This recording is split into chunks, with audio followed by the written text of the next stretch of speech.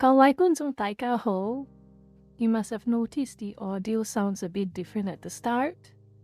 For Chinese New Year month only, I am experimenting with a few Chinese-themed BGMs and see what I'm in the mood, what tickles my fancy.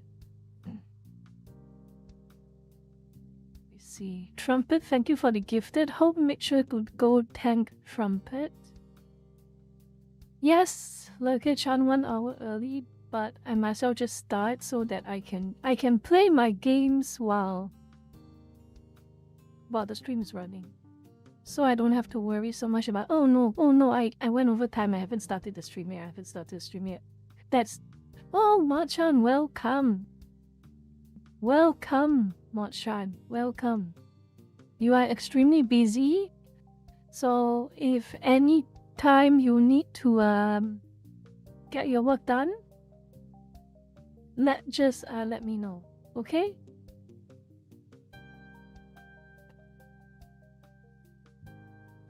Okay. Let's see, what do I need to do now?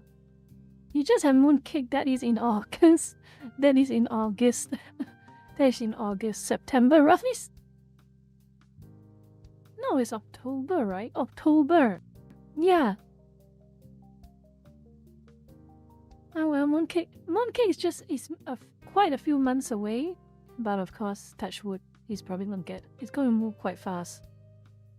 But anyway, since I have a little bit of an hour of me time, I'm going to play some games. Hello Zero, welcome.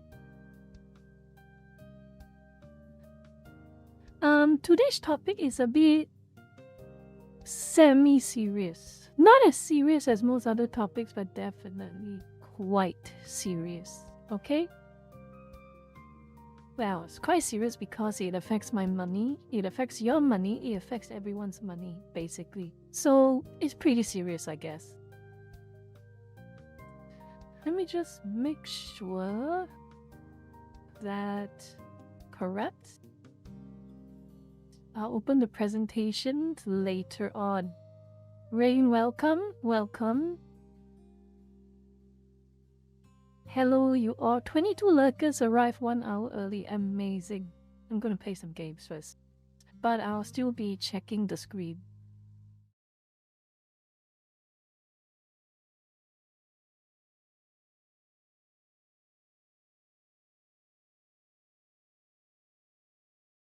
It's getting a bit dark here. Hold on.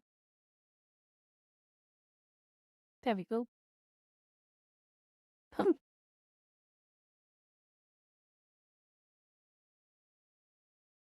I don't know how Rena makes an appearance. Oh dear, that's loud. That's loud. Hold on. Let me just that's very loud. Hold on. There we go.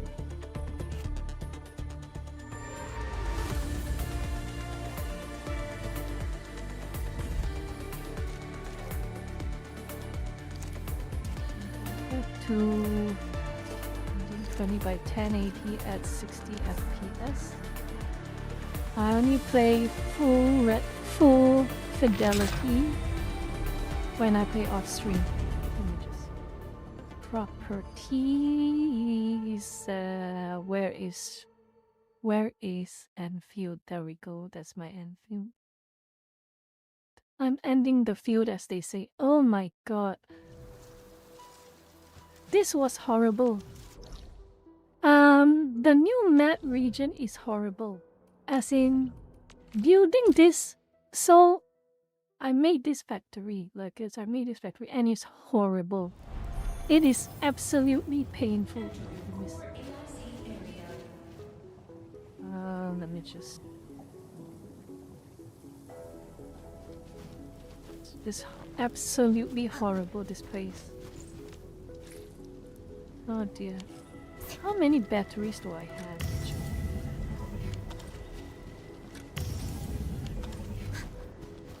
And it can't even produce batteries fast enough. This is horrendous.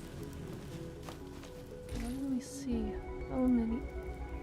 Stabilize carbon. It's draining carbon too quickly. is draining carbon too quickly. It's draining carbon faster than... Ah. Now it's running low on originium. That's why. Oh, this is not ideal. This is not ideal. Such a horrible balancing act. So...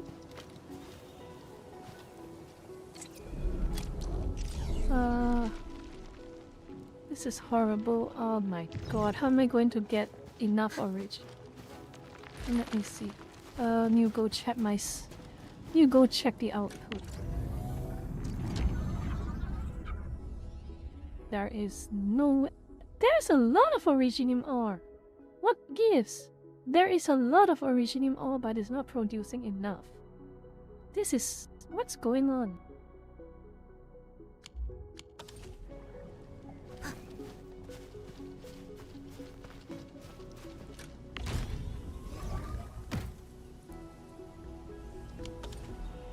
Dense originium powder. It's producing too slowly. It's producing way too slowly.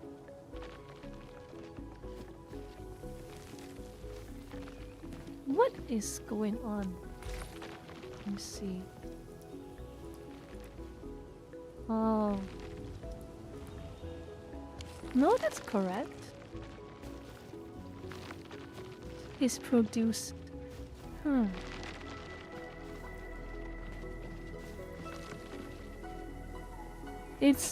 It needs more sand leaf. It needs way more sand leaf.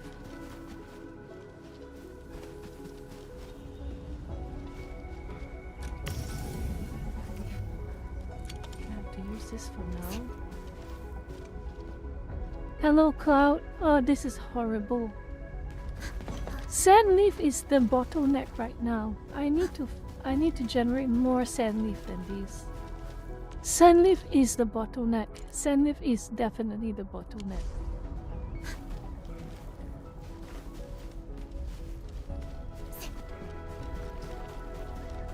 Let me see. Sandleaf for sure is the bottleneck. I need to find some way to produce more of that. When you're afraid, I guess we go here and build more.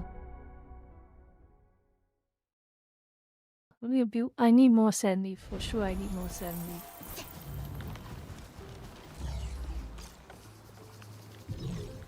Wait, can I increase the real estate? Let me check.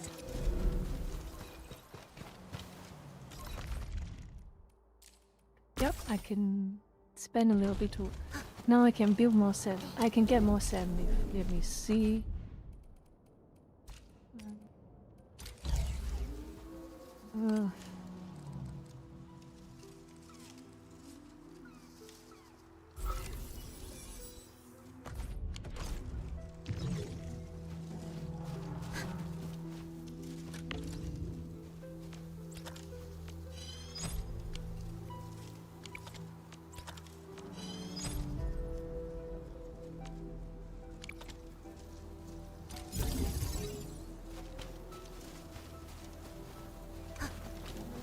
Okay, do I have any sand leaf in my inventory? That's the most important part.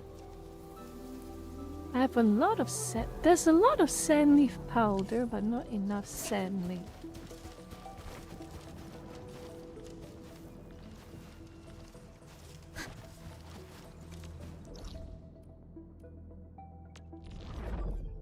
I don't know, but all I know is that it has been extremely stressful, Numble. It has been extremely stressful managing a factory. Extremely stressful.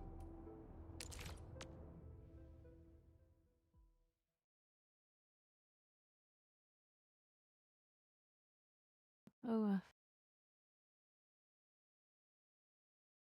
so slow. And of course, it's never this easy. It's never easy, is it?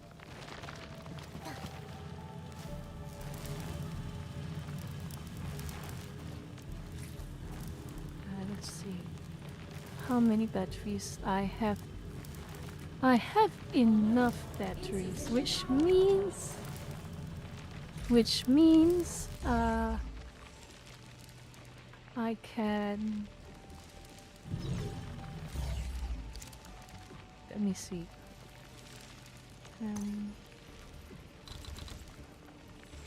I probably don't need this ones.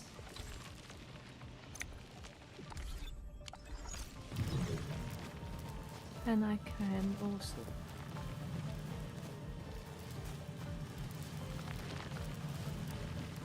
Let's see how to manage this.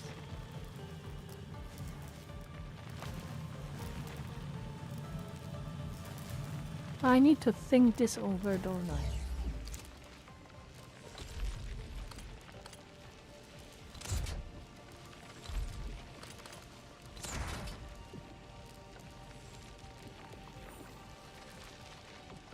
And then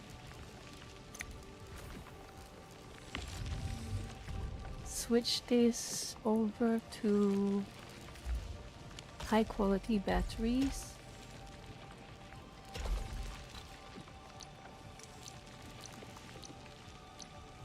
And then I use a splitter.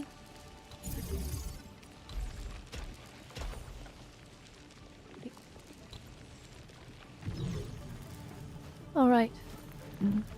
This is a little easier to manage, I hope. Alright. Myriad, this is Arknight's Enfield. Leave some more in the depot.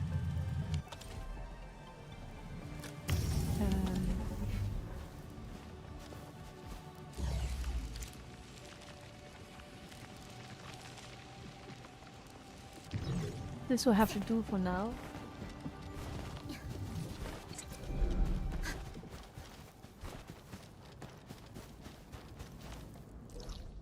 Okay, I got to find some sand leaf. Sand leaf is it's a big hassle. Sand leaf is a big hassle to find. Only in certain endgame locations can you find enough sand leaf to tide over. Let me see if there's any more. I can never have enough bug flower. I need to keep that running. Bug flower.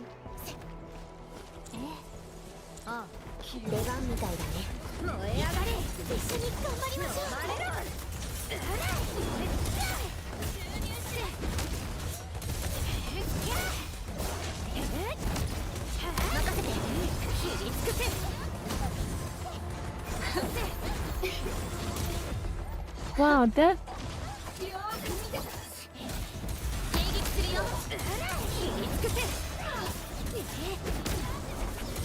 Endfield がまた一歩前に進んだね。それならみんなで喜んでやってもいい。強敵だ。慎重に対処しよう。 There is, but it's very inefficient. Extremely inefficient.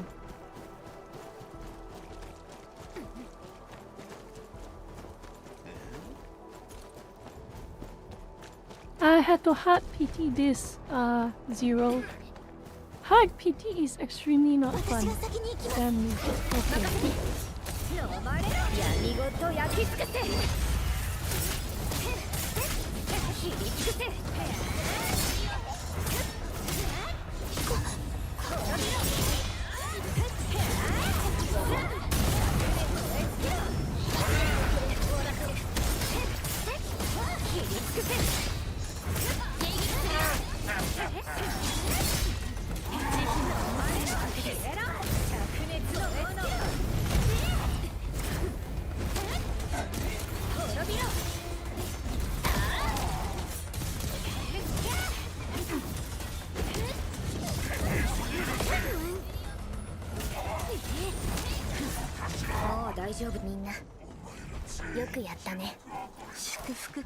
Collecting more.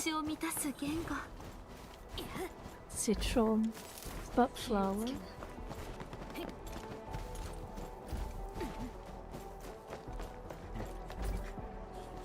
You also said bud flowers means have a few this week.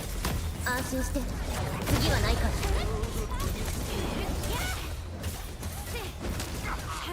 切り尽くせ。肩慣らしにもならない。 Hey, it should be enough. It should be enough to keep the factory running. Yep, enough. I hope enough. Back to Wuling.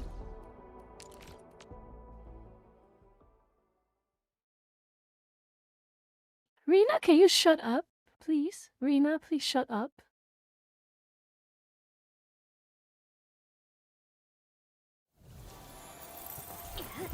Okay.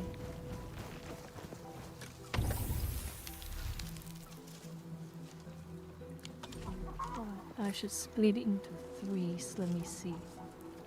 I'll split it into threes. So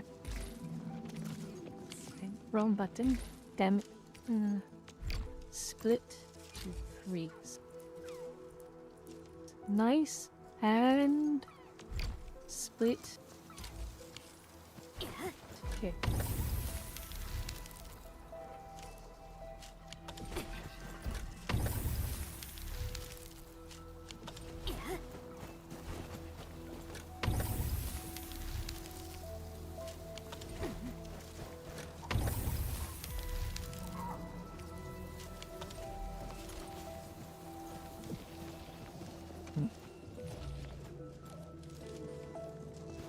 I sub to this channel for inane drama and unhinged political commentary.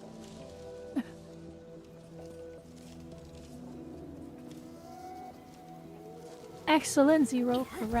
Correct behavior.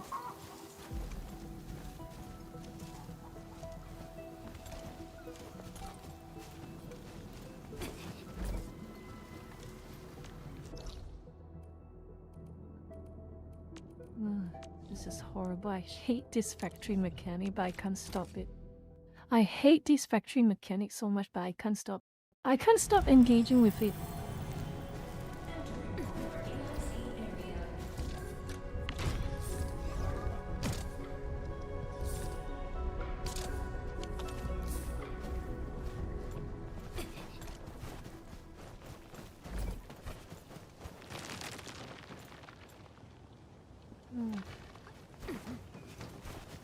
Let me see.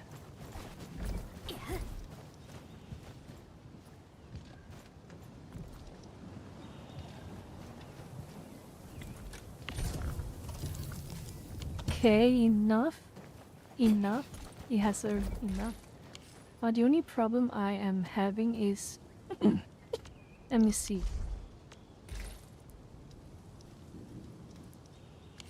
Stabilized carbon is being drained a bit too quickly.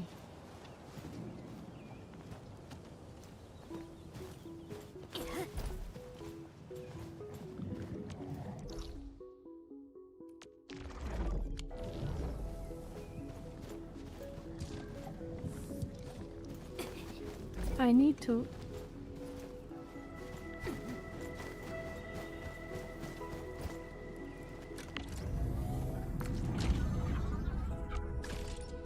How much do I have? I have enough. I have enough in Valley 4 to tide over. But I need to have a quicker... Hello, Cowboy. Hello, Poodle. I need to find... This is Arknight's Enfield Trickster. I need way more than this. I need to farm more to generate more carbon than this. I need a lot more carbon than this.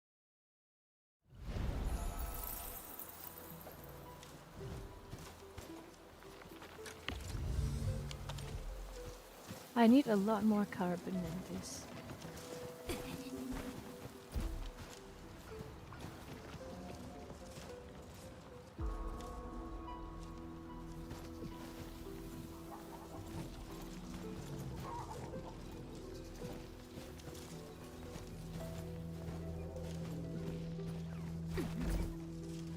I need way more carbon than this. The bud flowers are generating a little too slowly for my taste. You know what? This gives me an excuse to travel. At least this gives me an excuse to travel. Ah. I probably will need a bit more. No purity. Low purity. There's a high purity one over here. I guess I'll have to build. I'll have to start building.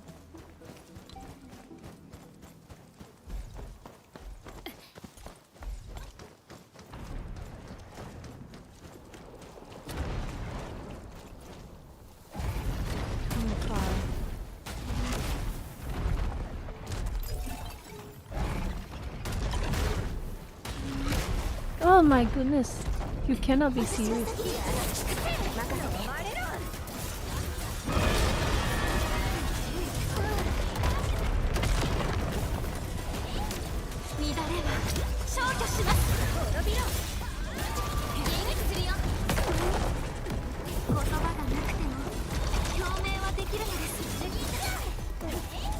That helps a lot.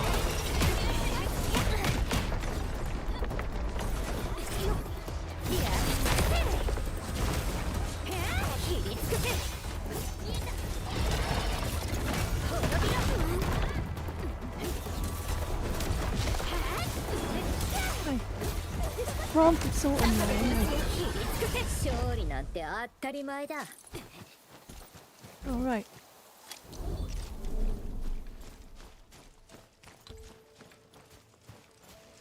$90.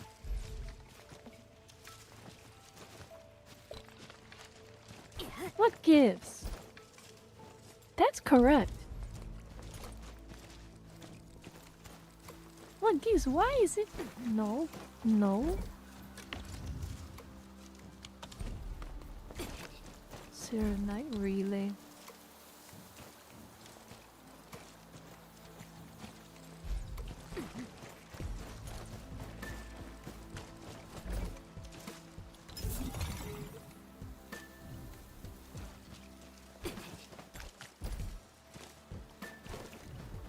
Let's see. Oh, damn it. Oh, it's water. It's one. It's a marsh. It's a marsh. Low purity. Oh, of course. And to go from the other end.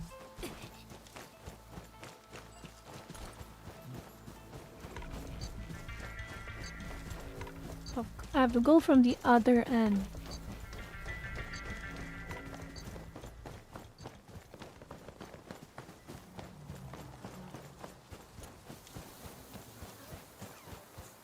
Because of course I have to go from the other end. I need more originium.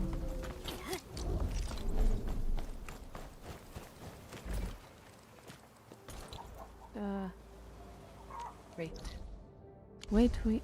Wrong direction. Why am I even engaging with this mechanic? I don't understand. I don't like it at all, but I'm still... Ugh. Horrible. Horrible. Horrible. Alright? Keep going down. Keep going... Well, up. Keep going up.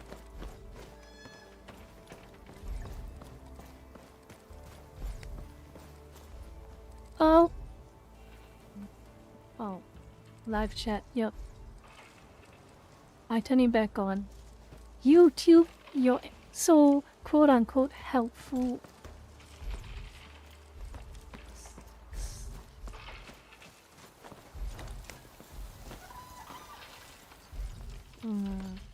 Must be a good phrase. 77.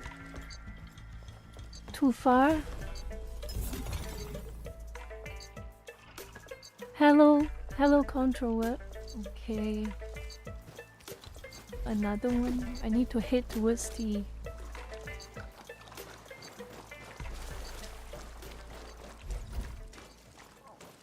There it is.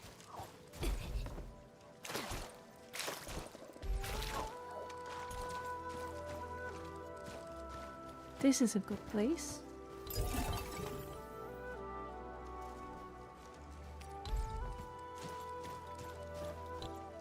Which is the high purity vein? That one. Okay.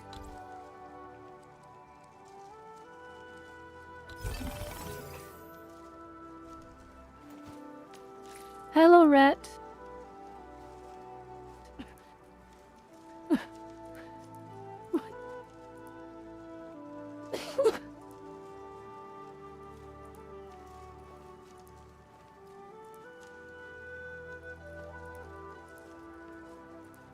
Why? Rat, why? Why? That is such a random question. Okay, I need to go back and build more.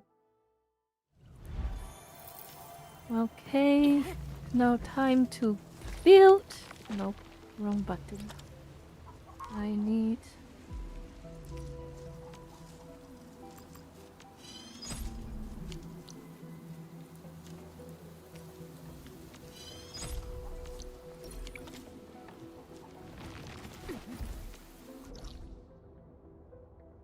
What happened?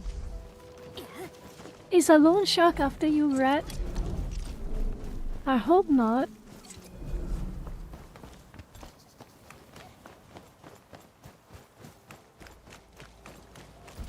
Where is my... Oh, down here.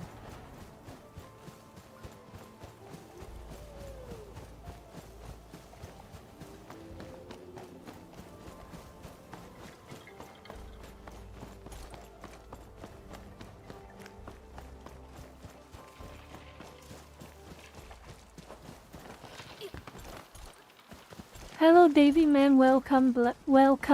It is a very long time.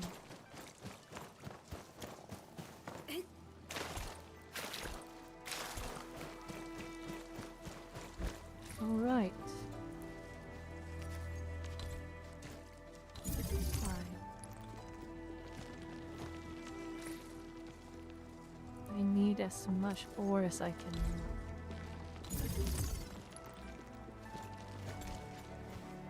Nope. I am not updated in the meme. I'm sometimes extremely... call me... No, don't call me old. No. You can't call me old.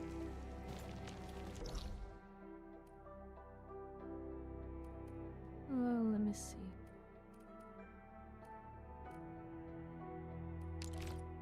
I definitely need more. I need a lot more. I need a whole lot more bug flower than this.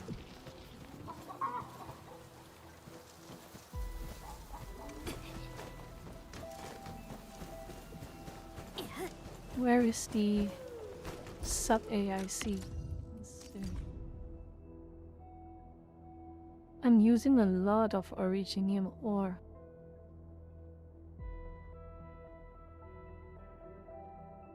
I need a bit more. I need to build one more bug flower factory.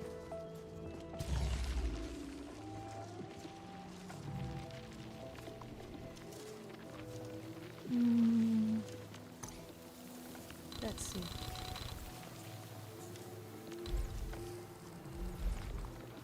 Put this down here. Okay. And I'll build one more. Of course. Of course. Of course. Of course. I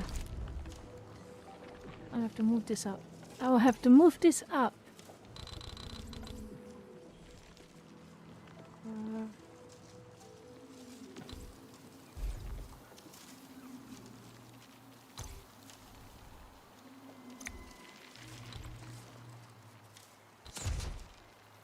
Okay. Hopefully that's enough space.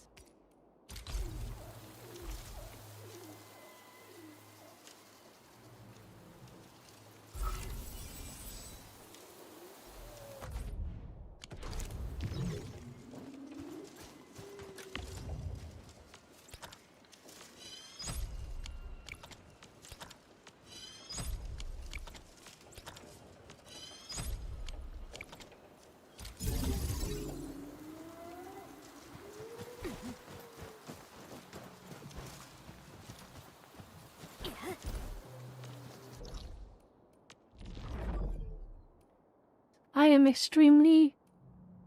As you probably already know, I am extremely inefficient with this. Extremely so.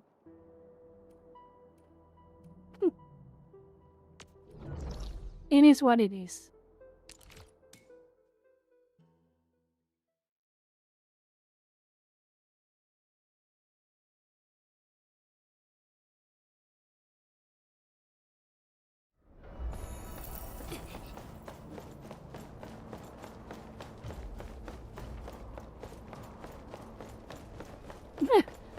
Aloe Veno, I cannot believe that's the first thing you thought about.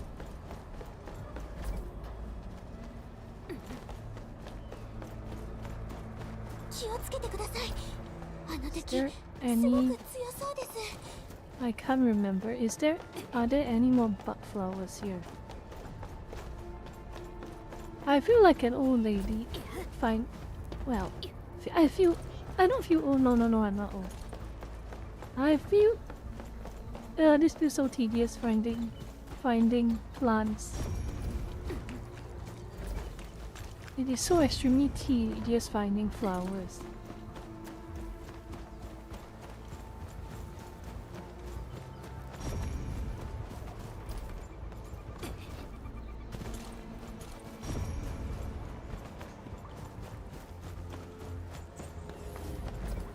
Ah! There you are, you stupid little thing. Are those? Nope, they're yellow flowers I want. I want the red flowers. Yes, there we go. I need as many bug flowers like...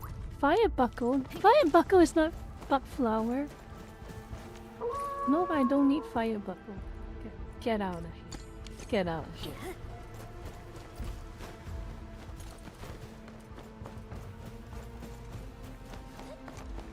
I'm not wasting my space on random flowers.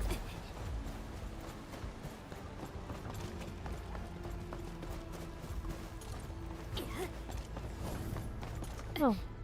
I came down from there. Okay. Why is Firebuckle a green item? Still got 20 minutes.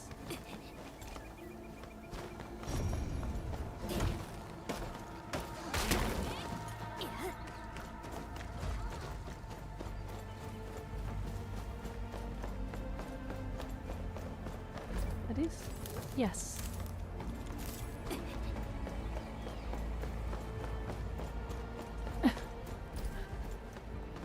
Why is that such a shock, Ash? Ooh.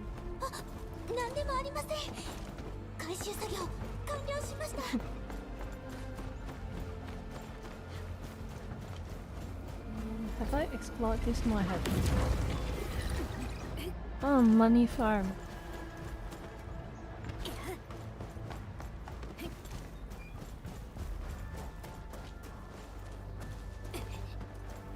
Nothing here.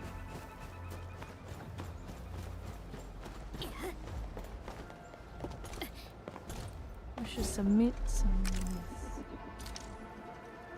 No. Not enough. See. Obviously, Valley Fort is out of. Let's go to Science Park and see if there's anything up here.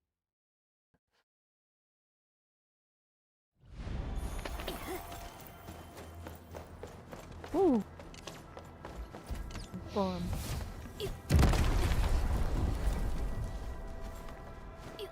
Excuse me? Nothing?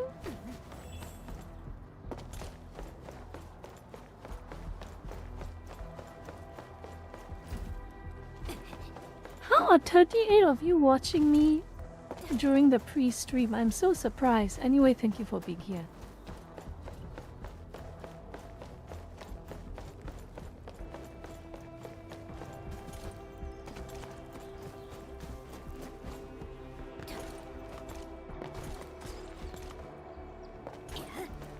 Where are the flowers? I need more flowers. Oh, SOS. Perfect.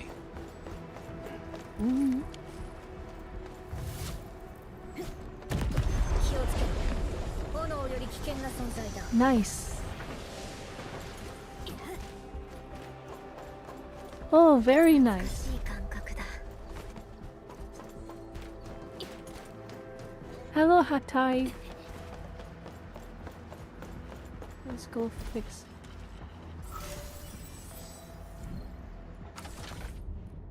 Oh, I hate these puzzles so much. And this looks correct. No, this doesn't seem right.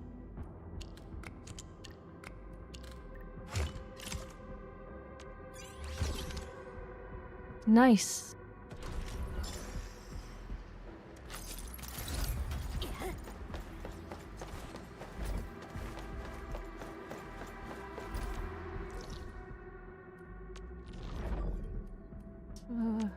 Let's go back to the hub area. Let's see if there's any flowers at this part of the map.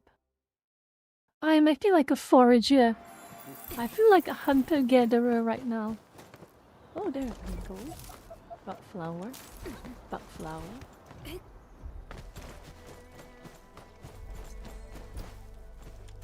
Bug flower, bug flower. There's a lot here. Nope. Bug flower. I don't need fire buckle. I need bug flower.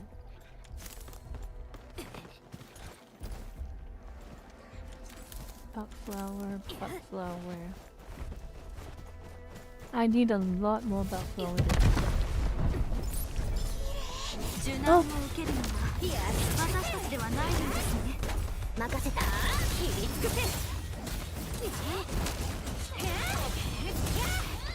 少し寒いですよ。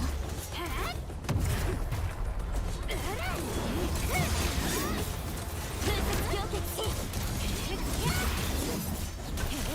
飲まれろ。切りつくせ。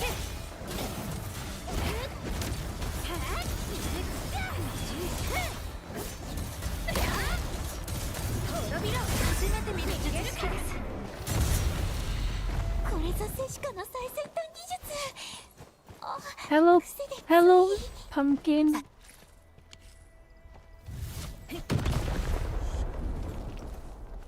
Nothing. Of course it's nothing. Why would there be something? Nothing. It's a gem.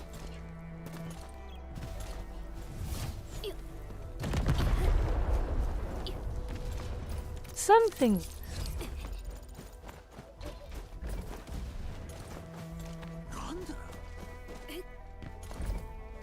Clover. Not interested.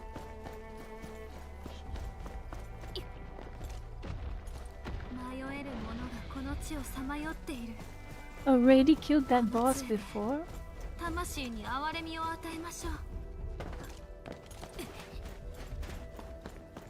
Oh, there's one more. That thing is... Okay. Okay.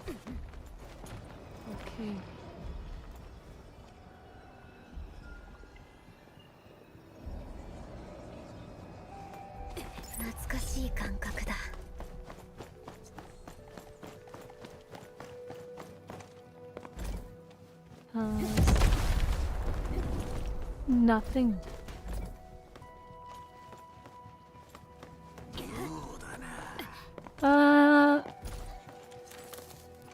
Good point, Zephyr.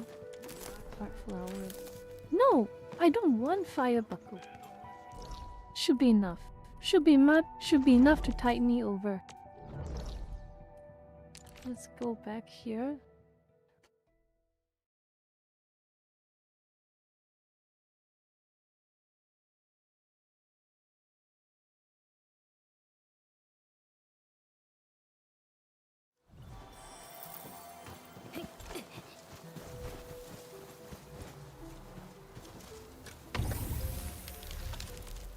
Oh yeah, it should be enough. Oh, split it? No, empty. Why did you pick up these pieces of wood? I don't need them.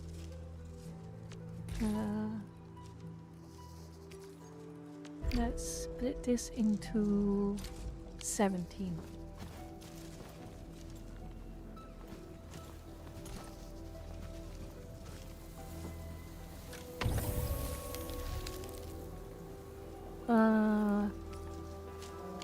17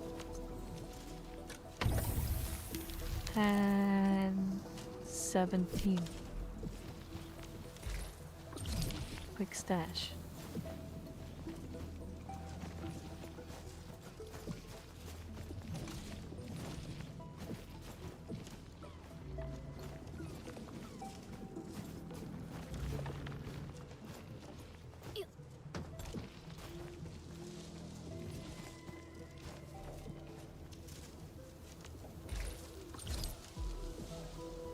It's pre-stash. You can just click quick stash. You can, but I don't want to waste Never thought of building them. And you need power. That also makes it inconvenient. Let's see. That one's finally generating something.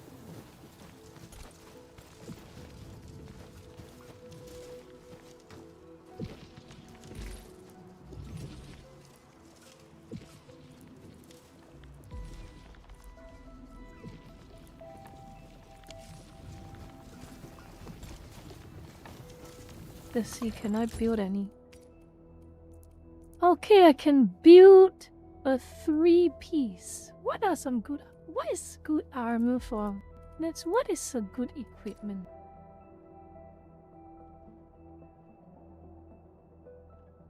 After the wearer applies combustion, an enemy with combustion takes heat damage.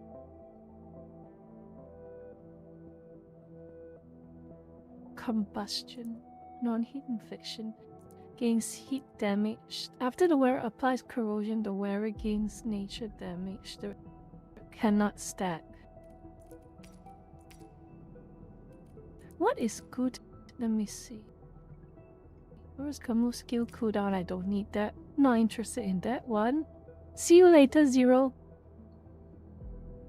Electrification.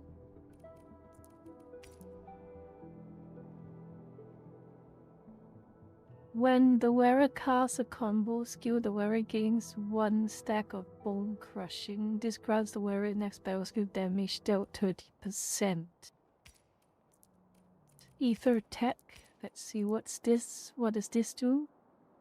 After a wearer applies vulnerability. Shooting an enemy for the first time with a skill with physical status applies vulnerability instead of the actual physical status. Vulnerable and enemies can be lifted and knocked down. Adds more vulnerability. Okay. I need some help with Meta Lurkers. For those of you who play Enfield, please tell me what are some good what is good equipment for Levitain and Min? Assortments a pack. Stagger efficiency.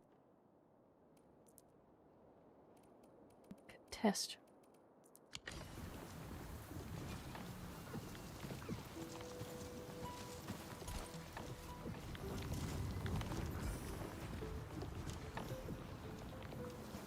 Nope, neuropathy still seems to be a permanent sickness.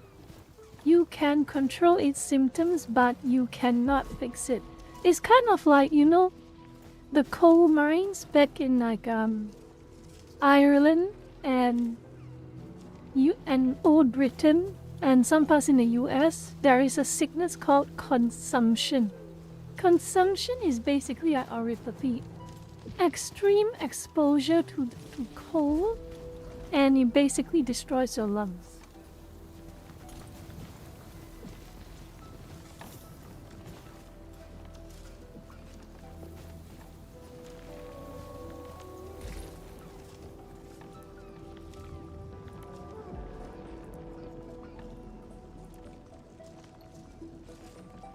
Oh boy, here we go. We have got. I've used up all my. Oh dear. I've used up all of my stabilized.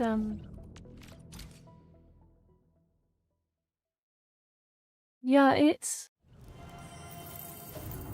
Yeah, it's also called, yeah, consumption is the lingo, the Irish lingo for tuberculosis. Yeah, I think that's, I remember. I think that's what it was.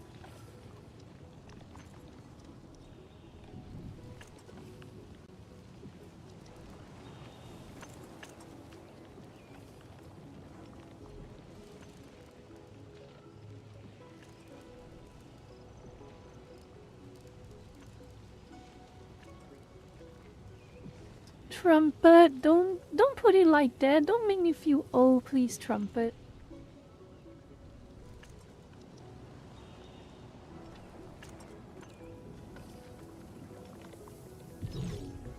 Let's see, how many batteries has it?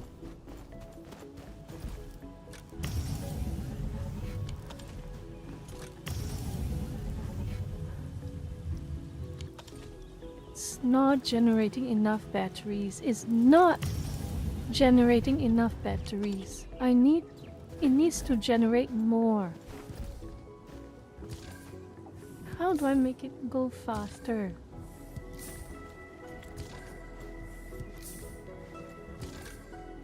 How do I make it go faster?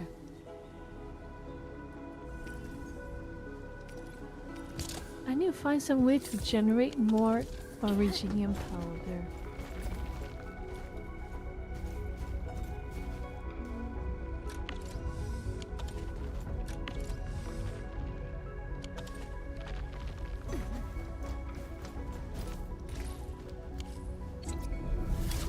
No, right? I need more originium powder for sure. No, I have a lot of sand leaf. It's sand leaf. I need to get more sand leaf.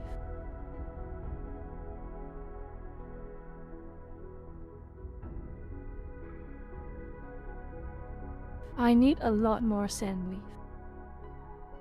It's not even funny. I need a lot more.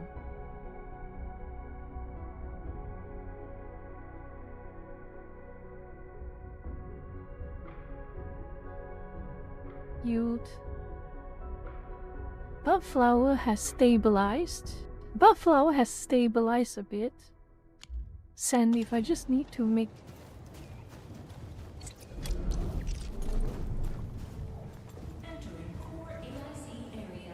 Hey! I need more sand leaf, for sure, a lot more. But 10 minutes to find more. Got 10 minutes to find more and feed them into the machines.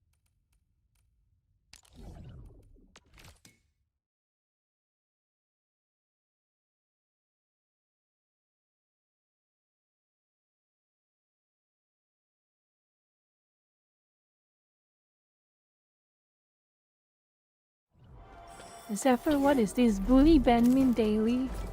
Oh, they grew back. Excellent.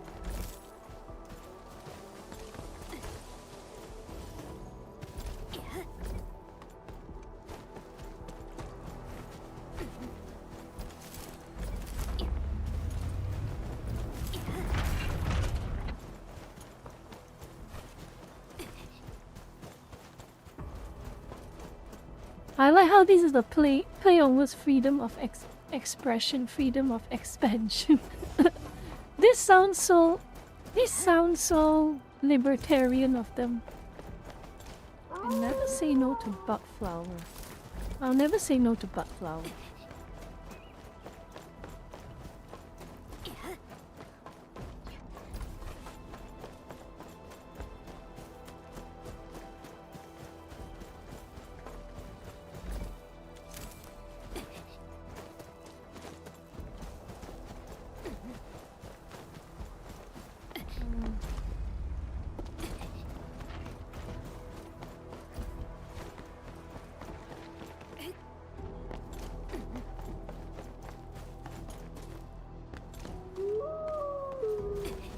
Oh, shut up.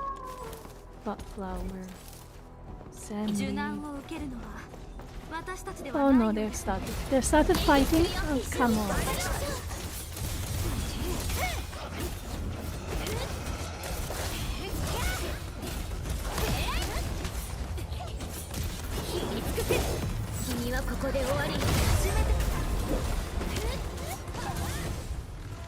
ならしにもならない。 All because I wanted to harvest, find some sand leaf.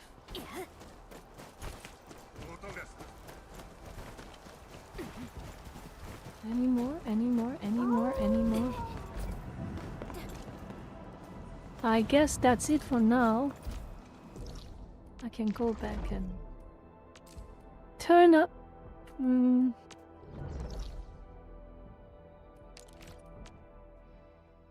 It's kind of like Mass Effect Andromeda if it was good. The premise, the premise. You're in a new world. Basically, well, the premise that it's not really a new world, but it's new-ish. Split. Split. Confirm.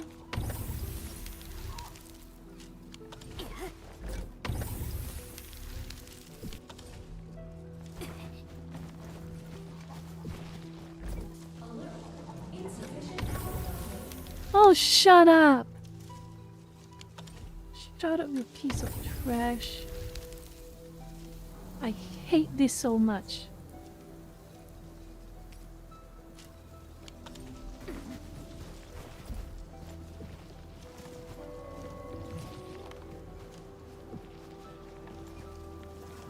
Oh, Puri Power is back. Hey, I'm trying,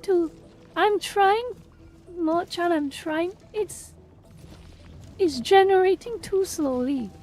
It's technically infinite farming, but it's too slow. It's way too slow. I can't generate anywhere enough to do. I can't generate anywhere enough to give a smooth manufacturing line.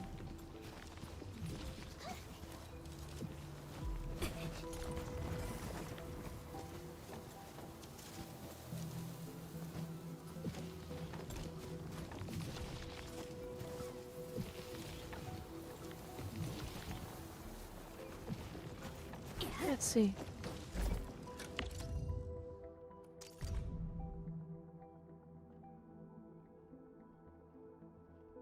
Originium. It's always originium. I always need more originium. Of course, I always need more originium.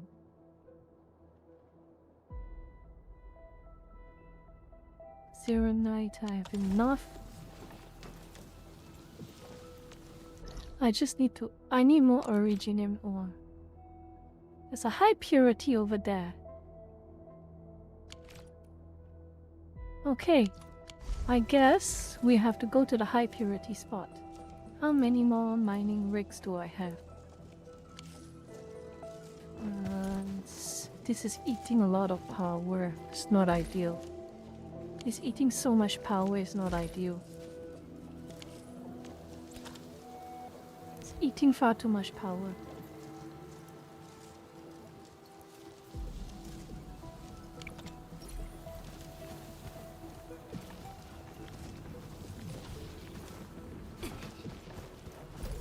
It's eating way too much power, but I still need to.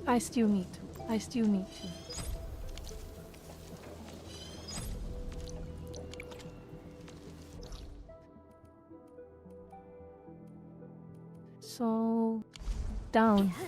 Okay.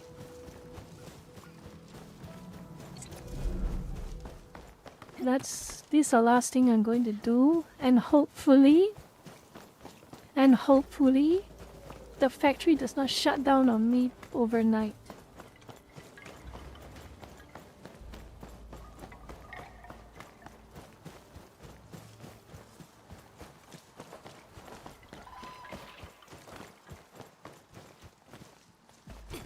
Okay.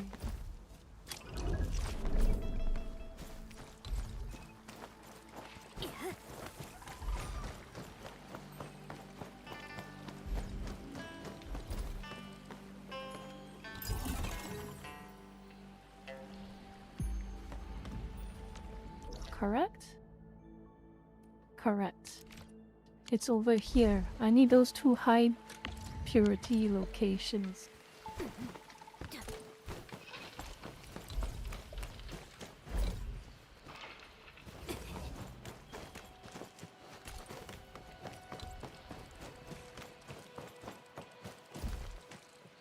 Too far.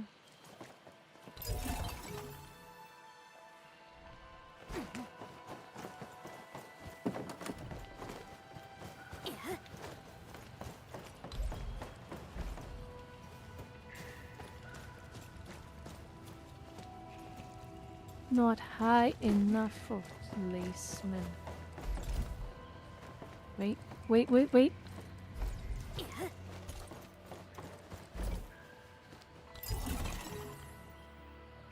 Okay.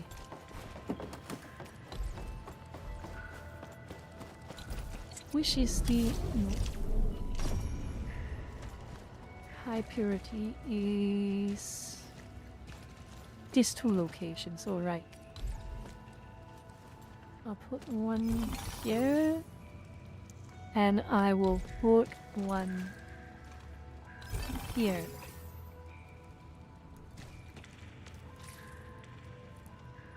Well, the implication of the lore is that some of these characters are cloned.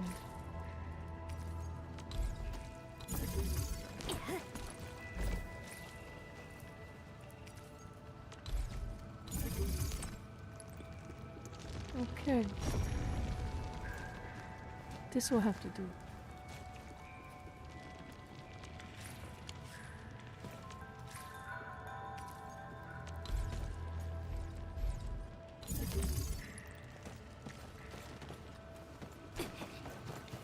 Alright.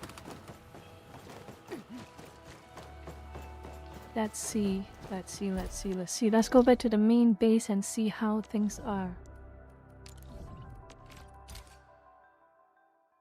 Oh, this is extremely stressful. It's like an exam. It's like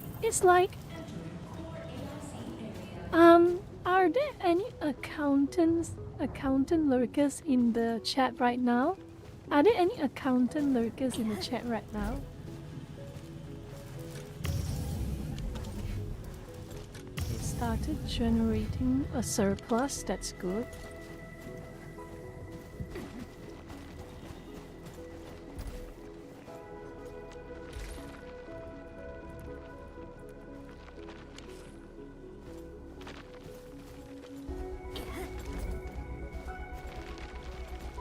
Oh, so you won't get the joke I'm about to make, unfortunately.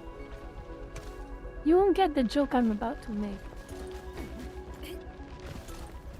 Because the whole idea of managing this factory reminds me of ledgers. Oh my goodness, ledgers. The whole idea is that the debits and you are doing something right if the debits and the credits in the ledger are the exact same number. That's basically the entire idea of the stress. You know what?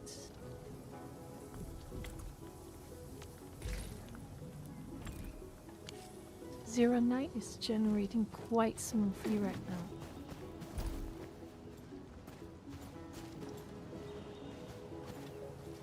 So if Zero Night is generating quite smoothly, what I will do is I don't have to have this belt anymore.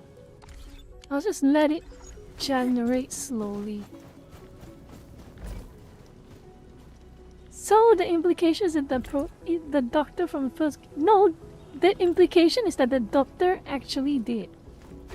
With some characters like Chen and some characters like even the admin herself. Even the admin herself, there's a lot of implications. But anyway, I will just hope for the best.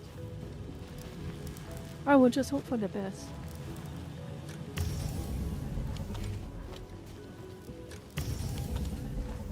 Okay. Let's go back and check the power levels of the hub. Before I end this game. Okay, this will have to do.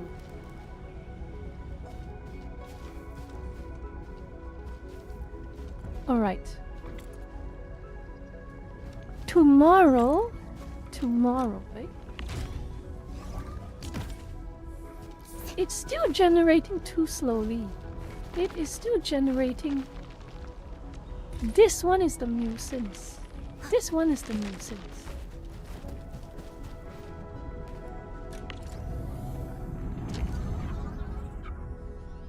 The sand leaf. I am still.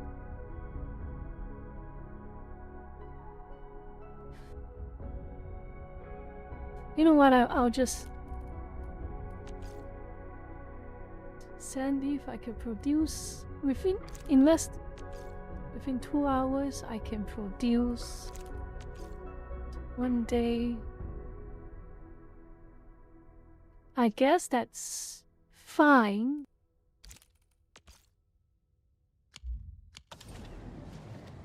I guess. Okay, well I'll.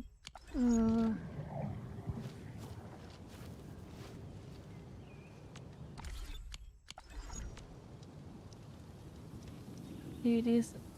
Oh, let me see. I don't feel like anything like this.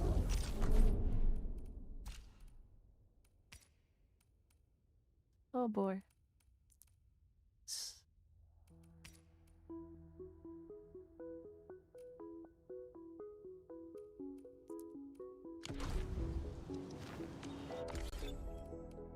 Okay. Whatever happens, happens. Whatever happens, happens. Whatever happens, happens.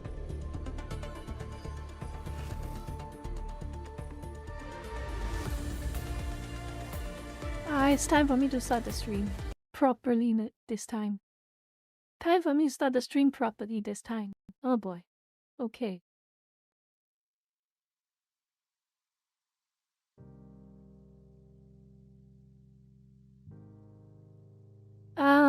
Let me see.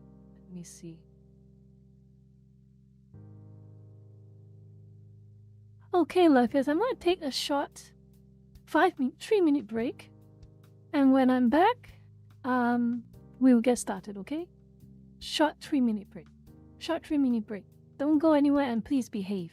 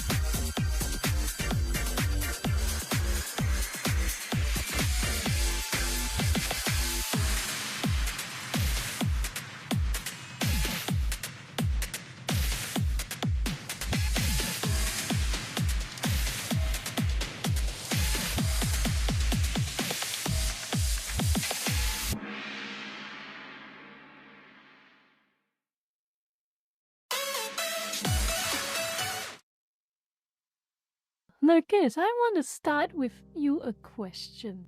No, I want to start with you a story time. Oh, what the hell? That was a long time ago. What the hell? That alert came a long time ago.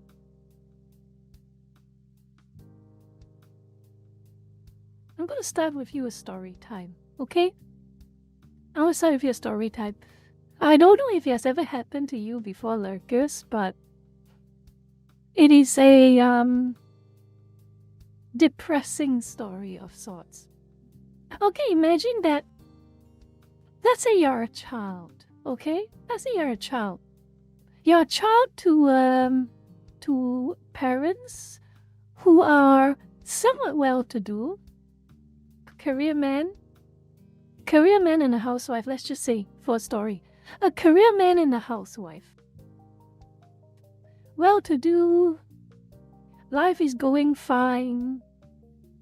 Life is going fine. Not much to Zephyr.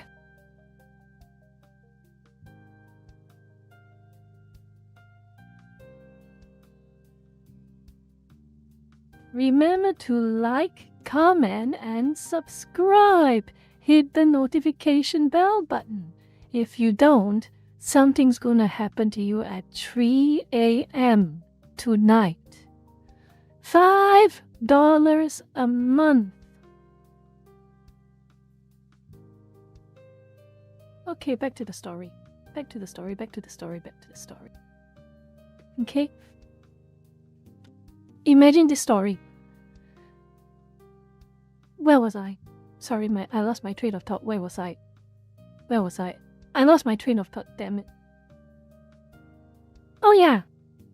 You are a child of a well-to-do family. Father is a good career man. Mother is a housewife. Then one fine day, the husband, let's say, the husband got into stock trading. You know, the typical stock trading, the investment portfolios, all that nonsense. Okay, stock trading. And for like a month or so, he has been dabbling with stocks and he made a pretty decent sum of returns, okay? He did a pretty decent sum of returns. Then he gave you the money just a little bit and then talked to the wife and talked to you and said, oh, I found my fortune. I found my fortune. This is gonna make us rich. This is gonna make us rich. Don't worry. Lô Pò, don't worry. Lô Pò, 你唔使擔心，我會搵到大錢俾你。I will find you big money. Okay? That was what he says. That is what he says. So, with that, he started doing what most people who start to get a little bit too interested in stock trading do. He starts putting family savings into buying stocks, trading stocks, okay? And soon enough, the stocks became derivatives. The stocks became derivatives. It became all kinds of nonsensical financial instruments like options, call options, and put options, and all that nonsense. And derivatives especially. Derivatives, remember, derivatives are not essential. They're not stocks. Derivatives are kind of like, how do I even call it? The concept of the stock. Derivatives is the concept of a stock. It's very confusing, but I will talk about it in a little bit while. But long story short, he started losing money. He started losing a lot of money. He started trading for months and months and months, using a little bit of your family's life savings. Eventually, he started using a lot of the family's life savings, and he started losing a lot of money. you noticed that debts are piling up. The debts are piling up. Everything, the bills have struggling to pay the bills. Eventually, you have to start pawning and selling stuff in your house. Pawning and selling your wife's jewelry, pawning and selling your cars, pawning and selling your own watches and what have you. The wife says, stop it. Just focus on your job. Just focus on your job. You are getting a bit too obsessed. 你走火入魔. You are getting a bit too possessed with the idea of making big money or a big conceptual return doing something stupid like stock trading. Okay?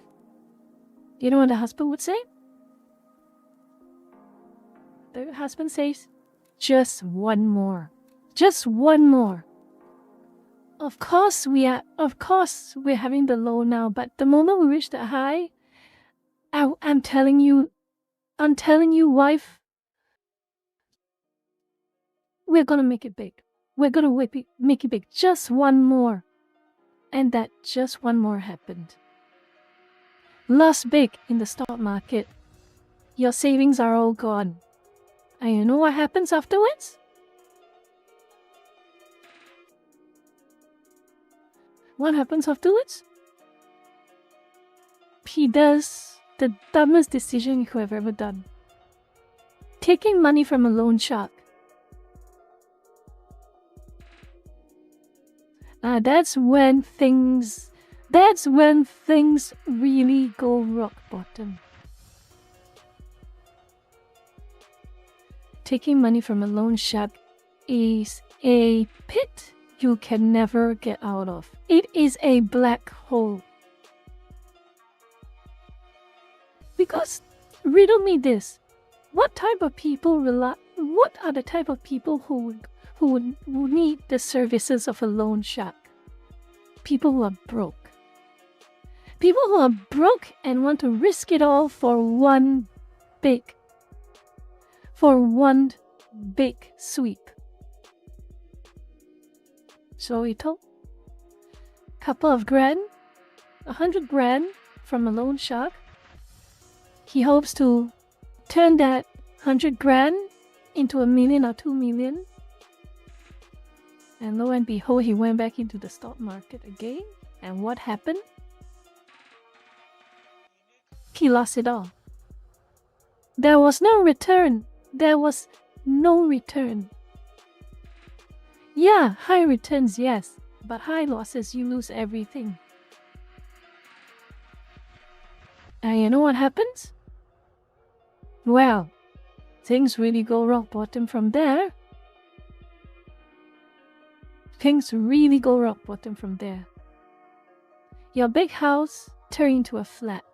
A flat that you're not even buying outright, you're renting. You're renting from some shady landlord. And when the loan sharks go after that rented property of yours throwing red paint, the landlord kicks you out. Because my property gets vandalized because of your bad decisions.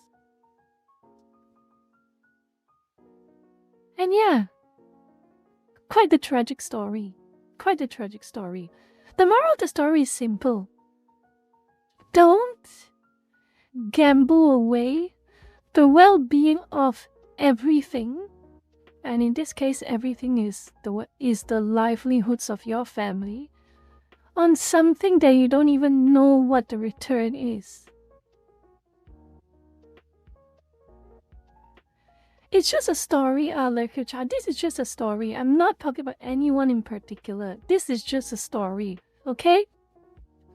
So, why did I talk about this story? Why did I talk about this story? Well, that's simple. That's simple. Because it is a parable to what's happening globally right now. Okay? chasing after something that you don't even know. You don't even know whether you're going to get something out of it at the end of the tunnel. You don't even know. But even when you do not know what's coming out at the end of that dark tunnel, you put everything up at risk. You put every damn thing up at risk. So, this little anecdote, this little story time is to set the scene. Okay? It's to set the scene. And what a scene it has set. Because I'm going to get you started on, let's just say, well, I'm going to open up certain things, okay?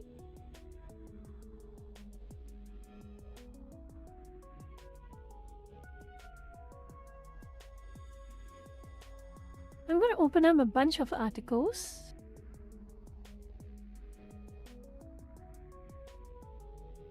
And we will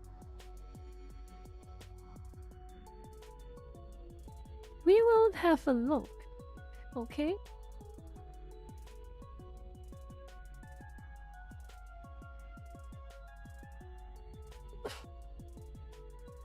There's a whole bunch of stories.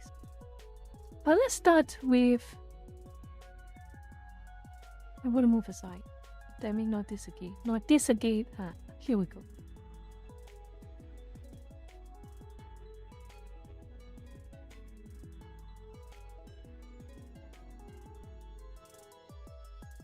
So, I set the scene. The husband, the father, who does not know how to say stop, who does not know how to say enough is enough, as he drives his entire family down to the ground, all over the prospect of making it big. That's OpenAI. That's every single corporation, the Microns, the Nvidias, the OpenAI, who are betting everything. Betting the entire, almost the entire consumer goods electronics market and economy. Not just that, 10 gigawatts of power. As a baseline. 10 gigawatts of power. I need you to, let's read this just a little bit. Okay? Let's read. The scale of OpenAI's new partnership with Broadcom. This was late last year, but it's important information, okay? The scale of OpenAI's new partnership with Broadcom represents more than a technical collaboration, blah blah blah blah blah. Co-developing 10 gigawatts of custom chips and computing system over the next 4 years. OpenAI is not just design processes but constructing a backbone of the next industrial economy. Okay? Let's read just a little bit more before I give my opinion on all this. In traditional economics, capital formation meant factories and machinery. In the AI era, it means computational power. OpenAI's 10 gigawatt expansion enough to power several megacities reflect a new reality. Defining input.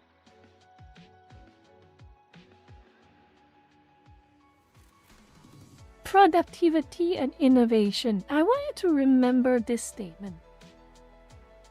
Productivity and innovation is not factually correct. It is like that gambling husband who says, just one last score. Just put in all our entire life savings into this one stop trade.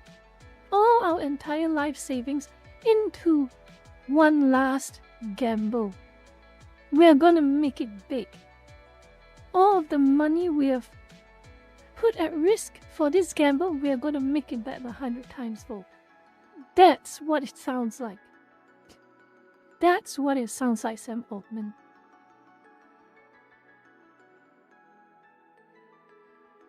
This is why your electricity prices go up. It may not be the biggest reason,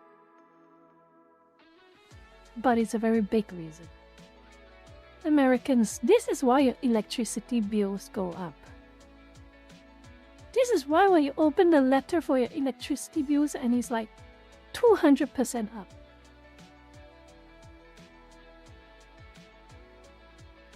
Okay? That's the first one. The next one. Oh yeah, this is a little bit in the future, sorry. I want to open something else. Let me see. I'm going to find it. Hold on.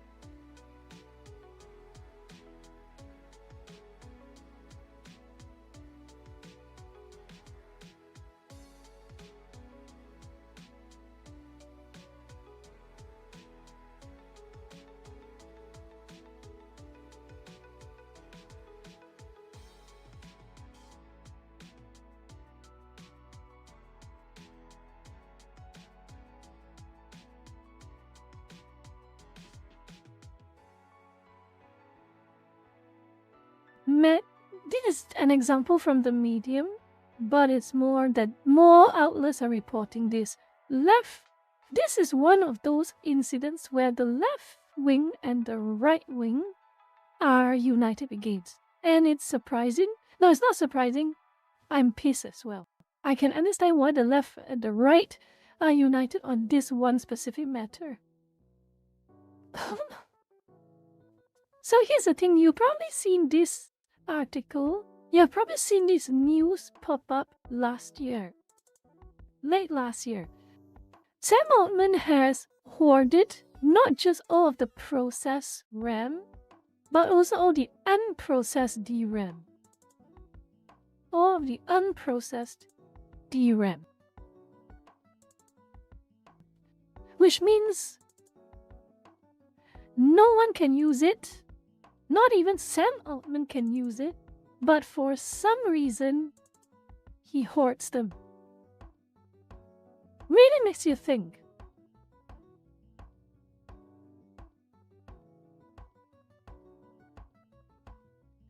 Memory prices have tripled in 3 months. RAM kits that were affordable in September are now luxury items.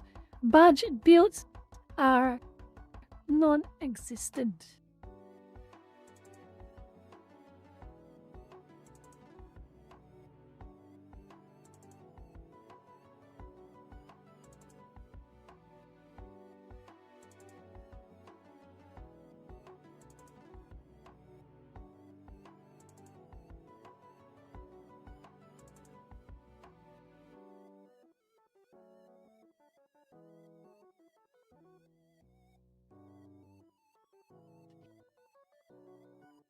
Sam Altman hoards 900,000 raw DRAM wafers per month.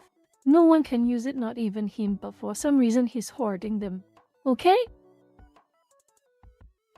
That says the story again. Imagine it. We just did one big score. Low Paul. 少少錢，幾千萬。我哋會揾到好大錢。你信我啦，信你嘅老公。Wife, my love, I'm gonna make it big. We're gonna make it big. Just another $900,000. Another $900,000. And we're gonna make 10 million. 10 million. Just believe me. Just believe me. You will never have to worry about money again. You will never have, our child will never have to worry about his future ever again. Just listen to us. Okay? This is what it sounds like. Do you remember late last year, around December last year, when I went all out on those AI bros? Remember? The AI bras, as I would call them? AI bra? There is one person that I want to go back and find. Hold on, let me find it for you. Because there is one post I want to find. Let me check.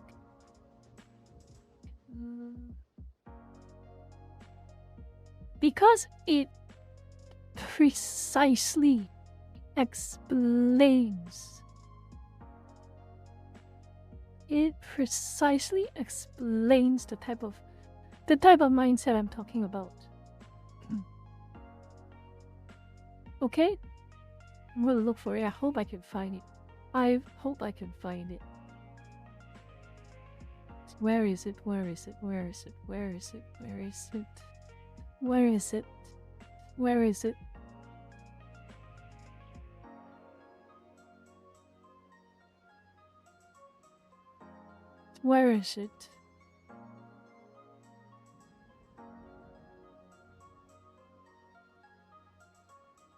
There was one that I remember seeing. It was horrible.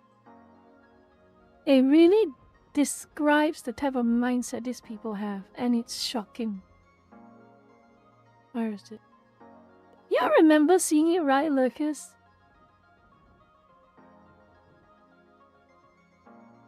You remember seeing this, right? I remember seeing it too.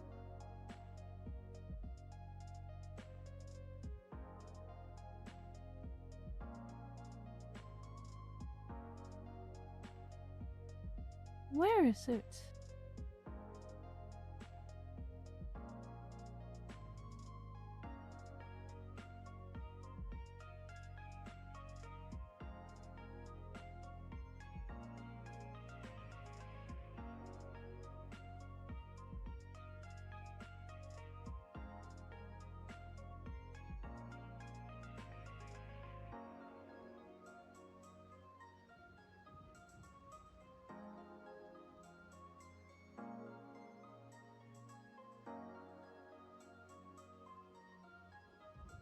Oh my god, I'm revisiting my old posts on this topic and I'm actually seething. It's horrible. It is extremely horrible.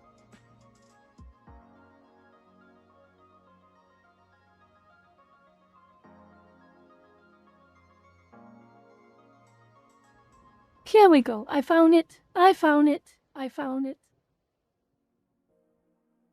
So,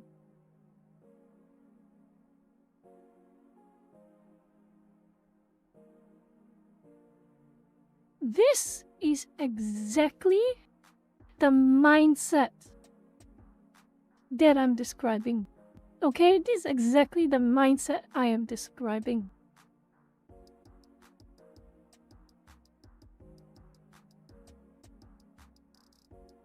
No, this is too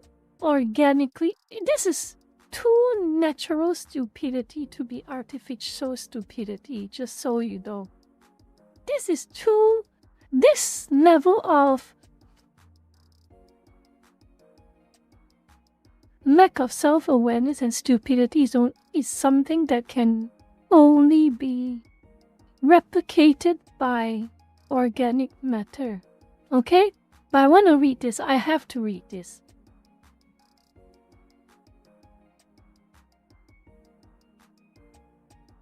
Let's see.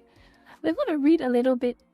And I want you to think about what I said about the husband, okay? I want you to think about what I say about the husband and read this bit by bit. AI isn't just chatbots. AI will become predictive intelligence that will know what you want before you do it and will be able to provide for you for almost nothing. Not just with products, but every aspect of what you are as a person is not here, but you will be. Okay, it's not here, but it will be. Just one last score. Just one last score. Let's put all our life savings into this one gamble. I have a good feeling about this. We will come back with big money. That $100 you give me right now, I'm going to make $1 million out of it. Believe me. Believe me.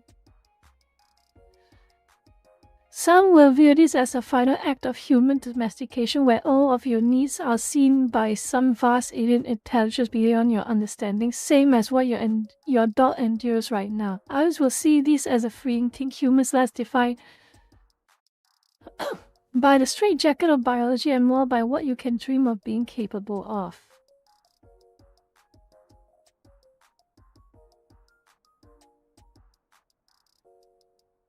We have discovered this new wonder material that can change all human existence. Pickaxe in short supply. Pickaxe bros and enraged. Let's go some more. This is the funniest one.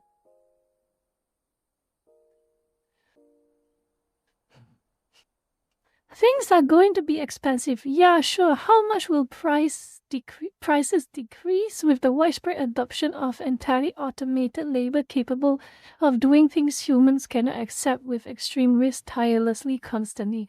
How much will the price of houses decrease when you build them in a day? How much will the cost of materials be when you can be harvested endlessly? How much more effective will our military be when we don't have to send our soldiers to die by the millions? But my RAM shortage. My love, wife, you don't understand. You are just seeing this short-sightedly. You don't understand. You are not asking the right questions, wife. You shouldn't be asking, you shouldn't be saying we need this $100,000 out our last $100,000. Our son needs to go to school. We have bills, we have expenses to pay. Shh. You are not thinking far enough, wife. Give it to me. Give me those $100,000 right now. I can promise you I will make big. Just one more stock trade. The prices of this stock is rising. I know it for a fact. It's rising. But I have to buy it quickly right now. I have to buy it quickly right now. Please don't stop me. Wife, please don't stop me.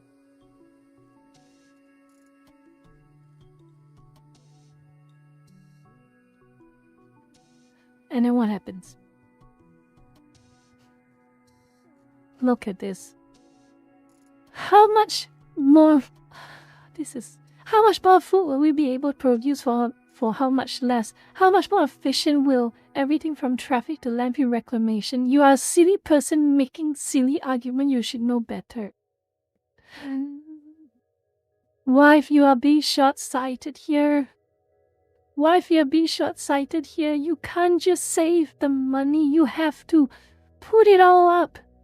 We can make bank from this. You will never have to worry about expenses ever again after we make this trade.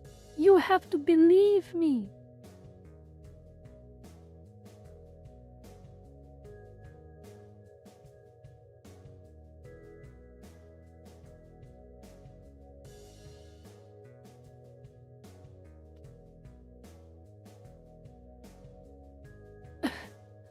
Consumer electronics markets to its Gs. With the benefit of hindsight, completely correct.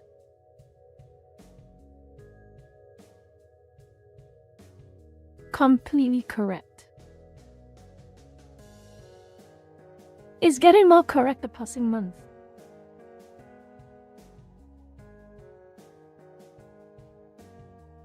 $64 of RAM.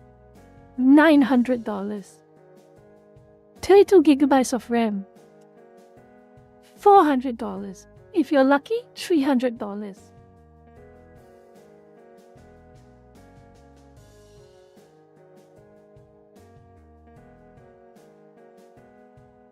Here, let me erase all doubts. Let's say no one got to upgrade their consumer electronics for the next 5 years. Totally fine if it means 1%.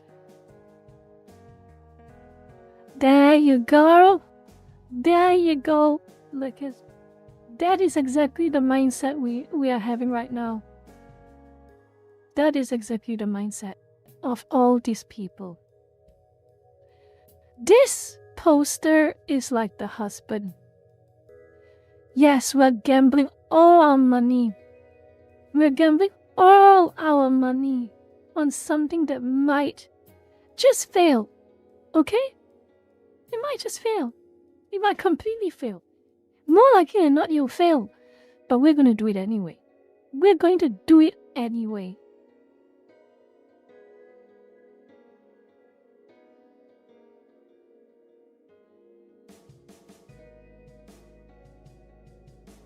We're going to do it anyway.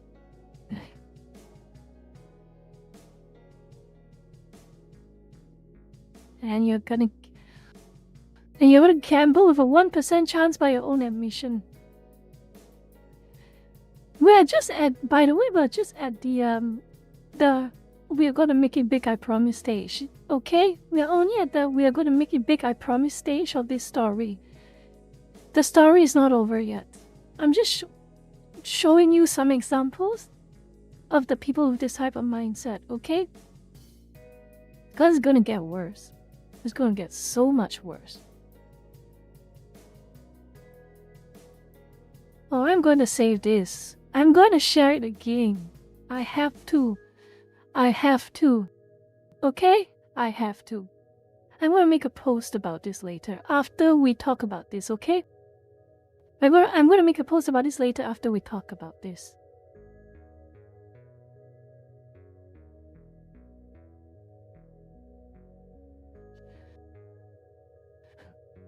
But let's finish this. Let's finish this. 25, it means 1% chance we develop an intelligence that functions at 90% accuracy of your average American doctor. Why? Because it means that from not replicable in blah blah blah blah blah blah. A lot of useless jargon. It's literally a lot of useless jargon. A doctor that has access to all disciplines simultaneously. 1% success rate, which means a 99% chance to fail. You put up the entire economy of the consumer electronics market for something that has a 99% chance to fail. Okay? That's what this account is saying.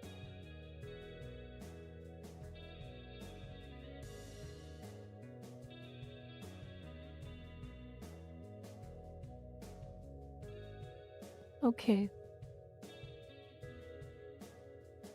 I think we all got the let me see, there's one more.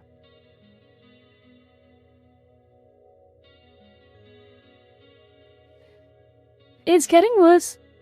So this was back in December. The prices went up to 1K and still rising, by the way. The account is still at it. They can make the price of a single stick of RAM $10,000 and I still wouldn't care.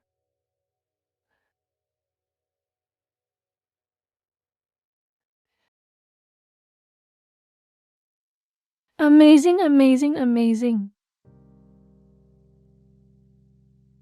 Okay. Well, I'm sorry to burst your bubble. Because the bubble is about to burst and I'm going to show you the first of the few. Damn it.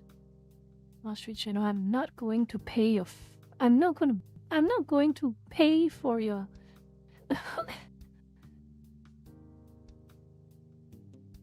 Wall Street Journal, I'm not going to pay for your subscription.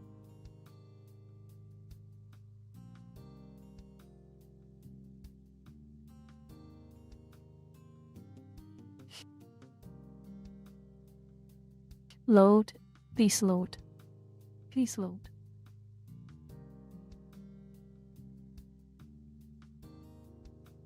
That's the wrong one. Let's try a different snapshot.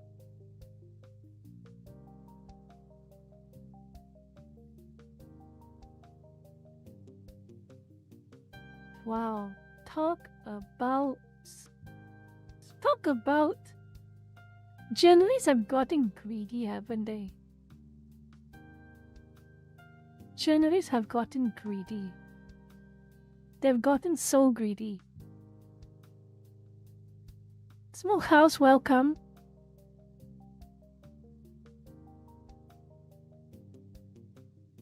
Loading, is still loading.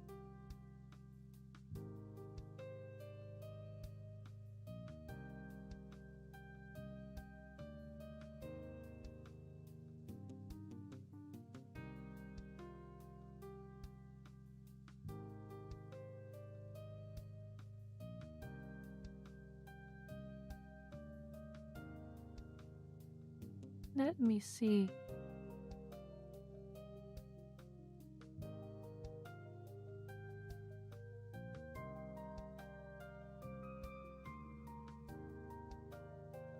Wow, they are really, really greedy.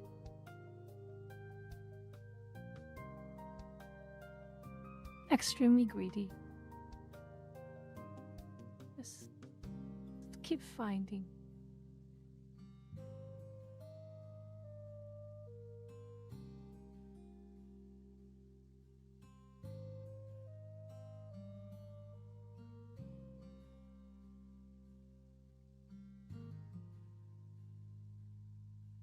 You know what I'll do a different way.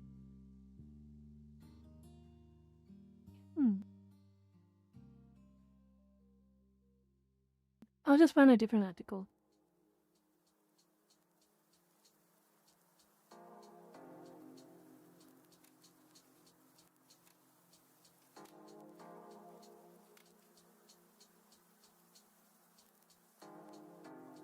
This will work. This will work. So, we have this. Okay? It's been verified. Damn it, not this again.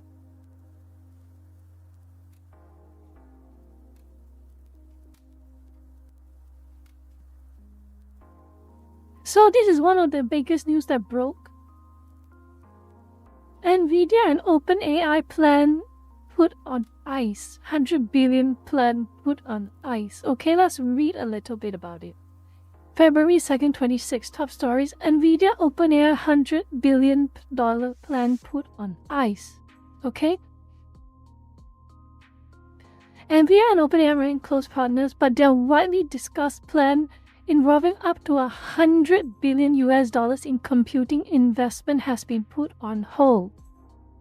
The post suggests a recalibration of strategy rather than breakdown in relations. Of course they would say that. Of course they would say that. Of course they would say that. Tell me like this. If you are a corporation and PR is everything,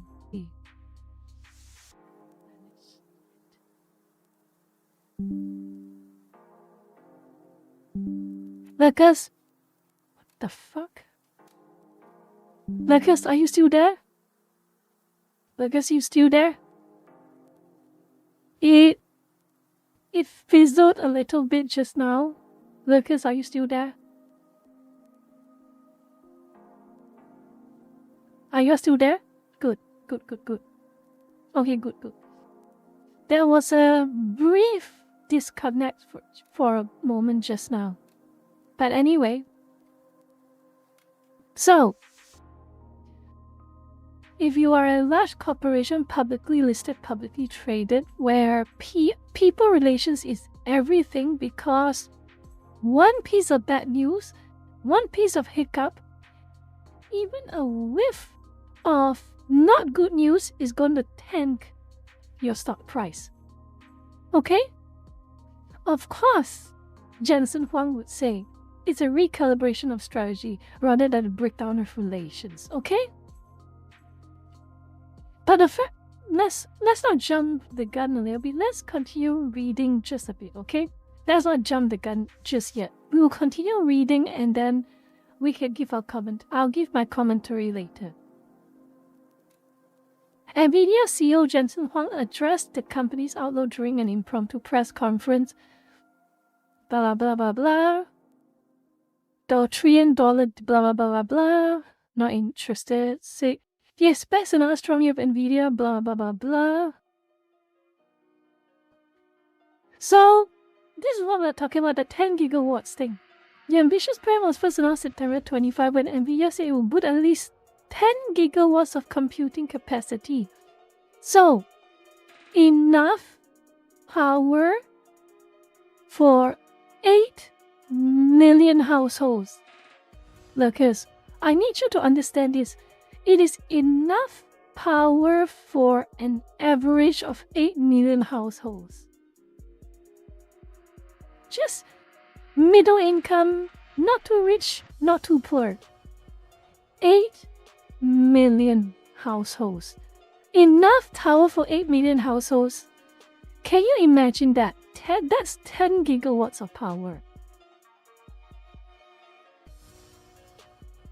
And instead of making sure people can pay the electricity bills and it's not too expensive, instead of making sure people can live their life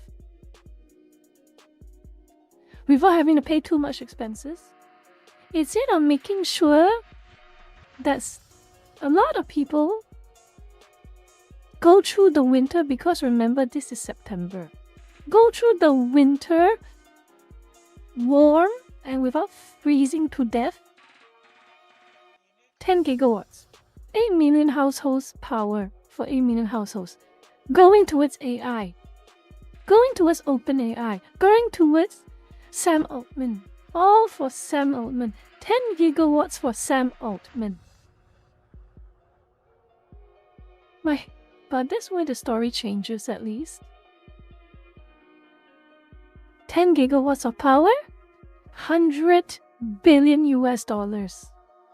Can you imagine what 100 billion US dollars can do for a lot of people? For an entire city. It is expenditure for the entire city. It is expenditure for multiple cities actually. It's expenditure for multiple cities. Imagine. $10 million is already a lot of money to maintain the livelihoods of who knows how many people in a big city. 100 billion.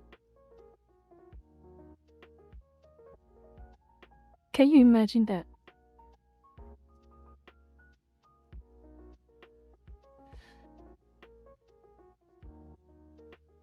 Leasing the chips over time. Since then, however, progress on the initiative has slowed.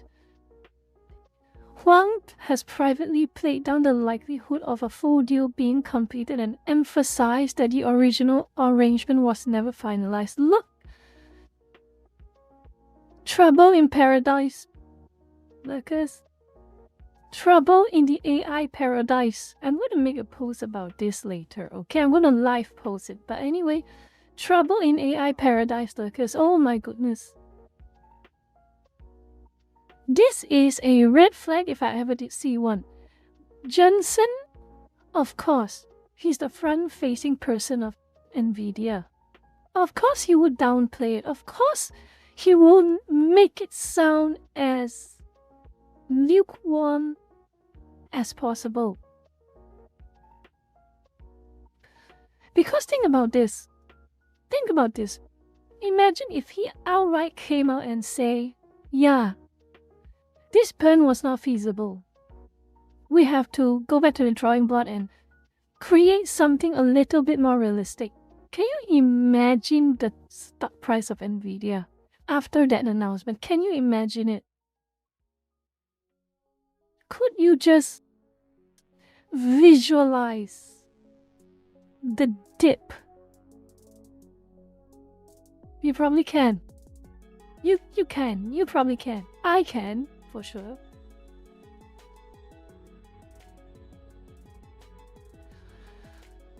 But let's continue reading.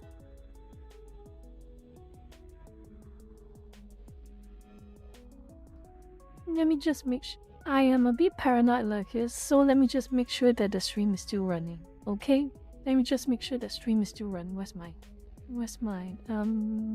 Let me have a look. I'm a little bit paranoid. I just want to make sure the stream is still running.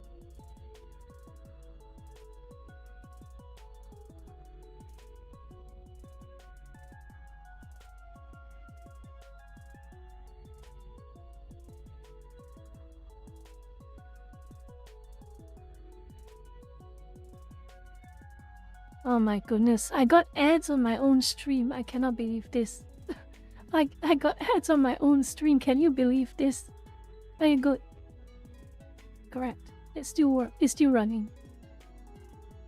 Okay. Let's continue. One has probably played down the likelihood of a full deal being completed and emphasized that the original arrangement was never finalized. Emphasized. There is a reason. There is a reason why he emphasized that the original arrangement was never finalized.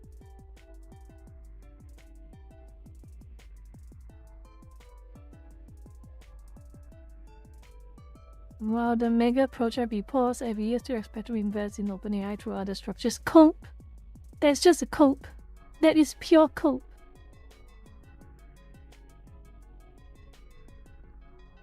Okay?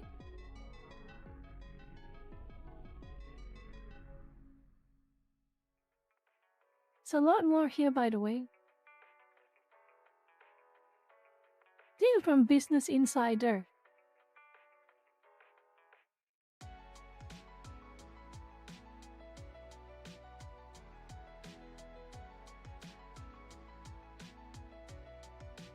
Again, NVIDIA is going out of their way to emphasize that the original agreement was completely non-binding and was nowhere near finalized. He has downplayed the likelihood, stressed that he also stressed two words, emphasized and stressed. Those are two very strong words. Those are two extremely strong words. So Jensen can say, "Oh, we're not going cold on the deal." He can say that all he wants. We're not going cold on the deal. We are still working closely together. We're just thinking of a better plan. But all of this emphasized and stressed. That's not something you want to hear if you're on the other side of the agreement. Okay? That's not something you want to hear.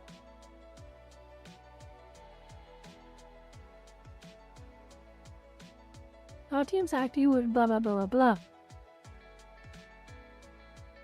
NVIDIA shares dropped by 0.72 on Friday, closing at 191.13. Okay? It dropped by about $1.38. He dropped by about $1.38, and now you can see why Jensen worded his announcement like that. We are just re-strategizing our cooperation with OpenAI. Okay, that's what he said. That was his words, loosely. The reason, if he were a private company, just think about it. If NVIDIA were a private company, I'm pretty sure Jensen would have worded it completely differently. He might have even outright say, "Yeah, we are not going with that plan. OpenAI has to pitch a new plan to us and see if we can agree with that." He would have said something like that. That's my opinion, okay? That's my opinion. But because it's in a public company, and every word that comes out of his mouth can make or break his company share price, I guess it was It worked. His PR cushioning worked. Not the biggest tip. Nowhere near the biggest tip. Could have been worse, for sure, if he worded it more strongly. A shift from big promises to smaller checks. While 100 billion structure is stalled, still planning to invest, why do they keep saying in different ways? It is so loosely talked about. Very loosely talked about.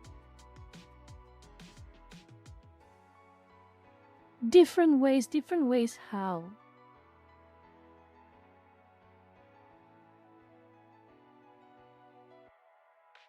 Speaking in Taipei, Huang said Nvidia could absolutely be involved in a funding round.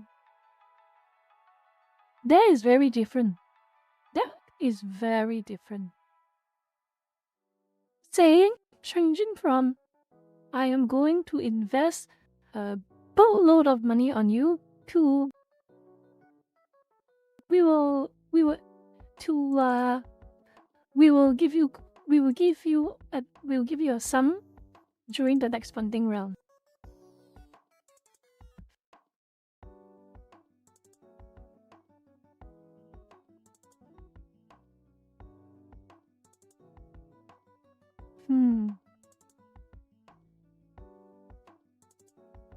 Nvidia wants stock in OpenAI. Not a lot of stock, I suspect. I suspect it's not a lot of stock. But he just wants stock in OpenAI.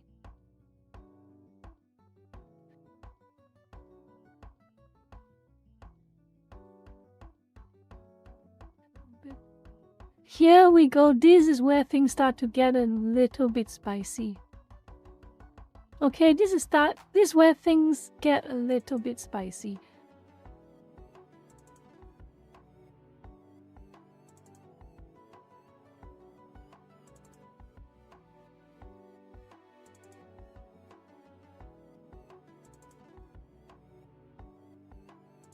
I think this is more of the bigger problem. People are spooked. People are spooked by Sam Altman and what he has done to the consumer electronics market. Remember the stories I told you about? He's hoarding unprocessed RAM. You can't use them. Sam definitely can't use them, but he still kept them anyway. That probably spooked a lot of people, and by extension, it probably even spooked. And by extension, it probably even spooked Jensen. What does it mean for investors? For OpenAI, the stalled plan is a setback as it works towards a possible public offering by late 2026. The company has raced to secure computing power while committing to large long-term deals. Sam Altman has said those commitments total $1.4 trillion, far above current revenue levels.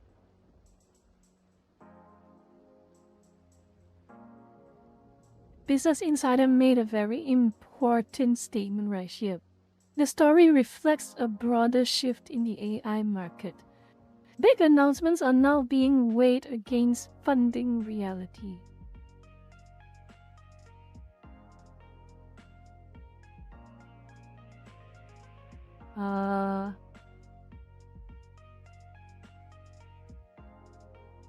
Look, is everything still running? Is everything still running? Damn it, YouTube. I cannot believe you. Look, is everything still running? What the hell is wrong with YouTube today?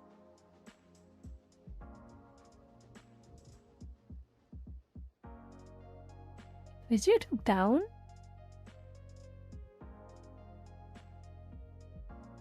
No, it's fine again. It's fine again.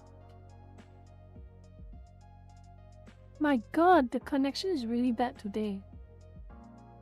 Her connection is really, really bad today. Look.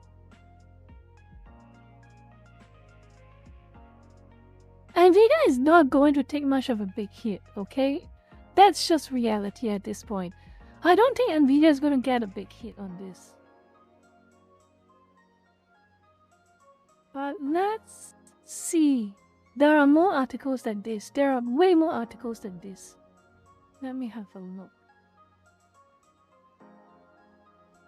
I'm going to close some tabs on the side as well.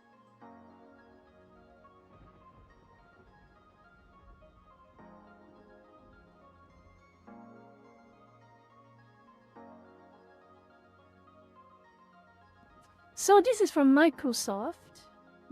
This is a report about Microsoft, okay?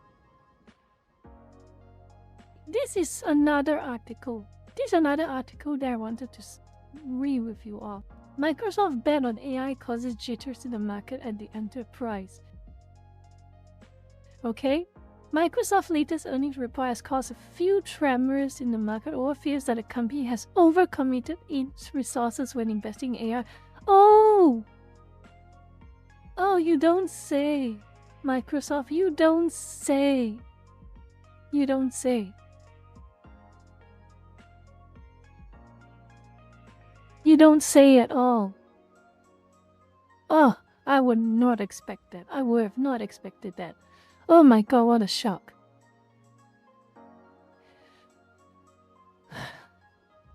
And the same issue could also have repercussions for the enterprise. In addition, some financial analysts have concerns about the future of OpenAI, which Microsoft holds a 27% stake. Senior fellow at the Council of Foreign Relations say, my bet is that over the next 18 months, OpenAI runs out of money. And we're going to have a look at the article later. Okay? We're going to have a look at the article later.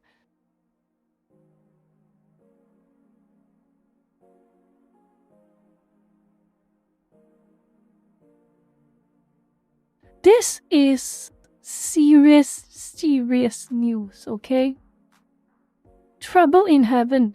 So, which arc are we in that the husband and wife family story?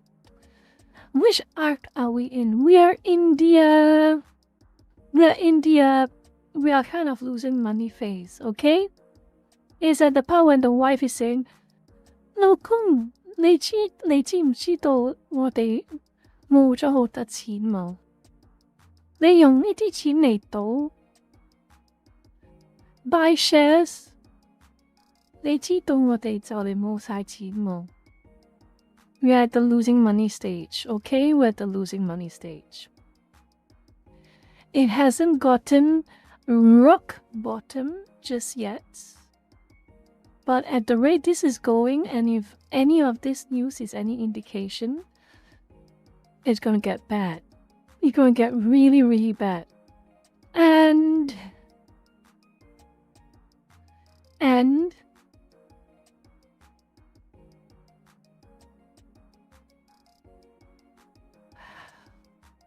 I don't even know how to say this honestly. For all our sakes, I kind of hope that there is some big return from this whole AI investment. It's sunk cost already. Let's face it, it's sunk cost at this point. The electricity bills have already risen. The RAM already costs a fortune. Okay? We are suffering. Owning a gaming PC is harder than ever. We are already suffering. We are suffering very, very hard, in fact. So, do I want AI developments to fail spectacularly? Honestly, no. Honestly, no.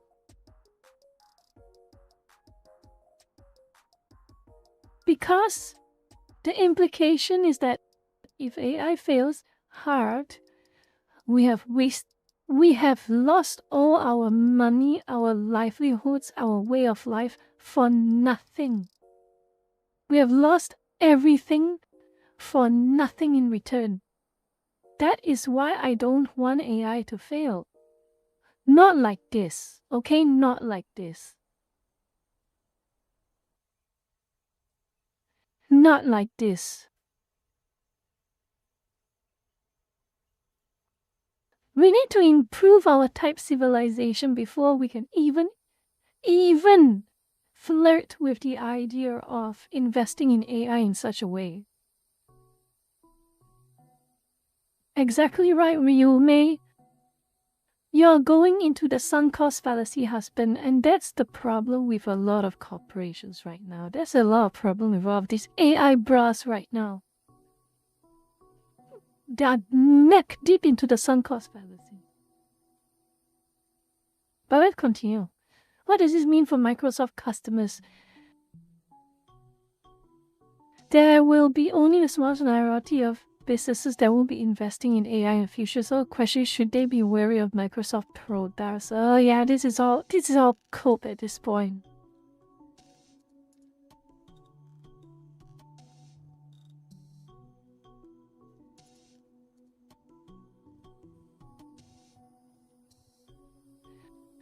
You cannot.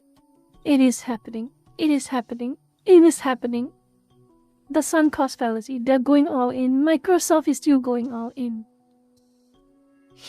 Microsoft is being the husband right now. Microsoft is being the husband right now. They know they've overinvested. They know they're making losses. They know they're getting closer and closer to trouble. But they're still going all in. They're still doubling, tripling, quadrupling down. Okay? And this is dangerous. This is extremely dangerous. Microsoft's own infrastructure costs are ballooning. Azure gross margins have compressed in recent quarters due to AI, and OpenAI reportedly incurred over $12 billion in Azure usage alone. This is not sustainable unless customer monetization ramps aggressively. Let's face it. I'm sure a lot of AI bros will have to face it eventually, okay?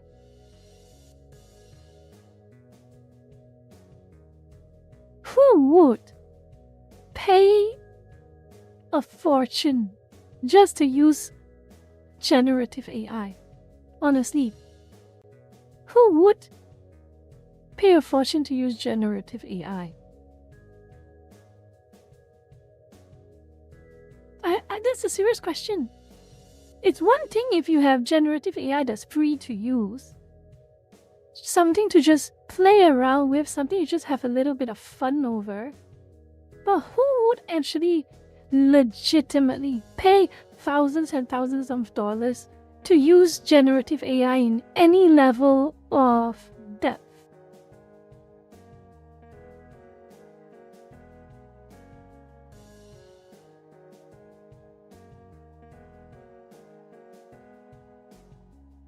And you have to remember this. This is an important phrase that a lot of you lurkers have to understand. Let me open a presentation. Okay? I'm going to open a presentation. It's just a short thing I want to write, but it's something that is extremely important for me to say. Okay?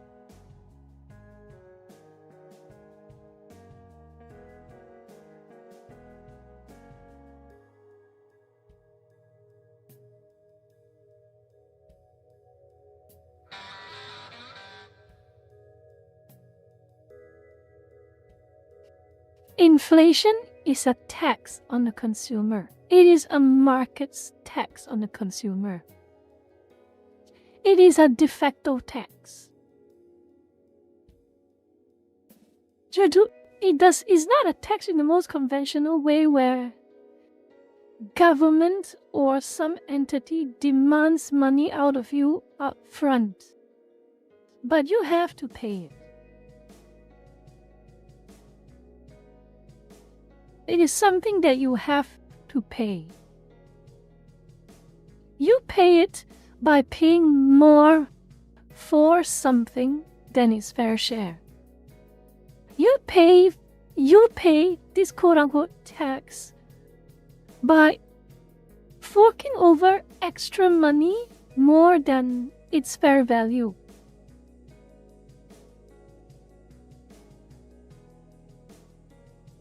So make no mistake, when you see the price of RAM go up, what was once $100, let's say, for simplicity's sake, let's say $100 for like top of the line RAM, a 32 gig. Let's say $100 for 32 gig. A single 32 gig RAM stick, okay? It goes up now to about $400. That $300 is your tax. That is a personal, unforced expense that you have to pay. And you are not at fault for it. You have completely zero fault for it. That was how these corporations work. That is how, whenever some AI browsers say, oh no, it has nothing to do with you consumers, it has nothing to do with you consumers, Microsoft is putting in that money. Okay? Microsoft is putting in that money. Nvidia is putting in that money. It's not your money. No, that's not how it works. That's not how it works. By manufacturing the shortage and raising its prices without any good reason.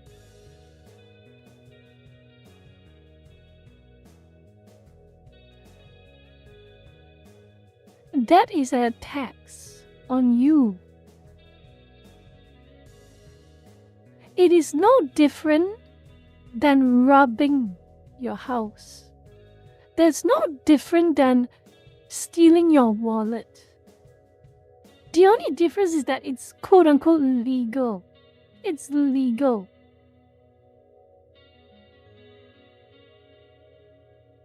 Correct, Zavok? Correct. Privatize profits, nationalize costs. That is correct. The same thing happened during the 2008 global financial crisis. Privatize profits, nationalize costs. Same like with 2008 all over again, the global financial crisis. Goldman Sachs bundling up. Goldman Sachs bundling up a whole bunch of subprime mortgages. Subprime mortgages, for those who do not understand, are mortgages given to people who will never be able to pay it back. That's what it means by subprime mortgages, okay?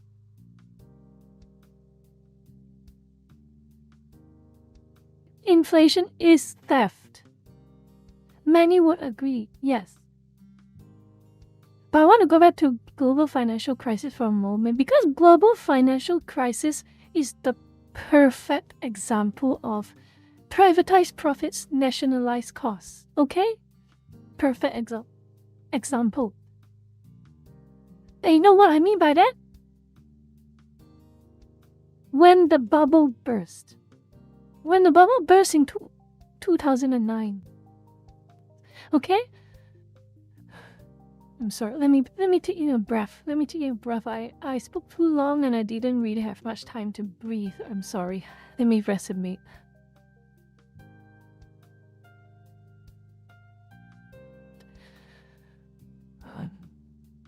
Okay. So when the global financial crisis was up in full swing, the entire bubble burst. The entire bubble burst bad. Countries around the world entered recession. Australia entered recession. America entered recession. Of course, America. UK entered recession. Most of Europe entered recession. Because at the end of the day, subprime mortgages, you have to remember this, like subprime mortgages are mortgages issued to people. So basically loans that banks issue to people for the purchasing of property, purchasing of houses. But there's a problem. The person they issued the loan to will never be able to pay back the loan. Sometimes they are so bad, they're so financially unstable, the credit rating is so bad. Well, objectively, their credit rating is so bad, but during the 2008 global financial crisis, every single person's credit rating was artificially inflated. Okay? To justify the issuing of all these loans. But eventually, the loan is due. You have to pay the principal. You have to pay the interest. And the problem in 2008 during the global financial crisis, all these subprime mortgagees, most of them, they can't even pay the interest. And you know what happened? All of these subprime mortgages, okay? The people defaulted on them. There was no way they could make those money. There is no way they can pay the $4,000 or $3,000 monthly mortgage. So they default on it. They default on it and they lose all their property. All of this property underdeveloped. All this property left to rot. The bank suddenly had so much collateral property that they don't even know what to do with it. Because let's face it, people can't afford to buy this property off themselves at that time. And even worse now, in fact. But back then it was also pretty bad. So everything crumbled like a house of cards.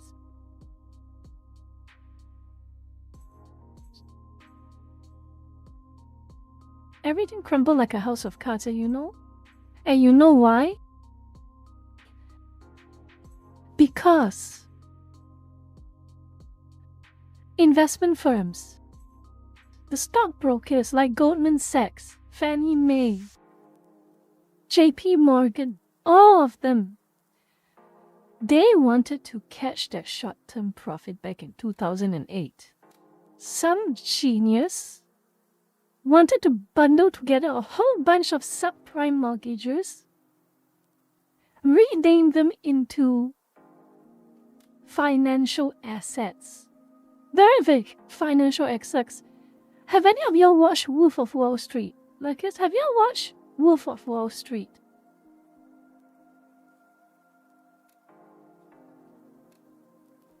Have you watched this movie? Have you watched this movie? I want to get a few answers before we continue.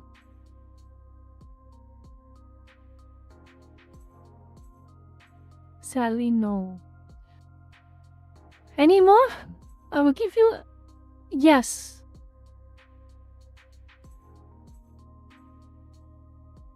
Okay.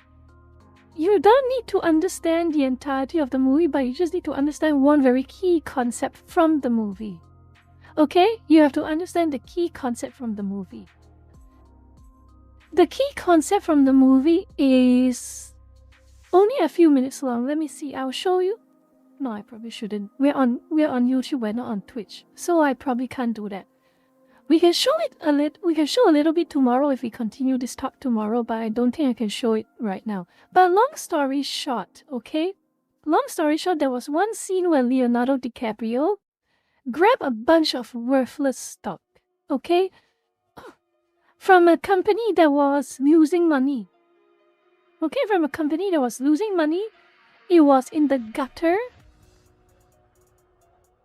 It was failing. But for some reason, Leonardo DiCaprio held on to this stock. He made a couple of calls. He made a call to a client. And what he did was sing the praises of this stock. Being a used car salesman 101, basically. He went used car salesman on someone over the phone, but instead of a used car, it is a shitty stock. A crap stock. Okay? A crap share. Oh, this is blue chip, ma'am. This is blue chip. I can guarantee you, in 3 months' time, okay, I can guarantee you, in 1 year time, you'll get 200% return on your investment. You get 200 return on your investment. Cutting edge firm, a market leader. But you have to be fast. You have to be fast. You have to pay it. You have to buy it right now. It is selling up like hotcakes. And if you waste your time right now, you're gonna miss it. You're gonna miss it. So you better buy it right now. And then, lo and behold, the person ordered for was sold. Sold 100 units. 100 units of shares. Something like that.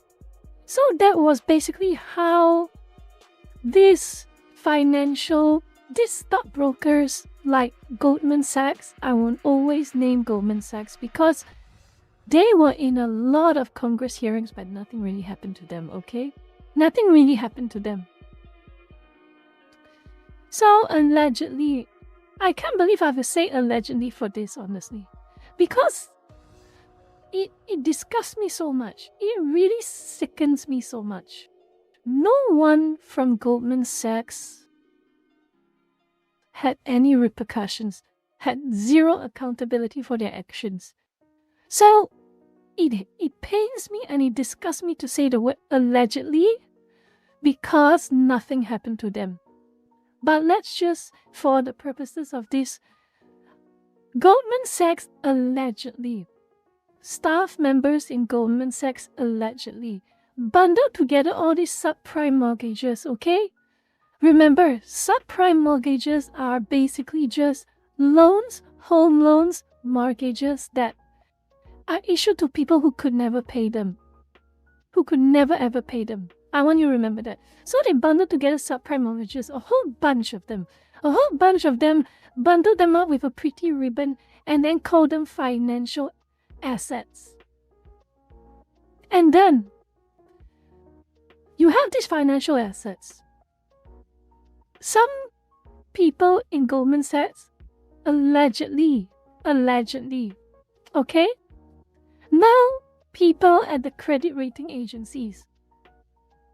They know some people at the credit rating agencies, and you know what they do. Allegedly, go out for a nice, fancy dinner, buy them a couple of Rolex watches, allegedly, get them a nice car, allegedly, give them an envelope filled with money, allegedly, okay? Everything allegedly. And what do these credit rating people do? Oh, this financial asset, blue chip, guaranteed high returns for low risk. Okay? So they make the announcement all over the financial papers, all over the assessment papers. Oh, all these financial assets that are being sold by places like, again, allegedly, all these financial assets being sold by places like Goldman Sachs, by JP Morgan, by all of the big investment firms, all of the big stockbrokers. Oh, they're low risk, high return. High return. And so you know what happened? They did a Wolf of Wall Street. Goldman Sachs allegedly became the Leonardo DiCaprio. Started selling a lot of all these subprime mortgages bundled together, renamed financial assets. Okay? Sold for a lot of money. A lot of money. Goldman Sachs raked in record profits. The big investment firms in 2008, heaven, paradise, raked in record profits. Spend it on fancy watches, spend it on yachts, spend it on prostitutes, the high-end types, allegedly. Okay? I want to watch this movie with you all one day, Lucas, but we will see how this works, okay? So, what happened when the bubble burst. Okay?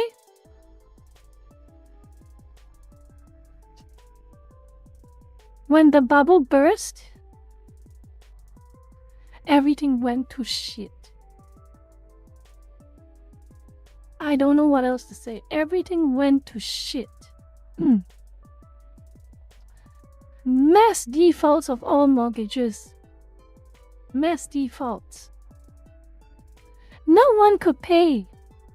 So what happens?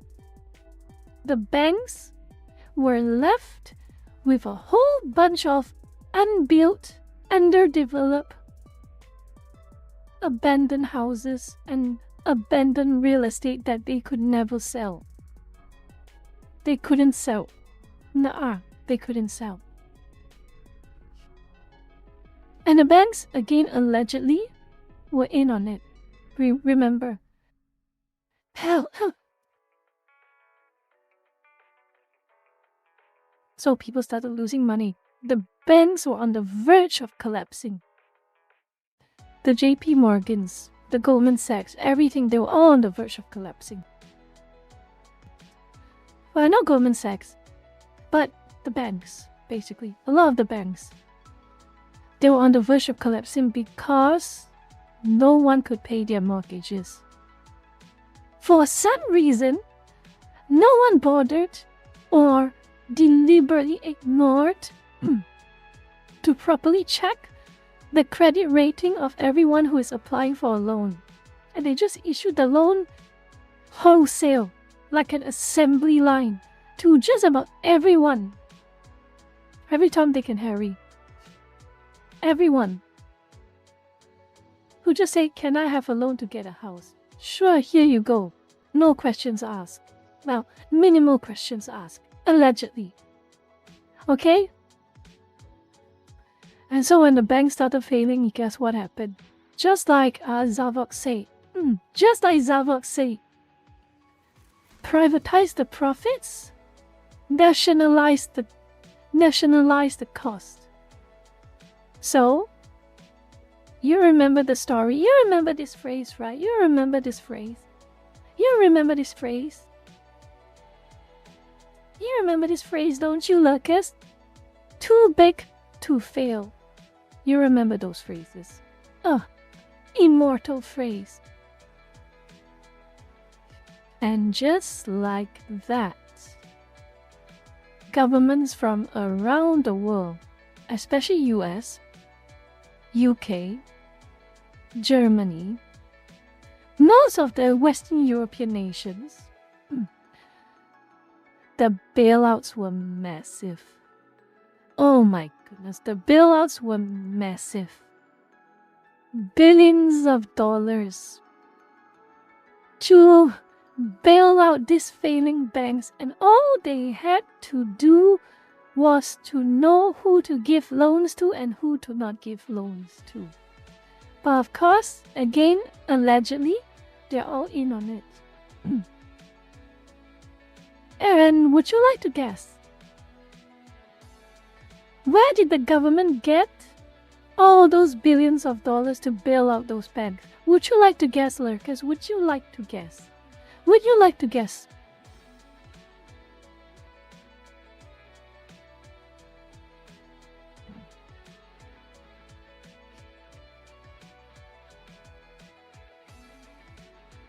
Would you like to guess? Where did the government get all that money to bail out those banks?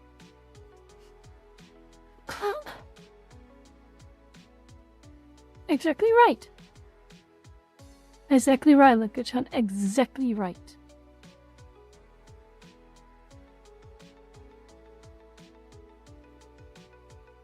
Money printer as well. Zavok, two things. Your tax money and money printer.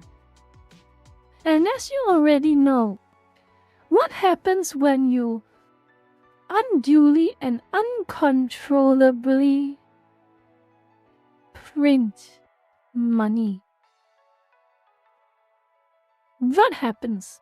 What happens when you uncontrollably print money and oversaturate the supply of your currency?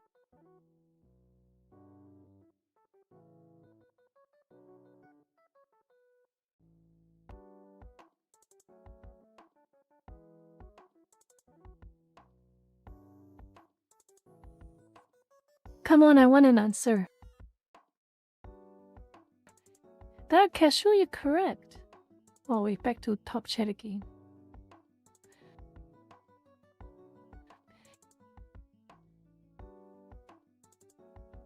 And there we go, it goes full circle. John Apocalypse, money value goes down. Dark Casual, inflation. Zephyr, inflation. John Apocalypse, inflation. And there we go, full circle. Inflation is a tax on the consumer. We have gone full circle. I know it was a little bit long-winded. I was talking about the 2008 global financial crisis. But we've gone full circle. Inflation is a tax on the consumer. Make no mistake about that. There are two types. There are two forms of tax inflation can manifest through.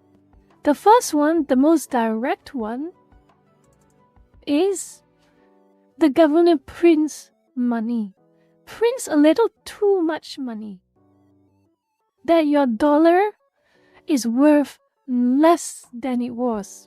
So much less. Sometimes 100% less or 200% less. That 200% reduction in value is a tax on you that you don't pay upfront to the government, but you pay indirectly because everything is more expensive. Okay? Then there's the other type of inflation. The other type of tax.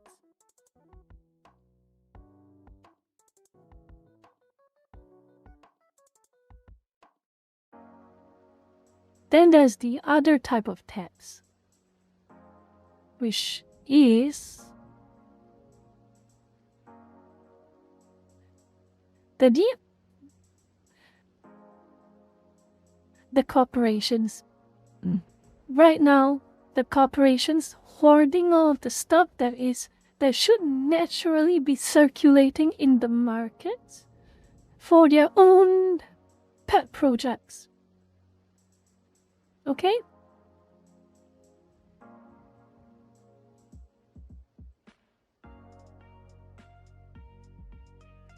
This is the other type of tax. First is a slightly more traditional form of tax. The second one is a slightly more corporatist form of tax. Now, the communists, the socialists, will tell you that, oh, this means that capitalism has failed. But I don't understand one thing. It's not that capitalism has failed. It's that cronyism corrupts everything. There's this word that comes back over and over again. This is the poison of everything. This is the poison of every system. SRML, welcome. I'm talking about... I can't believe how serious this topic has gotten. I cannot believe it. But anyway, let's go. We're going to talk about this. Cronyism is the poison of everything.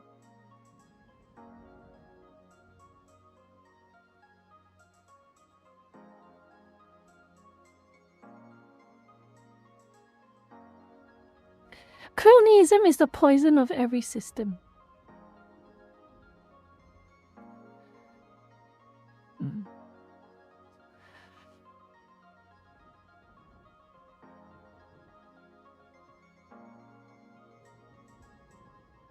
What do I mean by that? I would have hoped it would be very obvious, but cronyism when the communists and the socialists blame capitalism for the failures, the very specific failures of the system, what they are actually talking about is cronyism. It is a corruption of the system. It is a corruption of the system. What do I mean by corruption of the system? Is that a group of people have become so entrenched into a specific system that they have formed a very specific clique dedicated to gaming the system.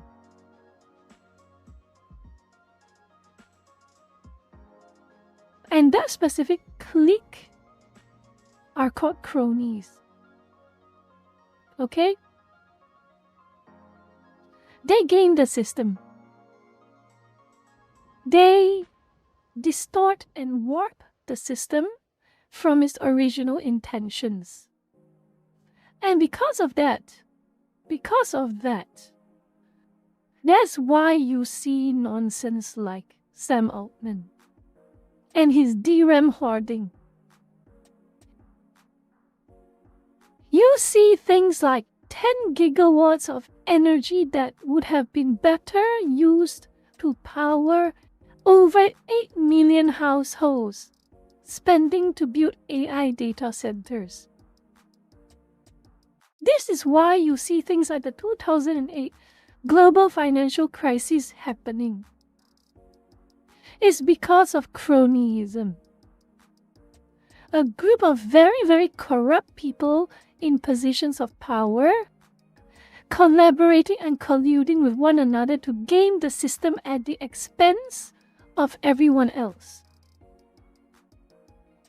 And here is where I believe the communists and the socialists do not have the right to complain about this.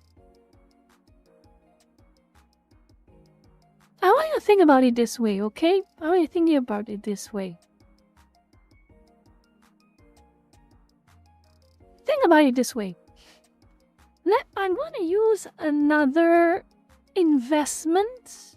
I'm going to use another investment analogy. I'm sorry, but it is the best way to illustrate this problem, okay? It's the best way to illustrate this problem.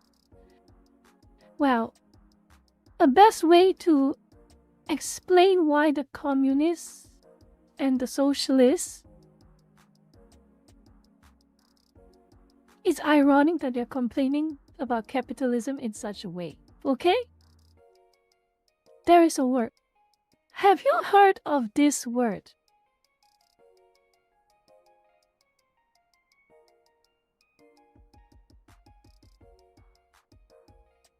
Have you heard of this word? I know this is an investment term, but have you heard of this word? Good evening, Sito. I'm a little bit locked in.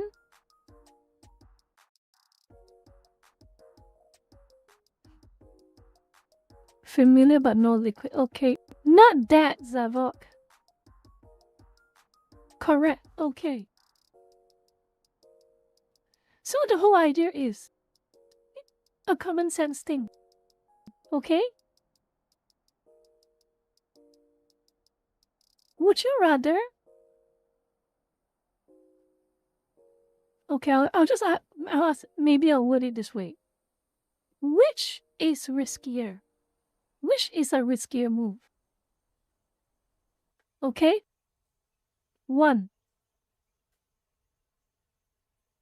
Putting your life savings into one stock.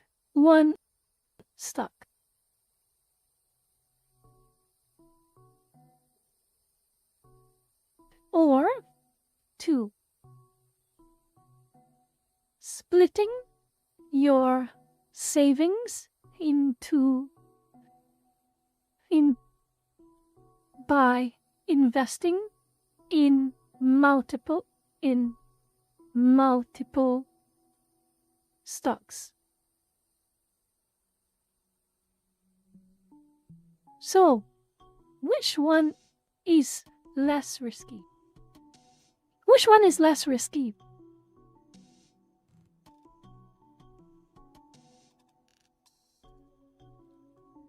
Loka-chan, you got the answer corrected.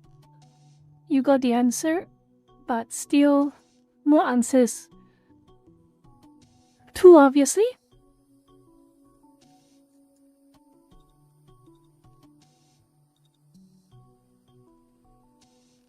Yeah, liquid controller. This is for the purposes. Let's just say we are ceteris paribus, okay? All things being equal. So this is just put this scenario in a vacuum. Let's say you have to spend that money. You have to spend that money investing in something. Would you rather invest it in one specific stock?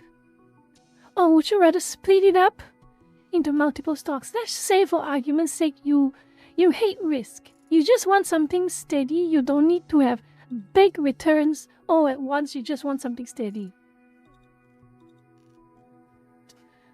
Good morning, Uria. Correct.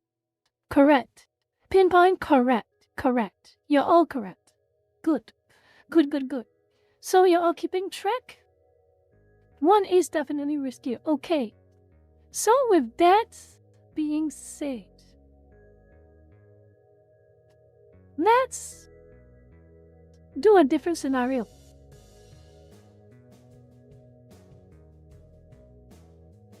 Let's say risk is cronyism. Okay, I'm gonna set some conditions. Let's say risk is cronyism. And let's say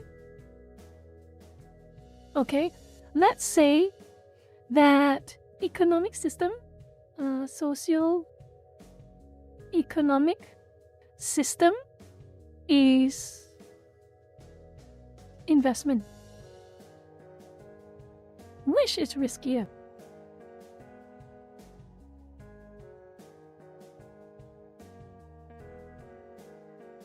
No.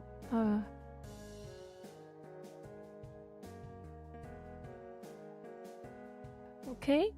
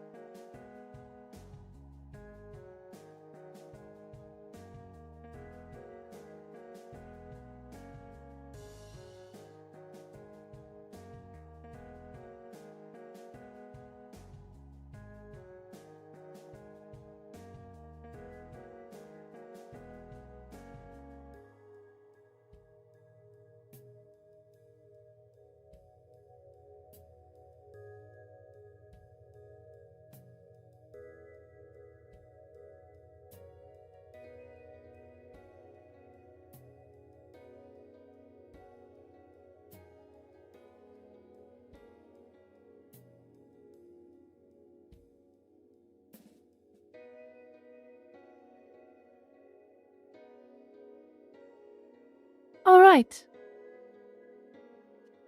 So, which one is riskier? Which one has the highest susceptibility of cronyism entering the system and destroying it faster? I'm not saying either of these scenarios cronyism is impossible to achieve, to happen, but I'm saying which one has the highest risk to happen faster and in a worse magnitude.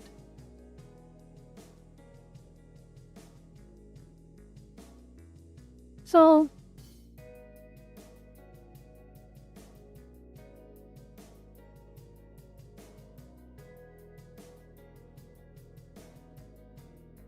Pinpoint RC, are you sure?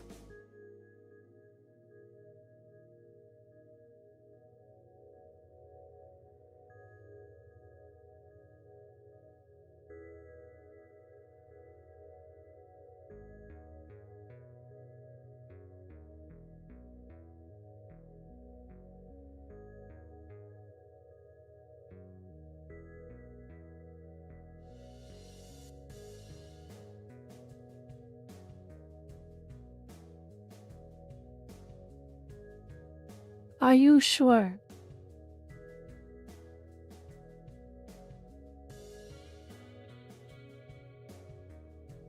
Nicola?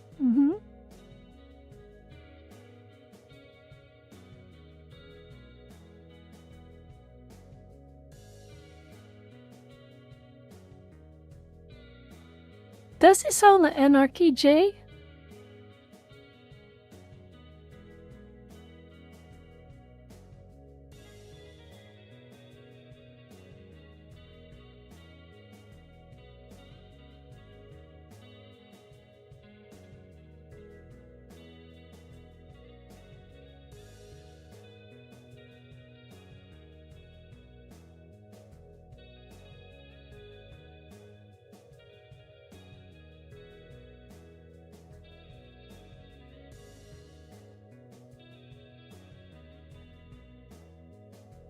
Have you done?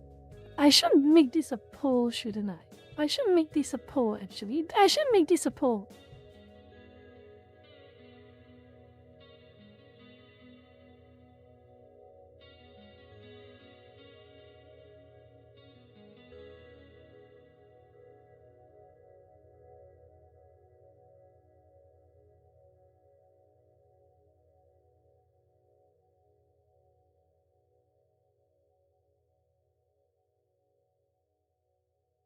I'm kind of curious.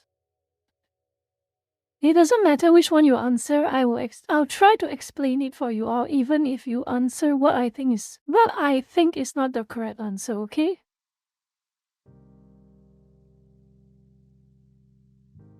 I'll explain it to you even if you get it wrong.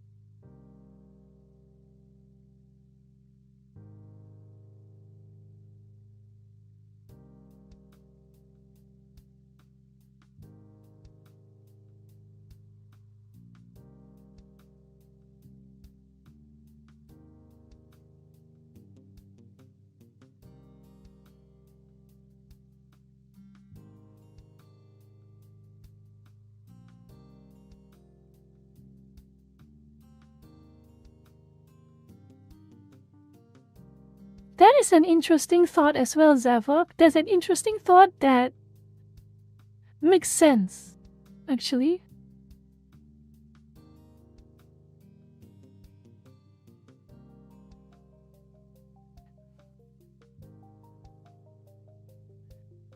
Love has a gang. We're not talking about. Okay, I want to rephrase this question. I will rephrase this question. I will rephrase this question.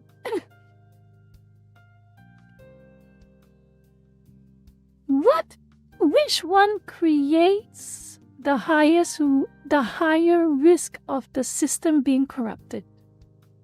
The individual systems being corrupted. Which one creates the highest risk? The faster for that risk to manifest and the damage it causes.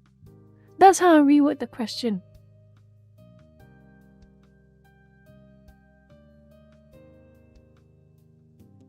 I think a lot of you are okay. That I'm proud of you all, lurkers. I'm proud of most of you lurkers. Yeah, most of you answered it correctly. Both are equally corruptible in the current societal structure, yes. But again, I think it's my bad because I didn't explain it a little riskier. Which is riskier and highest and potential to cause more harm on a larger scale.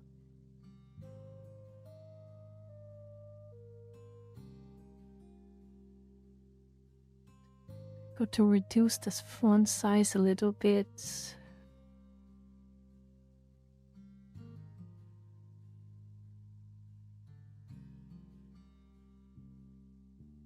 I think but Love Has is fair enough because all of this. It's my bad because again, everything is spontaneous. This came into my mind halfway during the stream. I didn't plan for this discussion, so You have to pardon me, I wasn't specific enough with my question. Okay, if that's out of the way, 22 votes, okay. That's good. Okay, so what I will do is...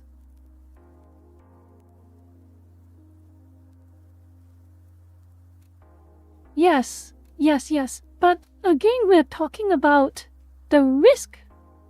Firstly, the likelihood of the risk. First, that's the first scenario. That's the first factor. The first metric. The speed that the risk manifests. I will make a different one. Okay. Again, this is basically me just rambling. Okay. Why is the font size so small? Firstly, the likelihood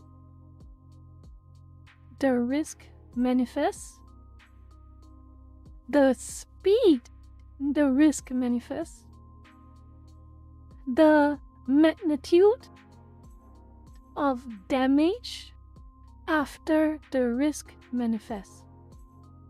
So these are the three important factors to consider. Okay? These are three very important factors to consider.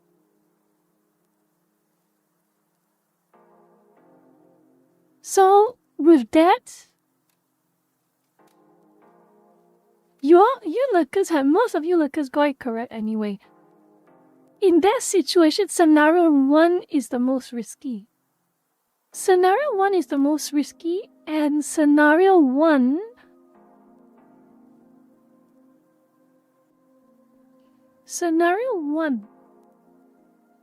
is, damn it, that name. Scenario 1 is communism.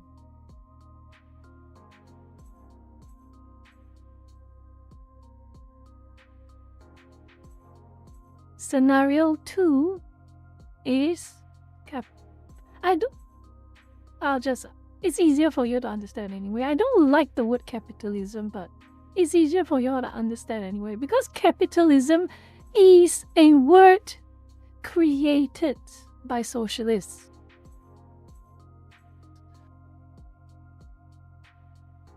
But welcome to Lurker, but anyway, I don't like that name. Anyway,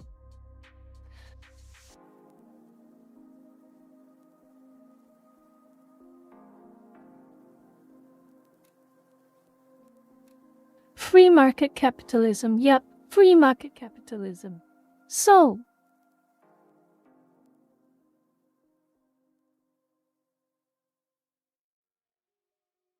this is why I say that communists and socialists have no right to attack capitalism for the inevitability of humans being corrupt. And why do I say they have no right? It's specifically... I was being lazy, okay? Thank you for the gifted, that name, Sito-chan. Go thank that name.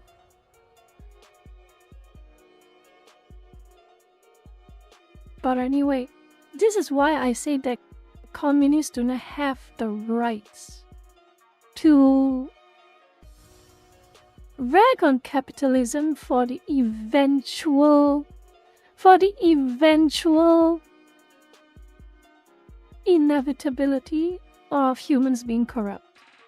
Okay? Because, specifically of these three metrics, the likelihood of the risk manifesting. Let's take for instance for a few examples. Soviet Union. By the time the second leader came around after Lenin's death, Stalin came over. Immediately it happened.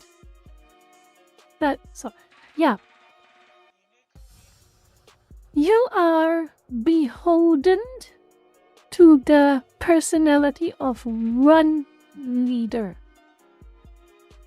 You are beholden to the personality of one leader. And this leader was not elected. This leader either inherited the position or killed everyone competing for that position to come out on top. Okay? So, you're beholden to one person. And let's not kid ourselves, leftists, bakchua, let's not kid ourselves. One person. One person, or if you really want to be pedantic about it, one person and a few of his inner circle, which, incidentally, could be family. Most of the time it's family. Okay? The likelihood is very high, much higher. Compared to scenario 2 in free market capitalism, free market, firstly, everyone has to fight. Everyone has to fight from rock bottom to go up to the top. And even at the top, you still have other people. Think about it this way. How do I describe it? Do you ever have you played one of those games where you finish one part of the skill tree, you complete an entire skill tree, and you thought you're at the end of it, but after you finish the skill tree, you realize, to your shock and horror, there's another skill tree above of you? How do you think of it? It's like leagues, okay? It's like leagues. So think about it like leagues, okay? You play your mobile games. You play, I don't know what league system you can think of, but think of it like League of Legends or Dota. You have different tiers. You start from like bronze, silver, and gold. And when you're on bronze, you have to fight a whole bunch of people to go up on top, and then you can rank up or tier up. And then you have the silver tier, you have a whole bunch of people you have to compete, then you have to rank up again. Then you have to go, and then it goes up and up and up and up and up. That is free market capitalism. Yes, you can dominate your local market, for instance. Then you have to dominate your entire town. Then you have to dominate your entire district. Then you have to dominate your entire state. Then you have to dominate the entire country. Then you have to dominate the entire world. And every single step along the way, you have who knows how many competitors fighting with each other to go on top. Like I say, diversification of portfolio. Everyone is at each other's necks and no one can truly dominate the other.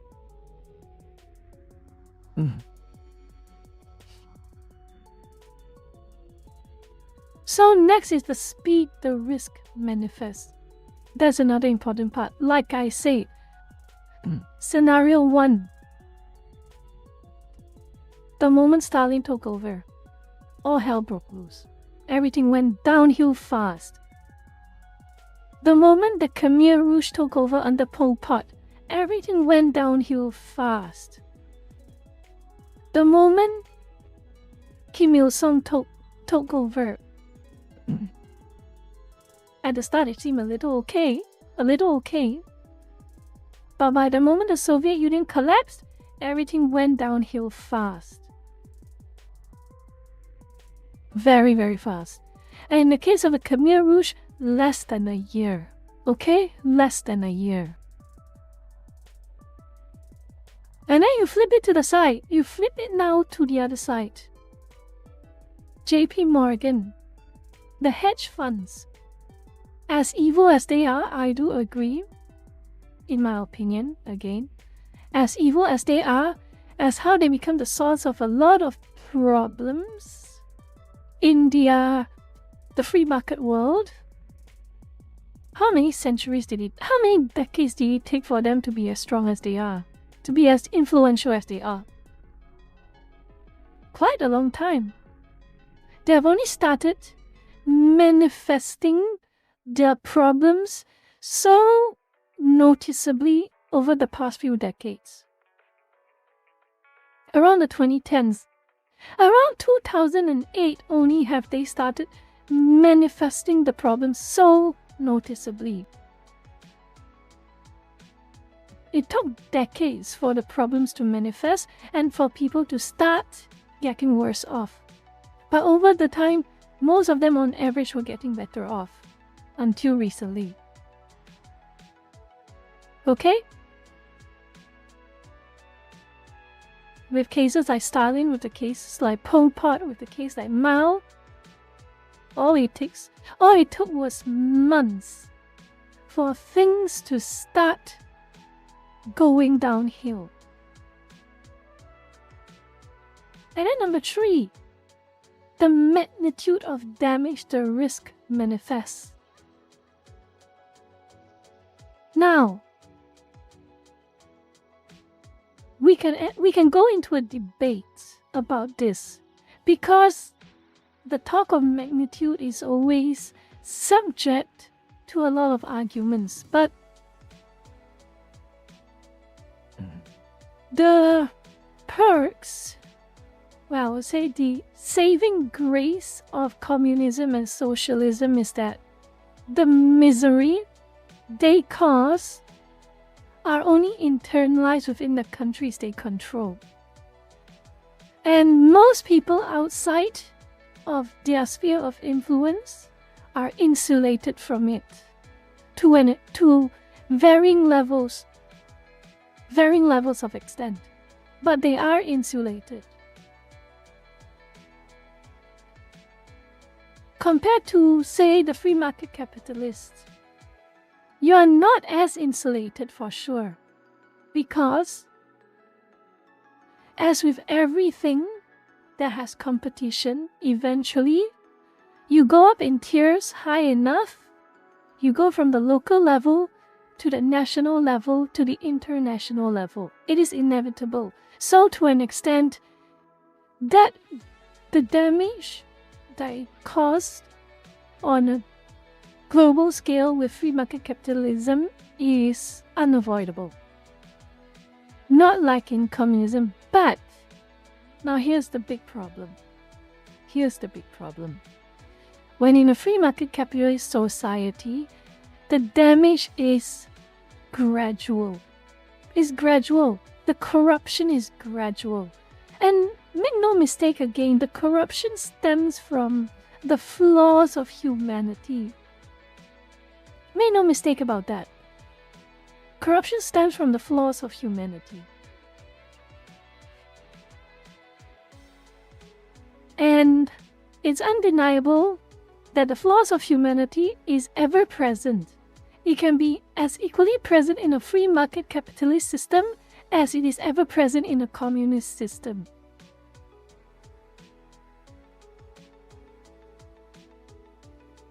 Okay? Now here's where the things get dark.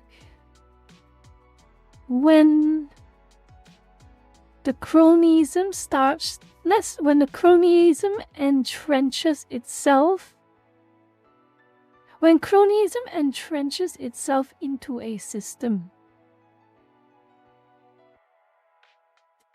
In the case of communism, it is entrenched. Make no mistake, it is entrenched. It is entrenched often violently. Purges. Political purges. People from an opposition party mysteriously disappear. Make no mistake. Cronyism in communism is entrenched.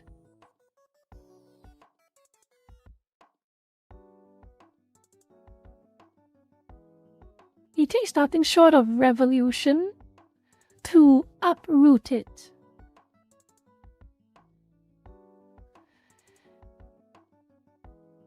And because of that, the people suffer. Comically suffer. I use this word deliberately because the amount of suffering of people in a communist system is so surreal. It sometimes defies logic. How a group of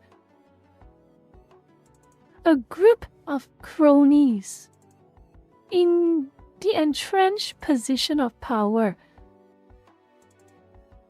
allow the worst of their personality manifest into an entire society. People, there is a book, there's a very, I would say, let me see. There is a book that I read.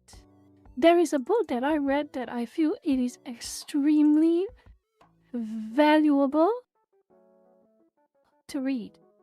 If you really want to understand what it is like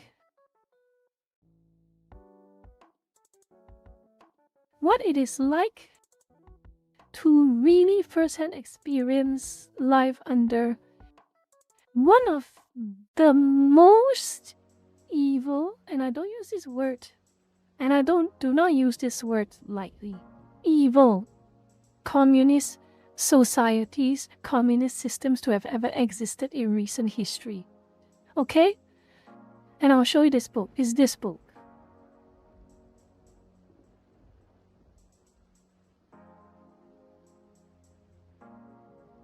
Dark Castros. As with anything human-made, there will always be problems with them. But of course, we are using this metric. Again, we are using this metric. Likelihood, speed, and magnitude. And I'm sorry for the leftists in here, but it is hard for me to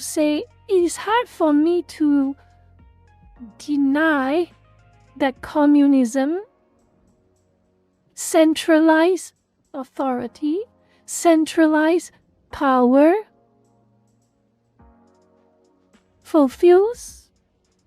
dominates in all the three metrics. The likelihood is easier, the speed is faster, and the magnitude of damage is higher.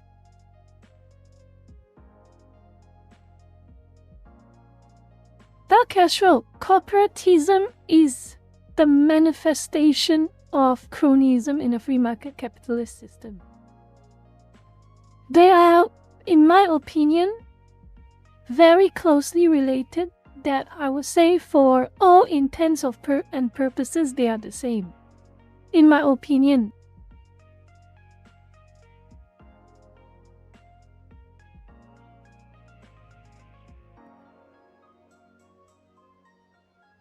So Dark Castro, I have been talking about corporatism. Corporatism is cronyism in a free market capitalist system. Cronyism in communism is communism. Or, if you like, tyrants.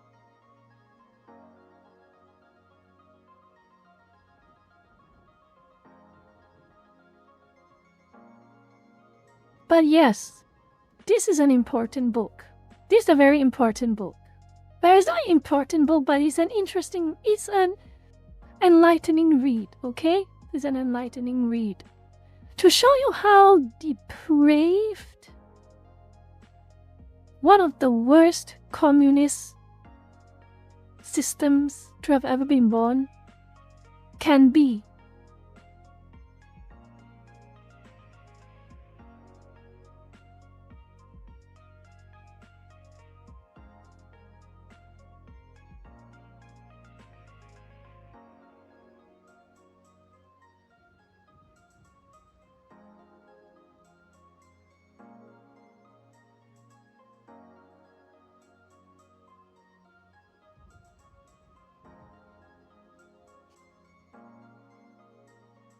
The more you decentralize power, the closer you are to anarchy, the more vulnerable you are to mass corruption and other localized rot.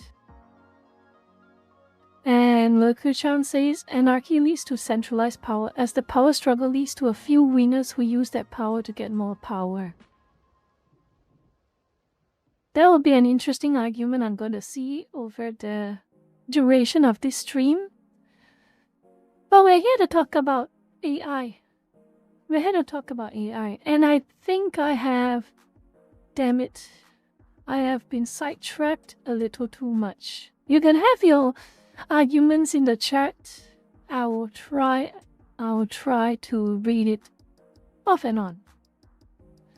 Let me see. I'll close this.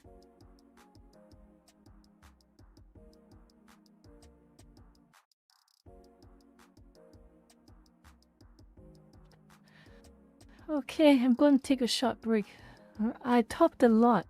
I talked a whole lot, actually. I talked a whole lot. Yeah, I talked a whole lot. I think I want to eat something. I want to eat something. Hold on a minute. Oh.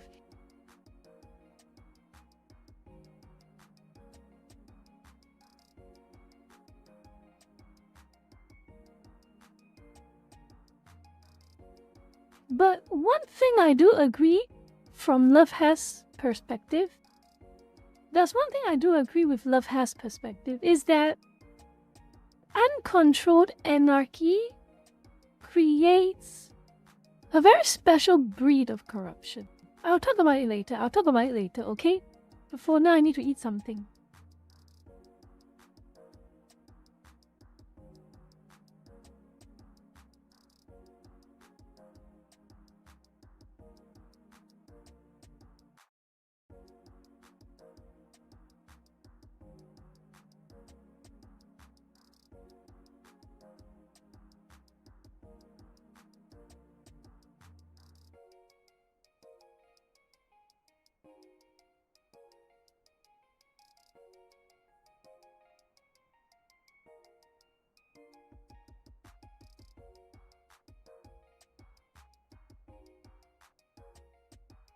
Love Has.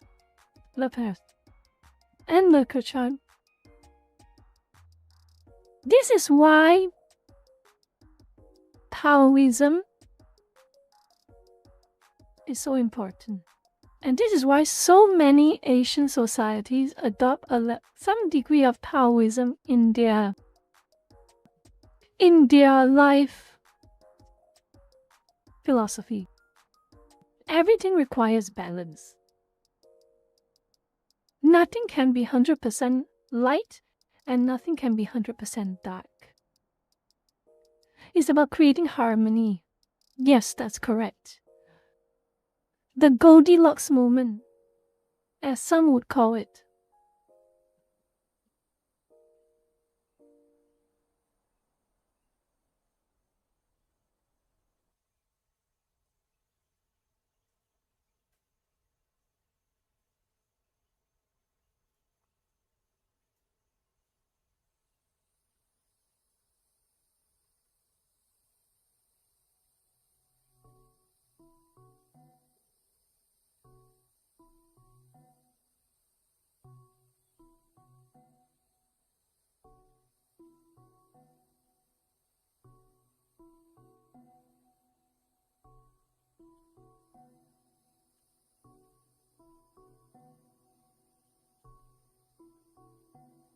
Okay.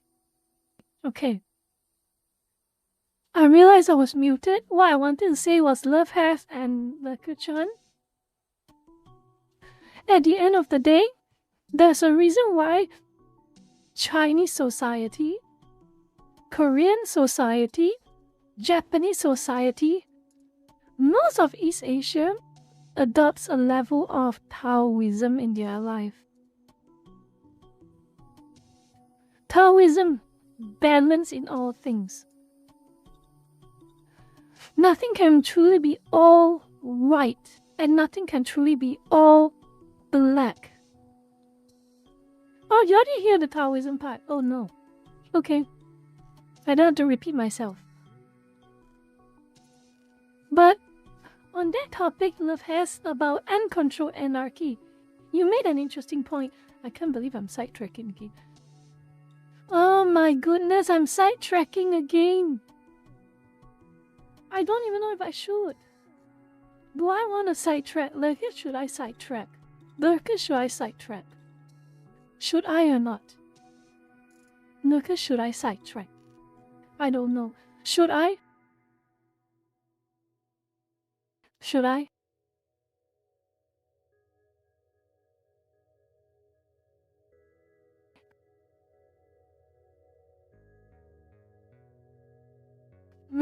What Chan, the reason I say should we sidetrack that I was going to talk about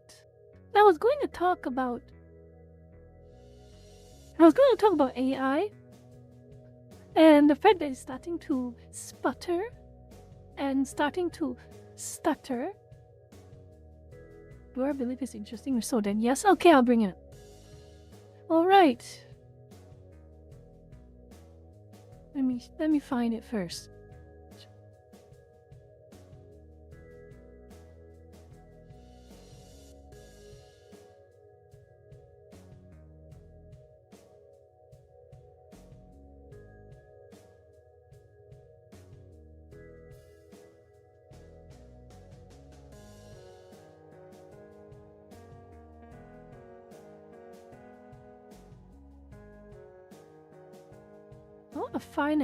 I want to find a good article as a backdrop while I talk about this, okay? I want to find a good article as a backdrop while I talk about this.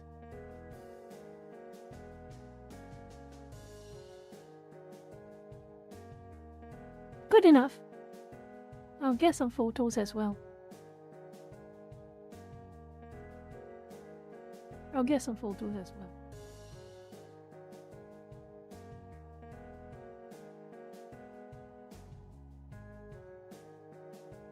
This is a good photo. Too, as a baseline.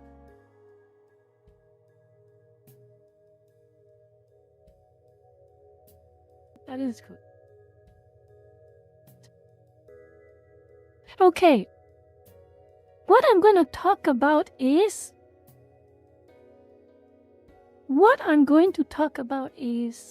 a little period of time, okay? It's a reasonably short period of time, but it is a very dramatic period of time. The period of time when China became an anarchy.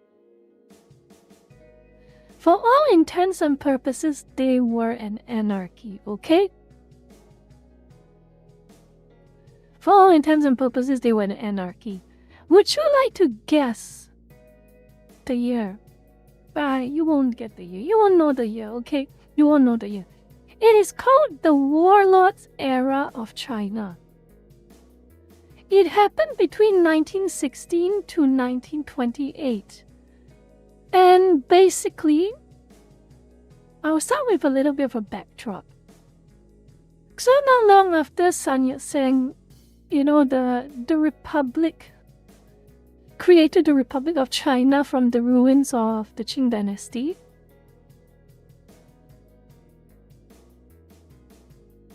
Not long after, and then he basically tried to run the country the best he could. Then he was gone, replaced by another man. What's his name? Another man by the name of Yuan Shikai. This man, Yuan Shikai, he was the next president of the Republic of China. The problem is that to call China a republic, like a formal national republic, was a stretch. Everyone was very divided. No one can really enforce anything. Yuan Shikai was one of these. He took over. He became the president after. No, that is after the Chinese Civil War. That's a long time later. This is the early 1900s, the early to mid 1900s to the late 1920s. It's called the Warlords Era. Just type in China Warlord Era 1916. And you'll get... Let me just type it on the chat. Let me see.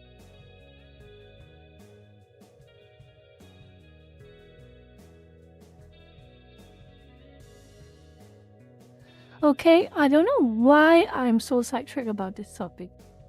Not this again, not this again, not this. Ah, here we go. See you later, Mo-chan. Take care.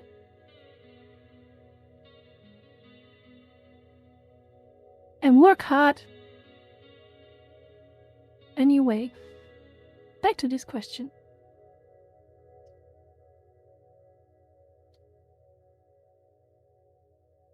They got a little bit of a Sengoku back then. Yeah, there's a very good description. Nana, there's a very good description you've made. They had their own little Sengoku back then.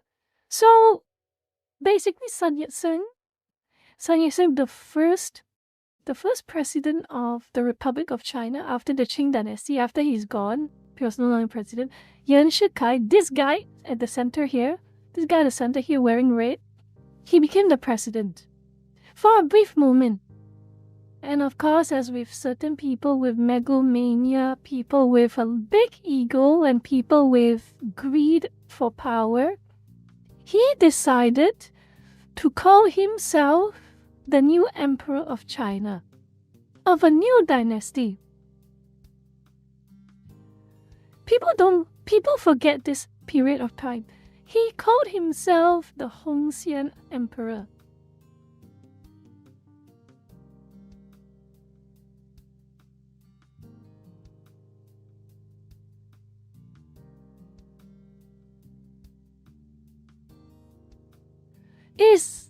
People forget about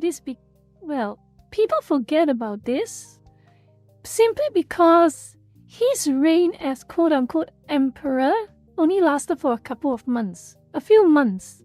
Literally a few months.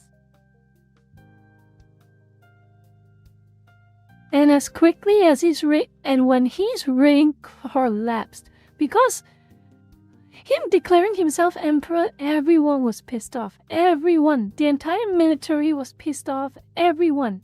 Militaries and rebels were all pissed off. And so, angry people do angry things. And he got kicked out.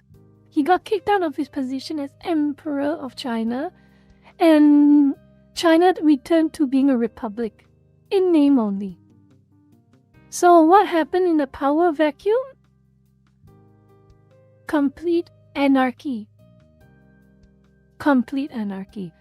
If all those American anarchists, those extreme anarchists saying that there should be zero government at all, everyone should be 100% free, you be careful what you wish for.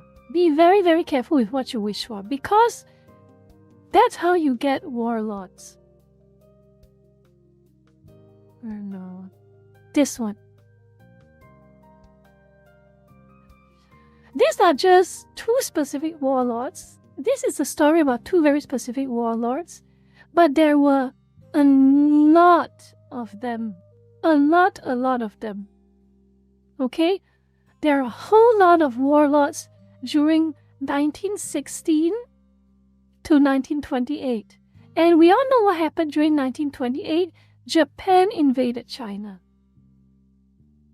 But during this period between 1960 and 1928, just over a year, people who had more riches, people who had an entourage of a small army,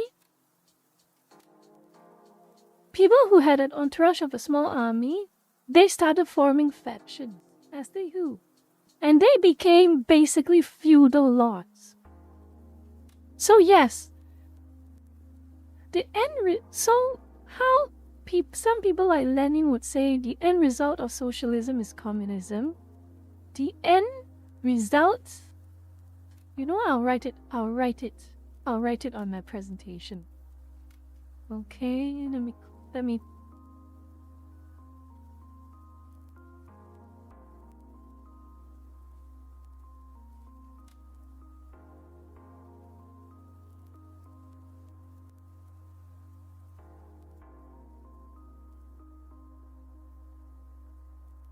It all goes back. It's cyclical. Anarchy, for the sake of it, will never last. Because eventually, there will be people who are more ambitious than others. And they will climb up on top in their own little social hierarchy that they have created themselves. Because humanity will gravitate towards factions. And as with any factions, someone has to be on top.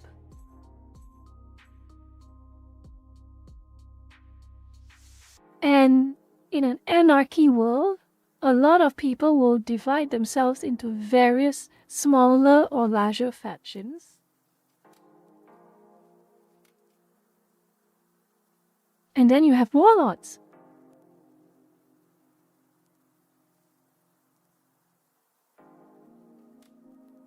You have warlords. And warlords is essentially feudalism. So yes, love has, you are correct, you are also correct. Anarchy creates a different breed of corruption. And then those warlords will fight each other to unify the country. That's how it happens. That's how it always happens. Humanity is cyclical. Human society is cyclical.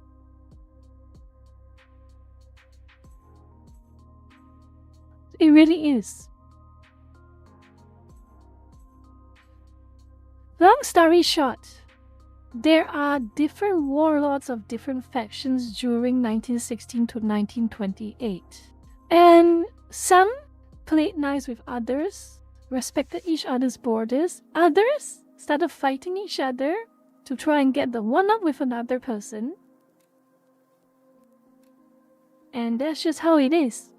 That is just how it is.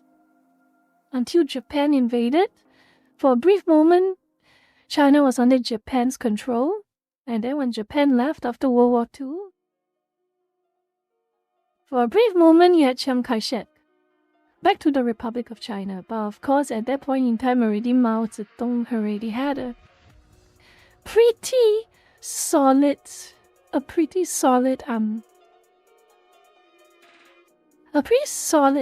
army.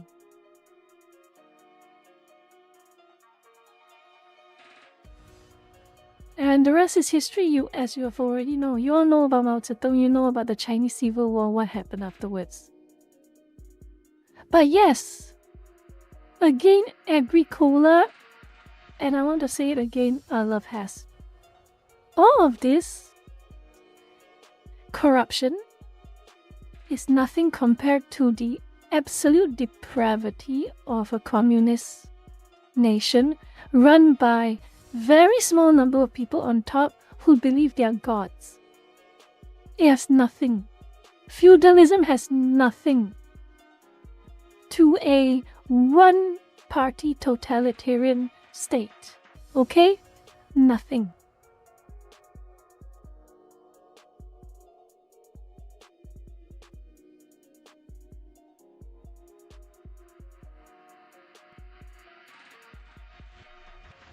They occupied a lot of China. Yes, they occupied a lot of China.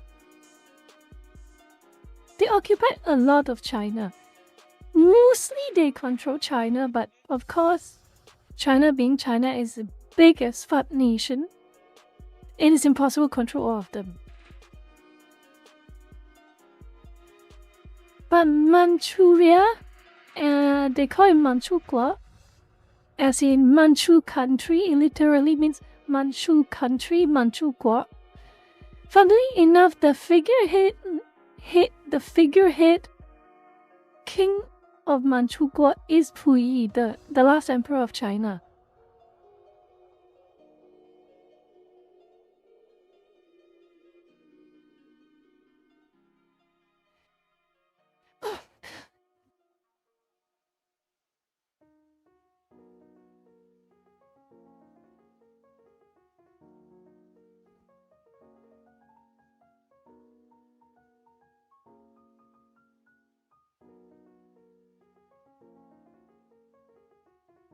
No, they didn't move him to Japan. No. He died. He died in Beijing, if I recall correctly. He died as a gardener. So basically, after World War II and Japan left, Manchukuo ceased to exist because the country was propped up from Imperial Japan. So he also stopped being the Emperor of Manchukuo. And when Mao Zedong took over, I don't know what happened because he likely would have known that Puyi was the last emperor, but he just let him be. I guess maybe Puyi basically just cut a deal with Mao in a way. Puyi just basically said he's done with the life. So probably that was why Mao just let him go afterwards. So yeah, he died as a gardener, which is not the worst way to go if you are living in mainland during Mao Zedong's time. Honestly, not the worst way to go.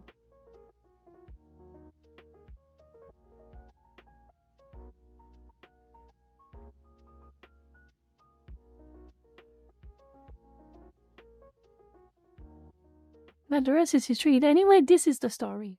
This is the story of the Warlords. This is the story of what happens when you have uncontrolled anarchy.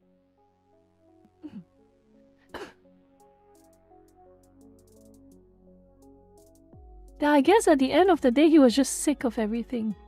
If anything, I think he wanted to be a gardener. Who knows? If anything, I think he wanted to be a gardener.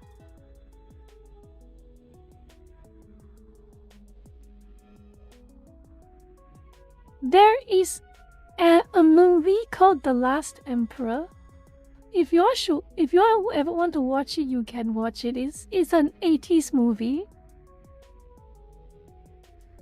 But again, I can't speak for people who are long dead. I can only guess. But if what I read about Puyi is correct, he was basically tossed around like a tool, like a political tool. He was tossed around like a tool during Yuan Shikai when he tried to take over the entirety of China and become the new emperor. He was tossed around like a tool. Well, he was basically ignored and laughed at by the warlords after Yuan Shikai's death. He was basically laughed at as the warlords. He was basically like a clown, the class clown during the warlords era from 1916 to 1928. And then after Japan took over the eastern coast and a few of the key hubs of China, he was basically brought to Manchuria to be the figurehead for Japan-occupied Manchuria.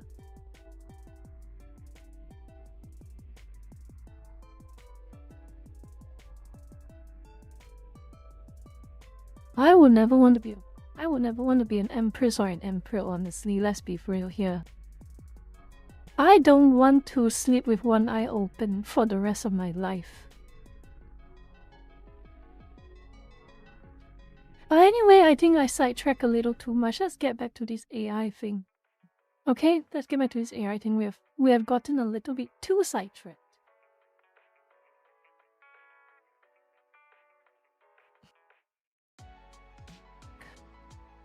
And like I said, a bunch of new articles came up. We're moving back to AI lurkers. Okay, we're moving up to AI. But before we move back to AI, I'm gonna take a short break just to calm myself down and reorient my mind back to our topic, okay? We're gonna reorient our mind back to the current topic. But I'm gonna take a short break and I'll be back with you in about a few minutes, okay? bootleggers. I will see you in a few minutes.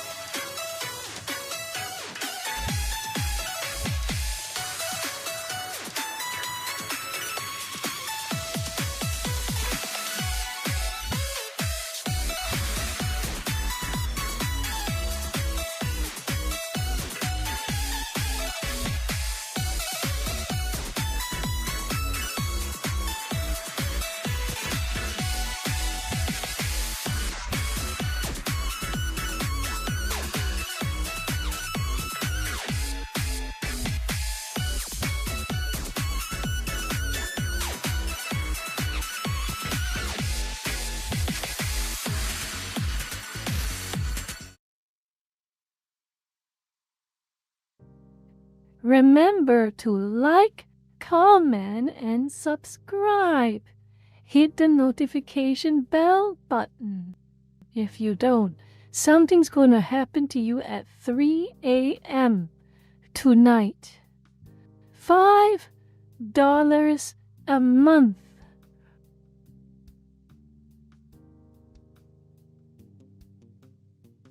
It is the February music, Zavok, because it is the Chinese New Year month. The Chinese New Year month. I'm going to see, I might rotate some different music during the month. I'll see what I like and what I don't like, and I'll see what I want.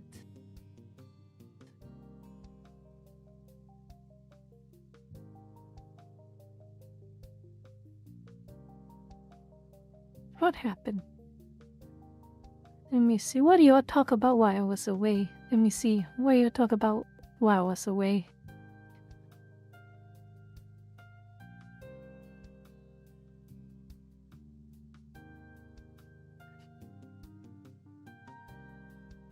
Let me see. Oh my god, that was quick.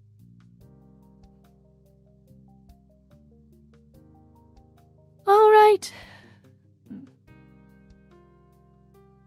Thank you, Debuya.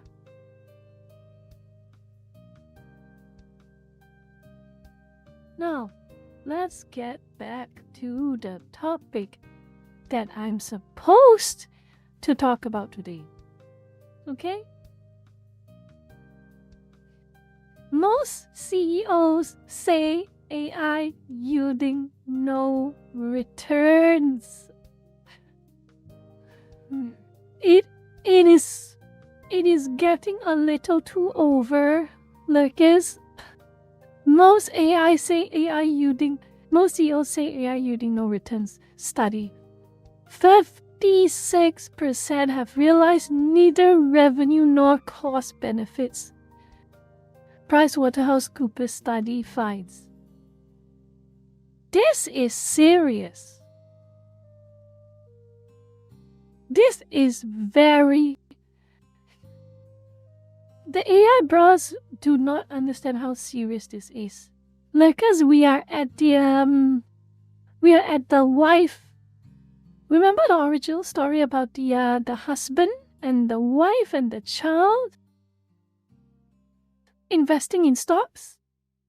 Well, the arc right now is the 老公，我哋真係冇錢啊！你成日都係賭呢啲錢，我哋真係輸晒啲錢咯！唔好賭咯，唔好賭咯，唔該晒你唔好賭咯。Husband, you have gambled away a lot of our money for nothing. We have made not even a cent back from the money you put into this whole stock of yours, stock trading of yours. Please stop. We are at that stage. It's not yet rock bottom. The bubble is about to burst, but it hasn't burst just yet. Not yet.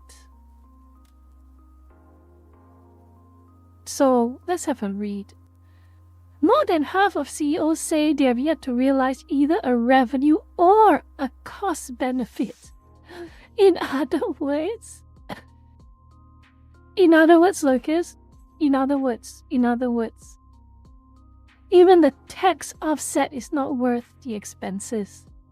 That is what they're essentially saying. You do not understand how serious this is. So it's not even bad enough they are not making any money out of it. It's so bad that even the tax offsets are not worth the trouble.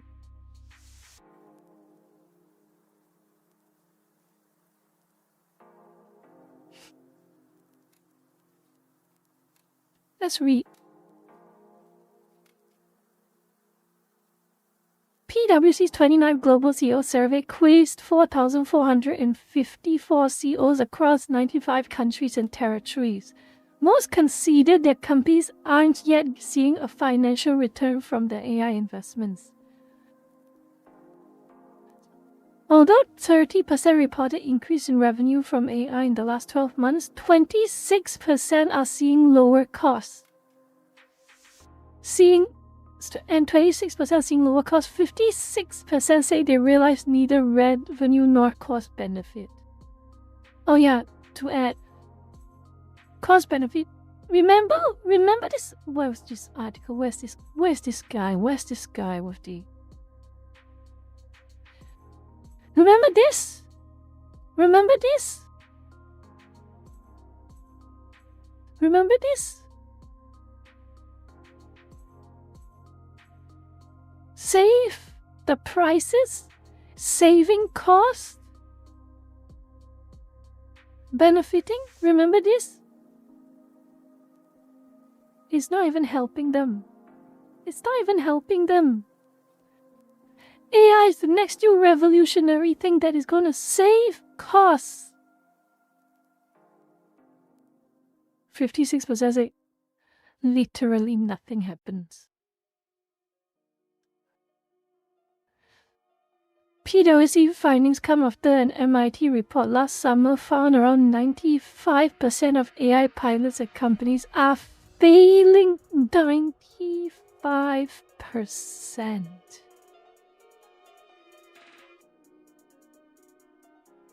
95%.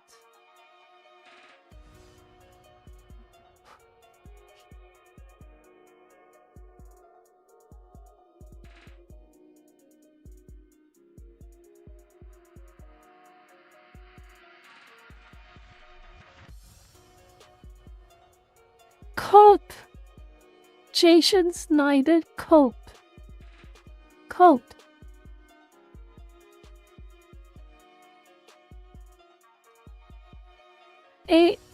Let's be real here.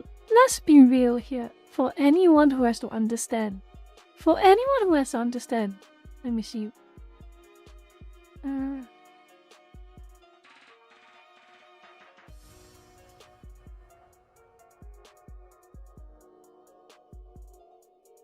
We are still a Type 0 civilization, Lurkers. We are still a Type 0 civilization. There is only so much we can do. There is only so much we can do. Okay? There's only so much we can do as a Type 0 civilization. We'd have to at least be Type 1 civilization for AI to even be remotely useful. Be remotely useful that it can do real work. The type of real work that this clown, and I'm going to say it's a clown because seriously, okay, maybe I should go through with you all about the types of civilization, okay? It is a, let me see. It's called the Kardashev scale. It is called the Kardashev scale. And I'll show you. Oh, Graham, I'm going sidetrack again. It's called the Kardashev scale. The Kardashev scale lists different types of civilizations and what they're capable of doing. So, think about it this way. It's like technology tiers, basically. Long story short, it's basically technology tiers. Kardashev scale hypothetical measure of an ancient of mainly primarily alien civilizations' level of technological advancements. Okay?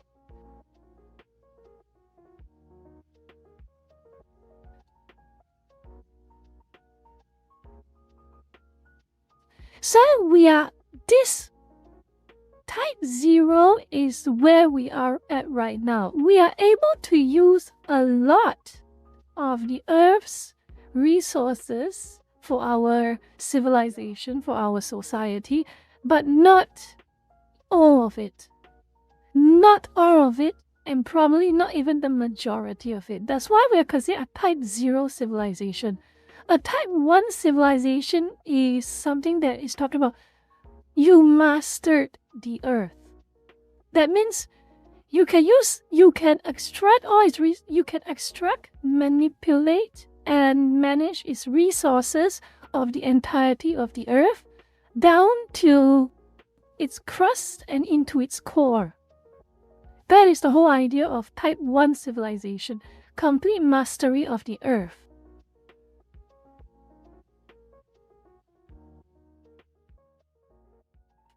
Then Type 2 civilization is basically mastery of the solar system.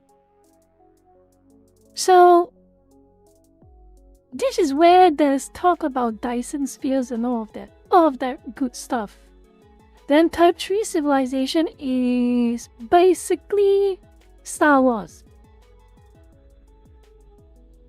Okay?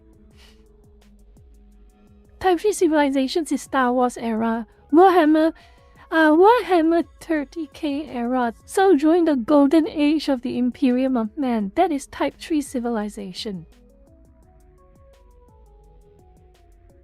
There's a lot more. There is a lot more like Type 4s where you control multiple galaxies. At that point, that's kind of like Gurren Lagann level. That's basically Gurren Lagann level. And it goes up. Type 5, you're basically a god in your own universe.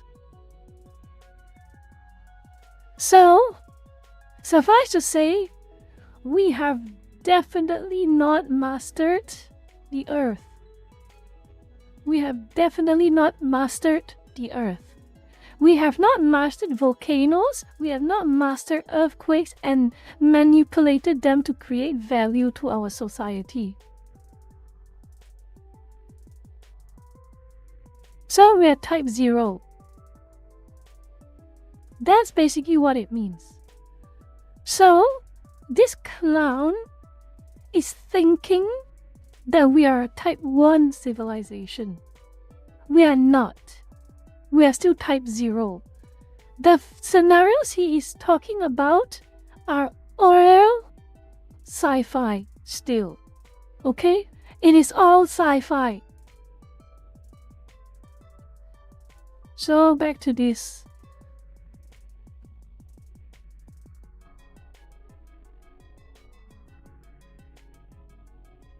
This is despite a rush on kit for AI data centers fueling growing sunk cost fallacy. Lurkers, we are really a sunk cost fallacy at this point, lurkers. Oh my god. This is despite a rush on kit for AI data centers fueling growing product shortages. We are really going into sunk cost fallacy at this point. It's not even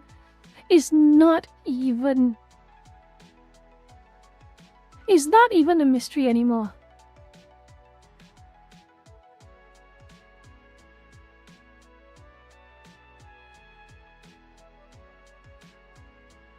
Tangible AI returns come from enterprise skill deployments consistent with company business strategy, adding that its work with organizations suggests isolated tactical AI projects don't deliver measurable value. Oh my god.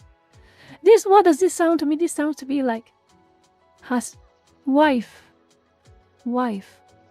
The only reason we are not making any money right now from my stock trading is because we are not using enough money. Yeah, I spent $50,000 and I lost it all stock trading. We need to spend more. We need to spend $100,000. Wife, you have to believe me. You have to believe me, wife. You have to believe me. Wife, you have to believe me. You have to believe me. You have to believe me. We need to spend that money. We need to spend that money. We need to spend that money. You have to give me that money right now. We need that money. We need that money. Just one big score. I know a stock. I know a share. The price is rising. We buy right now. Use all our savings. We buy right now. Buy the low. It's gonna go high. Believe me. Believe me, it will go high. Now give me that money. Give me that money. Wife, give me that money. Right now, give me that money. That's how it sounds like. That is how it sounds like. That's how this article sounds like. Even as they are saying and admitting that they can't find returns for this, they are still saying we just are not spending enough money. We're not spending enough money. That's all it said. That's all it means. That's all you're saying.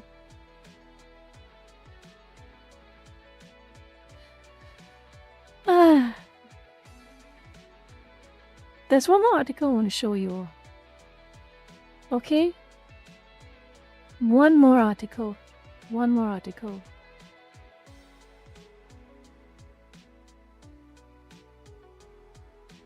Where is it? Where is it? Where is it? Please tell me I have it. Please tell me I have it.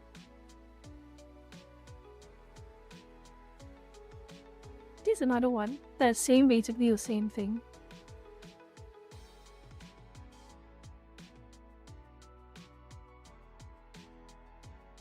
Oh yeah.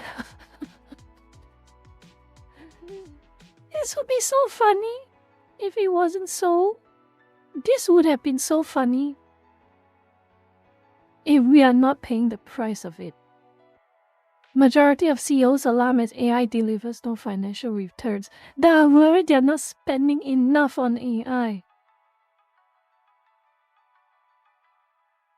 This is literally the new NFT. This is NFT territory, Lucas. This is NFT territory.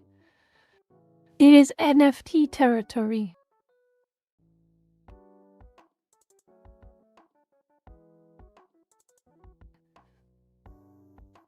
Read. You saw that article. You saw the article before. This is saying exactly the same thing, but that headline, this headline got me. Okay, this headline absolutely got me.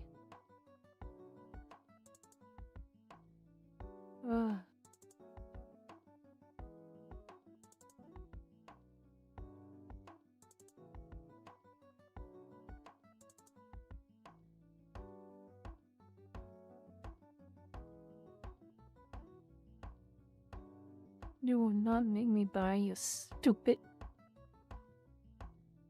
Let me find. I do not trust New York Times. New York Times is a horrible website. And I will not give money to an outlet that behaves so poorly. But can you imagine? Can you imagine this headline? Can you imagine this headline? Investors continue to fret over AI bubble reckoning as gains in productivity from tech remain elusive. It literally is so simple. It's so simple. You can try your AI bullshit again after we reach Type 1's civilization. Until then, we are not going to get anything out of this. We are not going to get anything out of this.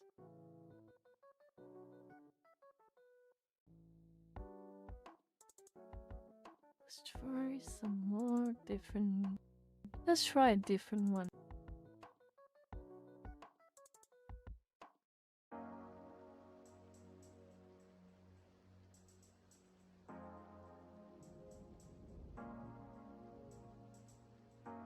I feel like Wayback Machine is pretty bad with archiving at this point.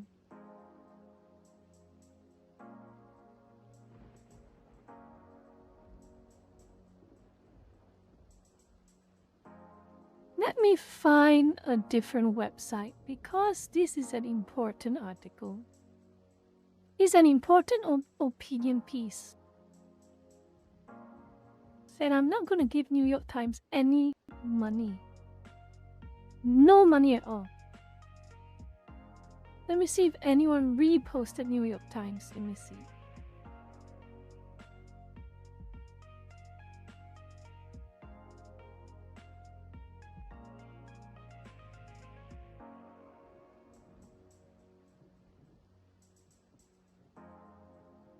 Yahoo Finance, thank you. Thank you for helping me. Thank you, Yahoo Finance. I can't believe I'm thanking Yahoo for it. Financial expert says OpenAI is on the verge of running out of money. AI industry continue blah blah blah blah.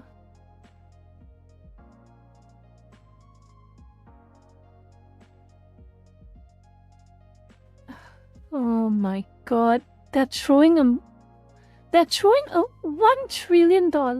They're throwing away money like it's nothing. Really? Sebastian Mallaby, Senior Fellow at the non-partisan think tank Council of Foreign Relations, predicts that Sam Altman's company could run out of money over the next 18 months. He argued that OpenAI's competitors could use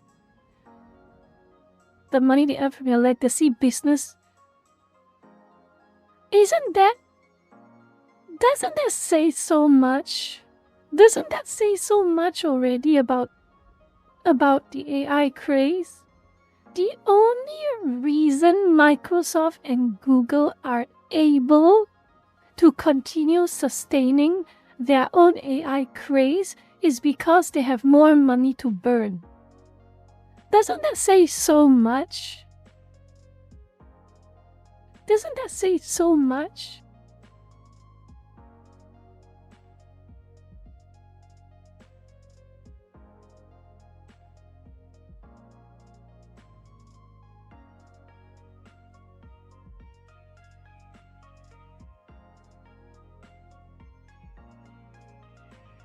Nah, you can say like that, but it's getting a. You got a Freudian slip right there, Melody. You admit it yourselves.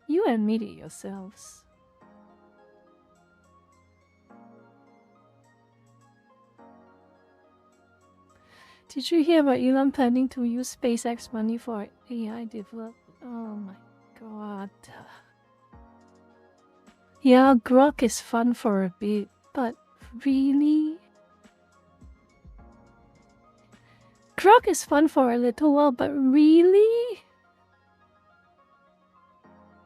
You literally are diverting funds away from space exploration and the possibility of researching new exoplanets for Grok? Really?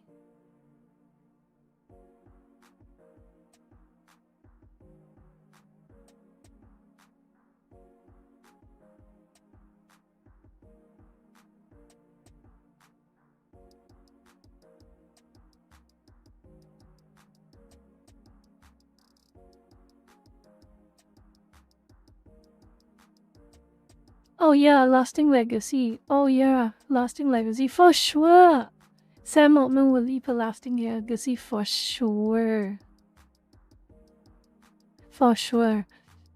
He will leave a lasting legacy for basically spearheading the collapse of the consumer electronics market. Making things so comically expensive.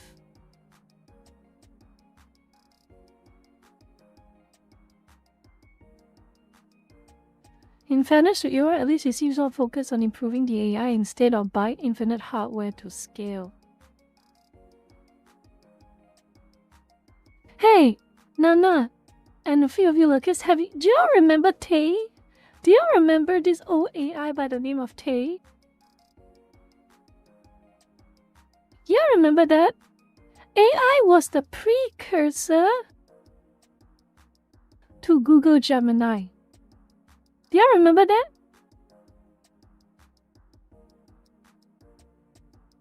Oh my god, you're corn, you missed a moment in history. You really missed a moment in history. Let's just say that... How do I put it? Why Microsoft? I can't remember if it's Microsoft or Google. Was it Microsoft or Google? I can't exactly remember. I can't really remember if it was Microsoft or Google, but Tay only lasted for roughly a week before she got shut down.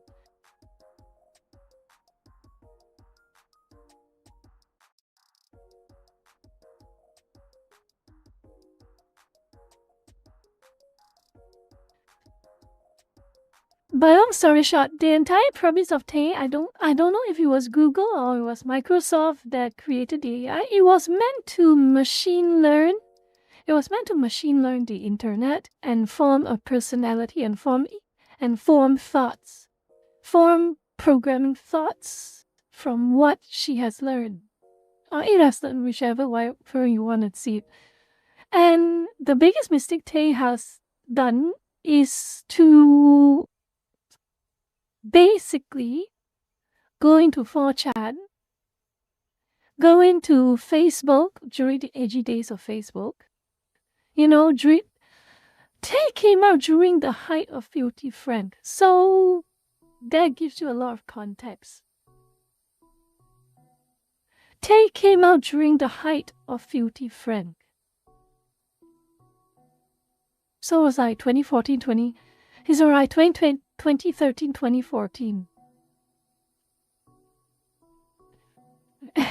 And well, what happens when you get an AI to machine learn?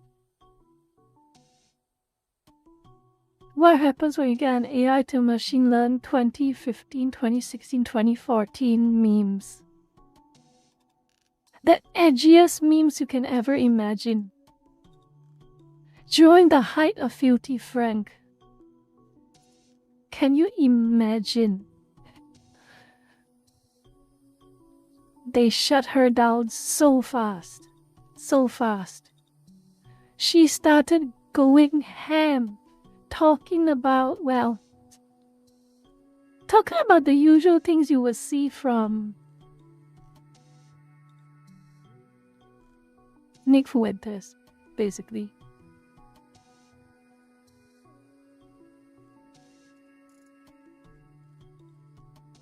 Yeah, that type. That type.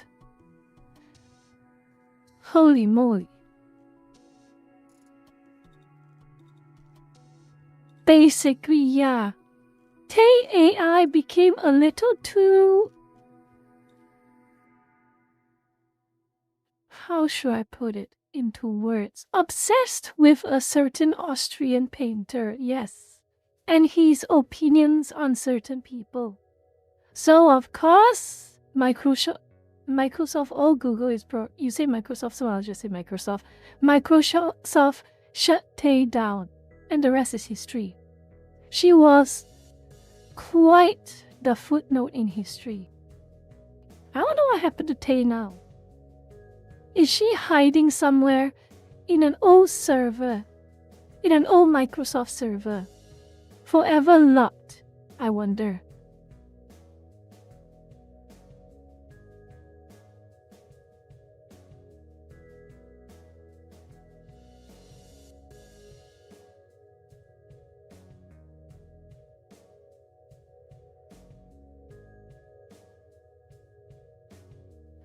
An OpenAI failure wouldn't be an indictment of AI, it would merely be the end of the most hype-driven builder of it, he wrote.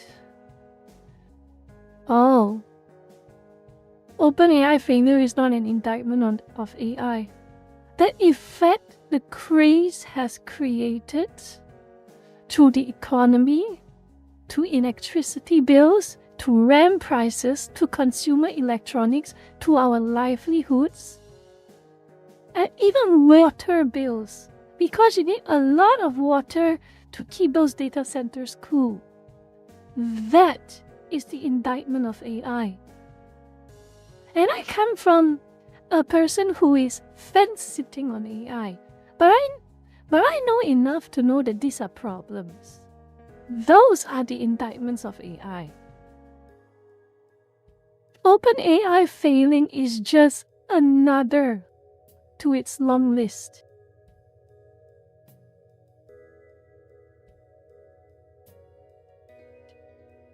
Many experts agree that 26 will be a make or break year for OpenAI as pressurized industry continues to mount. Altman is holding his guns, declaring close rate and doubling down on ChatGPT. Keep up with the first break.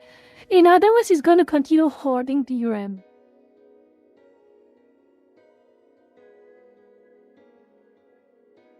In other words, he's going to keep hoarding the DRAM. He's still going to create price hikes. He's still going to increase electricity prices. He's still going to increase water prices. On a chance, something good will happen.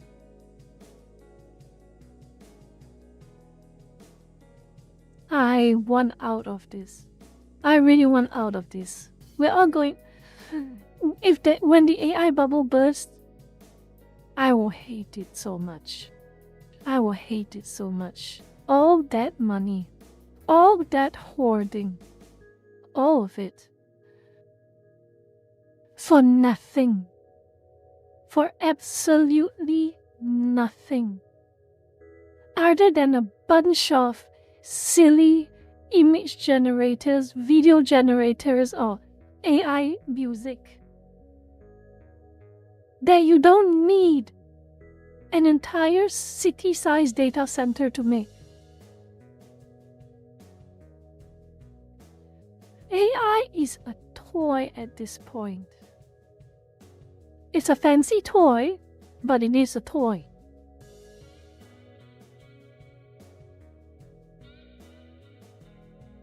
We're not getting Skynet anytime soon.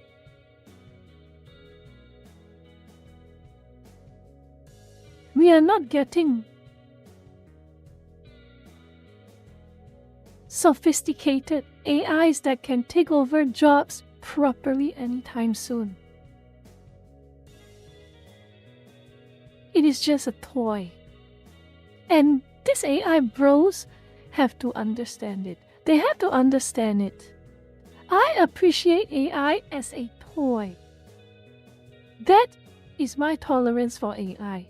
It is a shiny, fancy, and occasionally funny toy.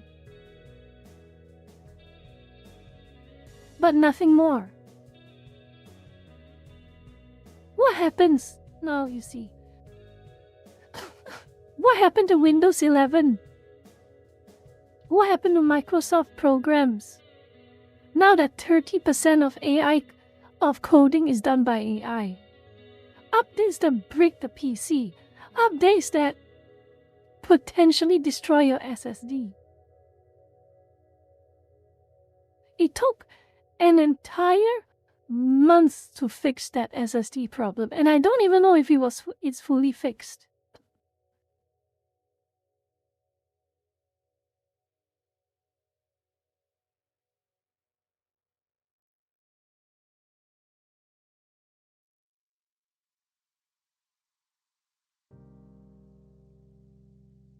I wanted to talk about something silly in terms of AI development. I'm talking about something that just came up and made news. It's called Google Genie or something like that. Google Genie 3 or Google Genie 2, I can't remember.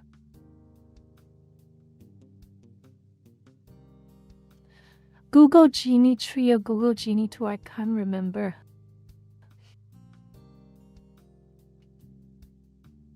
And the reaction from investors, people in the finance industry is just, I really want to use that word. I really want to use, it is,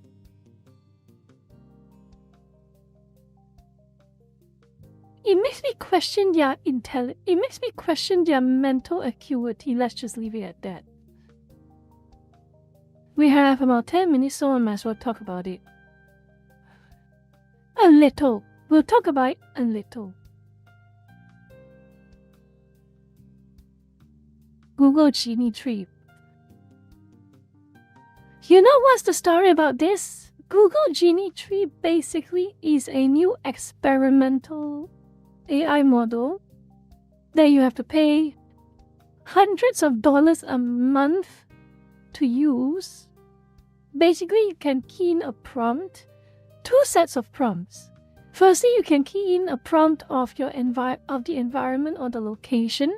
Second, you can key in a prompt of a character. And the whole idea is that this Google Genie AI will generate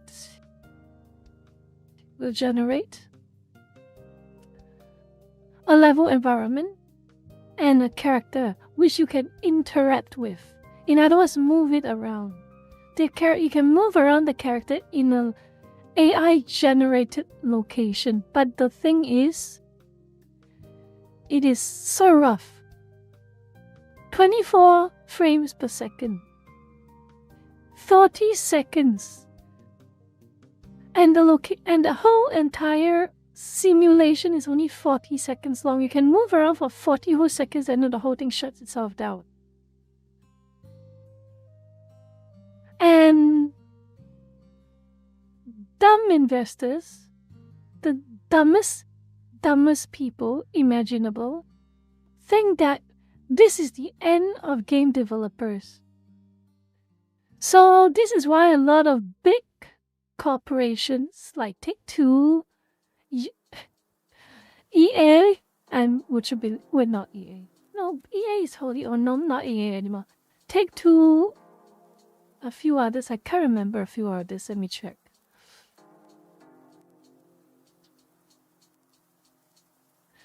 What a dumb title. Take-Two, Microsoft, all of those. Capcom, Tencent. And of course, as if Ubisoft stock price can't tank any further, Ubisoft as well. But dumb people think this is the end of game developers. Extremely, extremely dumb people. And so their share price dipped. And make no mistake, they are very dumb people. A 40-second pre-generated scene where you can only move the character up, down, left, right, front, back, sideways.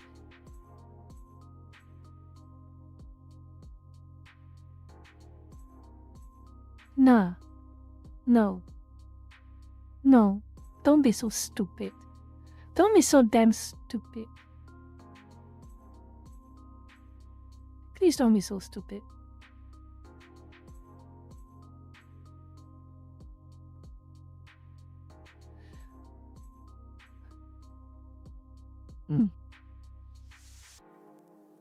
This is just the icing on the terrible cake, honestly. This makes Papa Franco's hair cake look more palatable.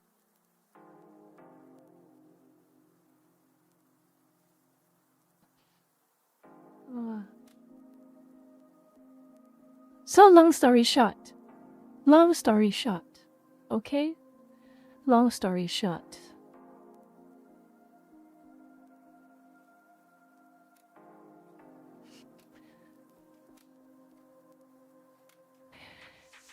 To close up, sunk cost fallacy is stupid. You're failing. You are failing. Everyone can see it. Everyone can see it. And you're still going to double and triple and quadruple down on this failure. AI is not going to get any more sophisticated than probably a semi-realistic deepfake. It's not going to get any more sophisticated than a top-notch generative AI that steals from random artists and random animators and random games and just regurgitate out for fun. Regurgitate out content for fun.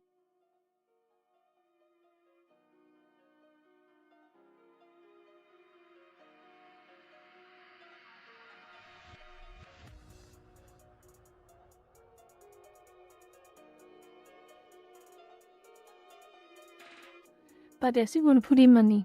They're still going to spend their money. We are still going to get taxed. Like I said, inflation is a tax on the consumer. It is not a tax in the conventional sense, but it is a tax. Make no mistake about that.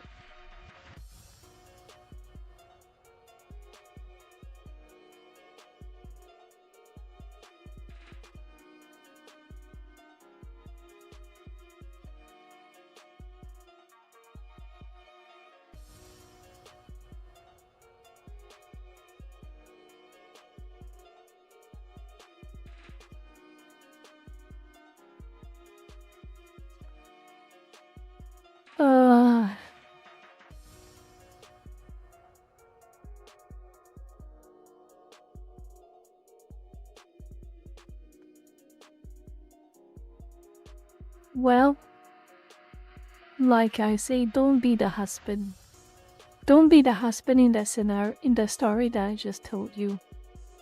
I wish I could tell this to all these CEOs that are driving the entire economy down to the ground. I wish I could,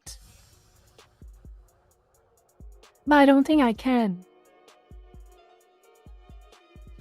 They're not gonna listen. I bet even if Asmongold said it out loud, they're not gonna listen. They're just gonna call Asmongold a schizo. They're just gonna call him far right, as always. I am not looking forward to this bubble bursting. I am not. We're almost at the point of no return at this point. They have wasted too much of everyone's money. They have made all our life, they have made us all foot the bill for their craze and their obsessions.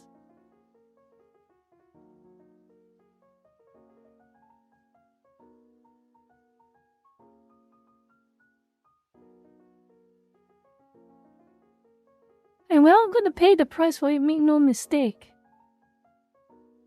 You better pray your PC does not break down. You better pray. You better pray that something good comes out of this AI craze. Because I am praying something good comes out of this. They better pray. I'm praying something good comes out of this. At least that meant something came out of this. Something coming out of this is better than nothing coming out of this. And tomorrow I'll probably lurk. I'll just finish. I hope something comes out of this. And I am expecting the worst, but I'm hoping it's not the worst. You dug all our graves, Sam Altman. You dug all our graves. You drag us down to hell with you. And I hope you achieve what you're trying to achieve. And you actually share the benefits with all of us. Just like how you're making us share the cost with you. Okay? That's the end of the stream. Okay, that's the end of the stream. So.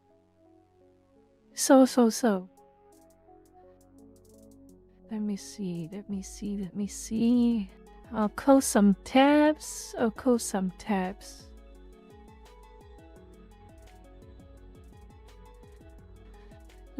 go back to X.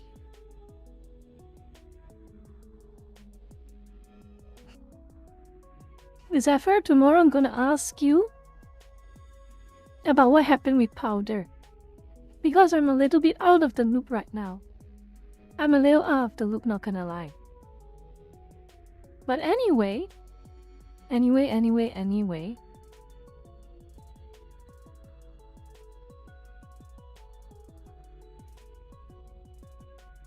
I will see you all on Twitch this coming Thursday. So, because it is the Chinese New Year month, I can only make 3 days this month. I'm gonna take 3 days I'm gonna only have 2 days this month. 2 days a week. So altogether we have 6 streams together. So anyway, I will see you all on Thursday. Same time as today. On Twitch. So that out of the way.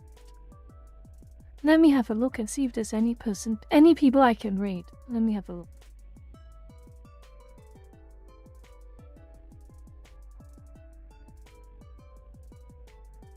Can I raid Raden? Please tell me I can raid Raden. Oriel, I wanna raid Oriel. Can I raid Oriel? I wanna raid Oriel.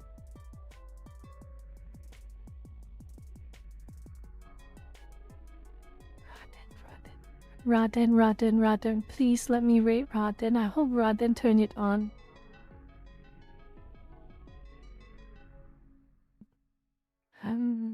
She did turn it on. She did turn it on. Oh, thank goodness. Lurkers. She did turn it on. Yufute Raden. I love her as well. She is definitely one of the top 5 of my Oshi. Top 5. What happened? Oh no! What happened? She offline? What happened? She's offline? She's streaming but offline? Oh no, what happened? How did this happen? And the question is, how is she? Did she end the stream? How long has this stream been running? Let me check. How long has this stream been running? Let me check. She is technically online right now. She is technically live right now. What the hell?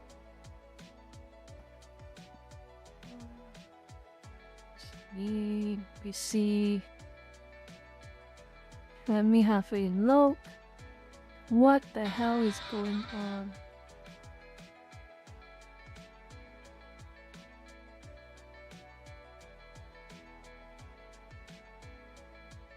Why is she offline?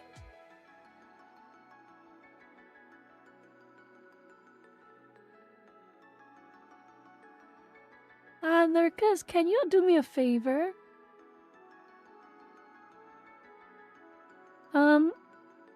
Why is she offline? Started streaming 94 minutes ago. Lurkers, can you do me a favor? Can you go to this link and see if... Is it just on my side? Can you go to this link and see if it's just on my side? I'm not sure.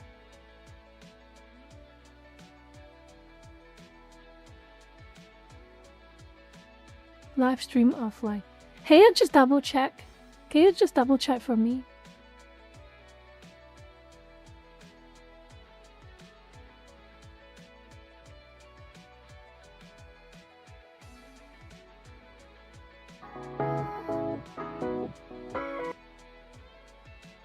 Ah, damn. Ah, damn it. That's why she just ended the stream. She just ended the stream. Ah, damn it. Okay, plans change. Looks like I don't get a chance to raid Raden after all. Who else can I raid? Who else can I raid?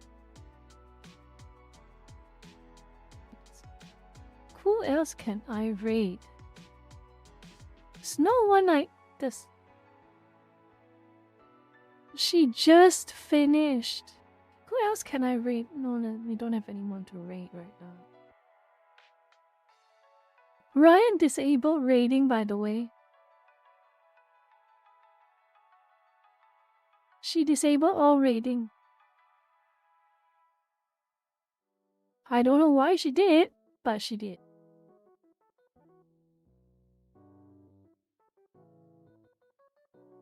Yep, she did.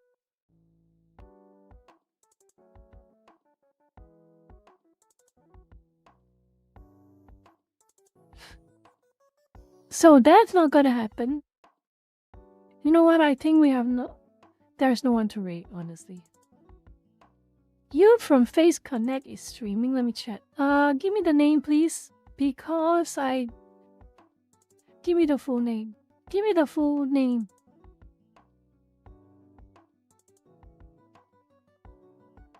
Is that Twitch? Do you mistake it for Twitch?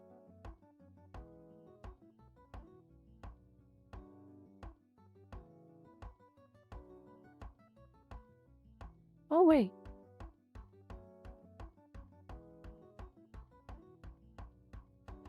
Oh, she did turn it back on. She turned it back on. Okay, you know what? Fine. Okay, fine. She did turn it back on.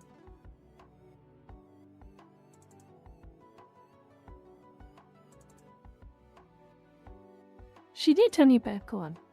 Freya. Okay. She did turn it back on.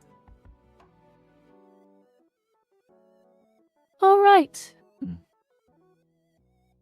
Well, I'll just give it to Ryan anyway. I haven't rated her in a while, so I'll just rate Ryan. Okay, I'm gonna rate Ryan. Just remember to behave. 0. Remember, Ryan does not like spam. Okay? So just say Ryan is not a fan of spam. So don't do that. Okay? 0. Respect other streamers' preferences, okay? Just say it's a raid from Badmin and just leave it at that. So with that out of the way, I will see you all. I'll see you all on Thursday. I'll see you all on Thursday. Okay? Take care and have a good day or a good night. And I'll see you all on Thursday. Again, reminder, behave in other streamers' chat, because a lot of them have different preferences. And Ryan does not like spam. Okay? Thank you and good night. I'm gonna go pack up and rest now. Bye-bye.